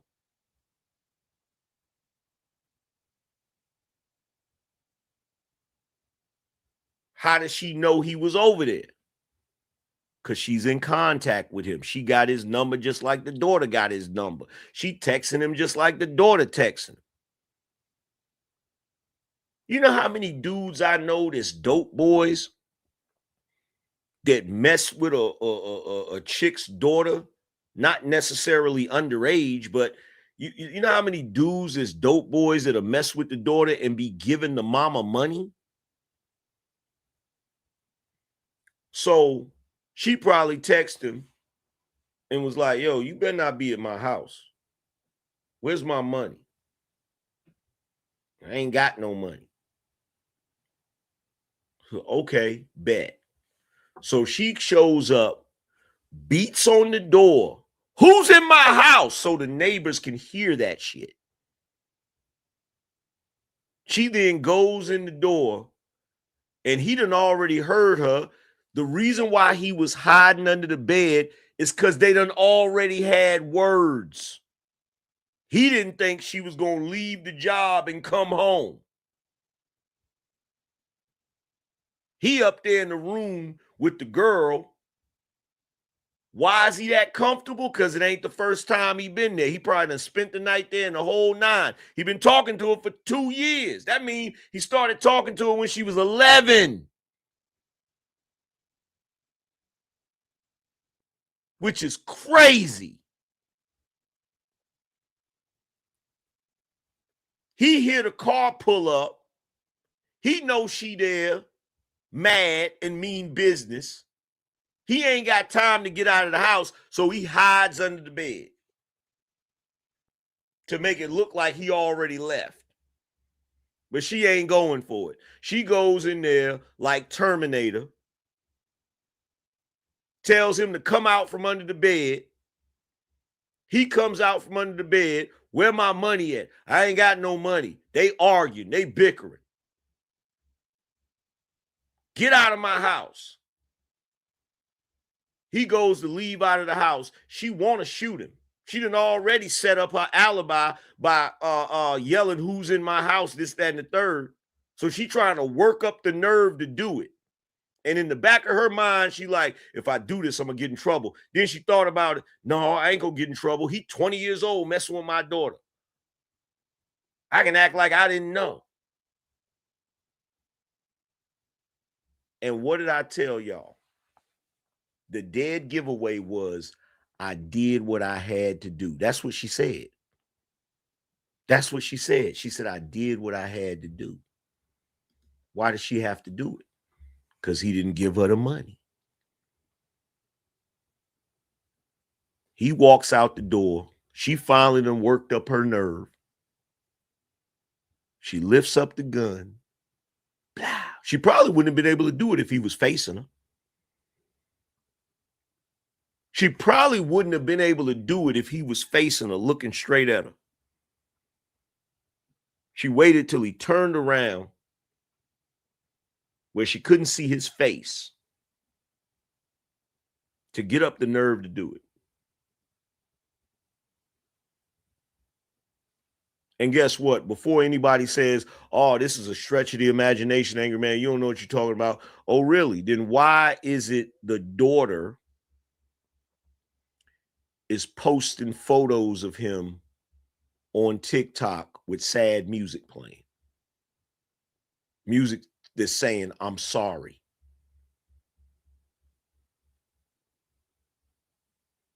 I would show y'all the video, but I would show y'all the social media in the video, but she's a minor, so I'm not going to show it. But she has a video up that cuts from her photo to his photo, and it's a song singing, I'm sorry.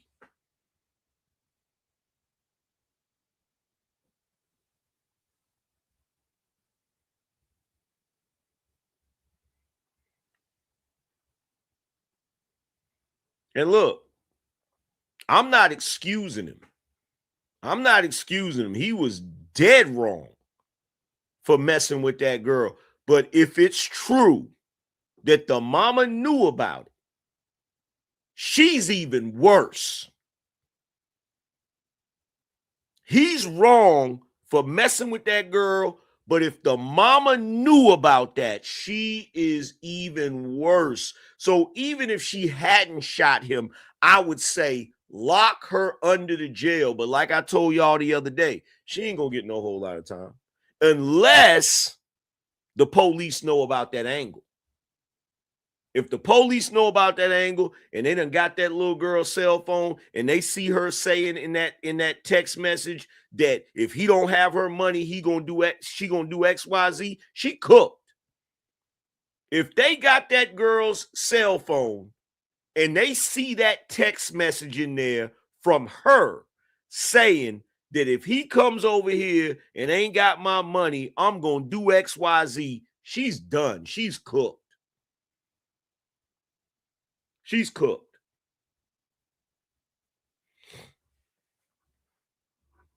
But again, going back to what I said before, I told y'all, man, I'm done. I'm done. I be trying to give these people the benefit of the doubt, and every single time, bro, every single time got me looking crazy out here. Got me looking crazy out here, bro.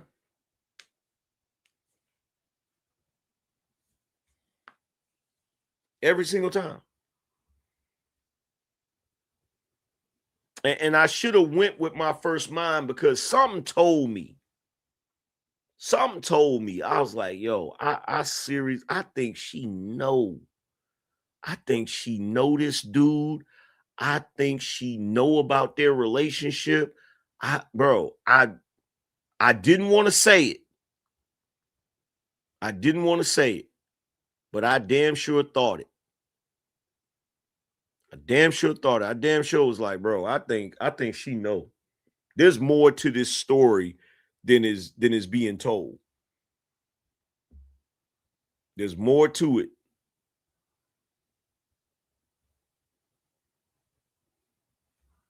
Let me see if I can play this video real quick.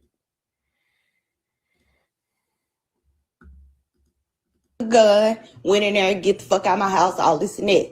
He said a few words, turned around and walk out. That's when she did what she did. The reason why they're trying to get her for premeditated murder is because the daughter ended up showing the text messages where she said, if he come back to my house and ain't got my money, I'm gonna kill him. Wow. Yes. Hear that? That's the friend, LaToya. That's what she said. I don't know how true it is, but that's what she said. I don't know how true it is. Gun, went in there and get the fuck out of my house, all this and that. He said a few words, turned around and walk out. That's when she did what she did. The reason why they're trying to get her for premeditated gun, went in there and get the fuck out of my house, all this and that. He said a few words, turned around and walk out. That's when she did what she did. The reason why they're trying to get her for premeditated murder is because the daughter ended up showing the text messages where she said, if he come back to my house and ain't got my money, I'm gonna kill him. Wow. Yeah, she So going to it's jail. not, yes, the predator thing. He should it can be in could be jail. a thing. That's an issue. Yes. But however, the mama was condoning the shit that's been going on over Yes, here. the mama We need to can't be say in jail. nothing to her. We can't say nothing because that ain't our child. We can't do none of that. That ain't that ain't. Now, here's my thing. I don't doubt it. There's a bunch of people in the chat room that's trying to be like, oh, we don't know if that's true. They in Memphis. It wouldn't surprise me. It wouldn't surprise me in the least. They in Memphis. They in Memphis.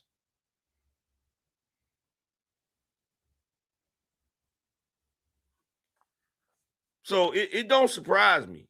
And like I said, I don't know. All of this is alleged at this point. I don't know how true it is. We're going to find out, though. When she go to trial and all of that, we definitely going to find out. We definitely going to find out. When she go to trial, we going to find out what the real is. I hope all of that stuff ain't true, but I'm pretty sure it is. I'm pretty sure it is. I hope it ain't true, but I'm not banking on it not being true.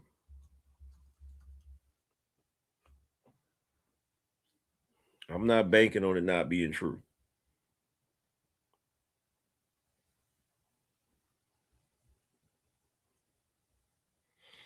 But anyway, let's do these last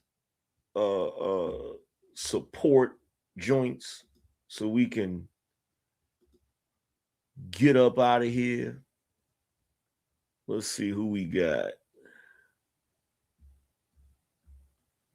Shout out to Gone Postal. Appreciate you. Let's see. Who else we got? Shout out to my man, Martin. He said, time for a little Angry Columbo. Let's go. Appreciate you.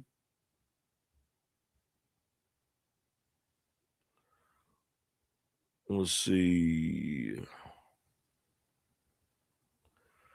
And we are at 47 contributors. Shout out to everybody for helping us damn near reach the goal. I really appreciate it. But we about to get up out of here, man. Shout out to everybody that dropped the jewels. I just found out that the jewels do translate to money. So shout out to everybody that's been dropping the jewels. I really appreciate that. Shout out to T-Rob 91 1000. Shout out to Abbas. Shout out to Hell Yeah America. Shout out to Super B Maze. Shout out to Not Gamer, B Minor, Amir, Big Red, Brother Noopsy, James, God Servitive. Let's see, for gifting a membership. Andres, appreciate you. And Frederick, shout out to y'all, man. I appreciate y'all.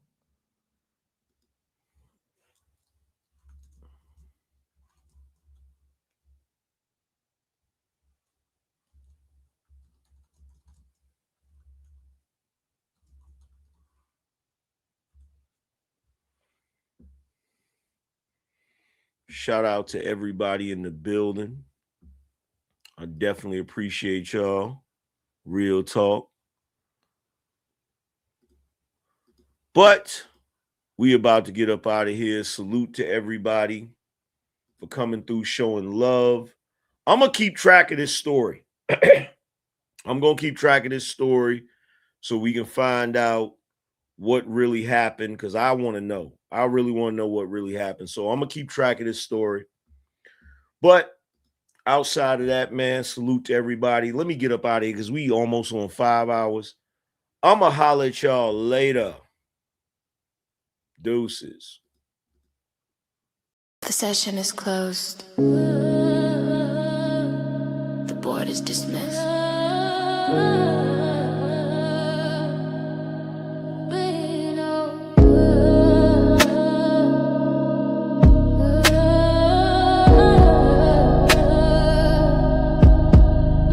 I gave you the blueprint, now go build a estate. Stop arguing with broke, man, stop debating with fate. We don't negotiate value, we dictate the price. You watch the show for free, I just gave you a slice. But the real ones know where the equity lives. We taking everything, we got nothing to give.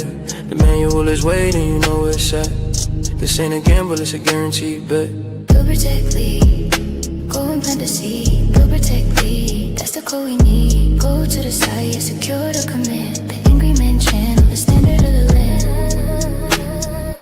TheAngrymanChannel.com. Get the shirt, get the blue. Start watching, start working. We up.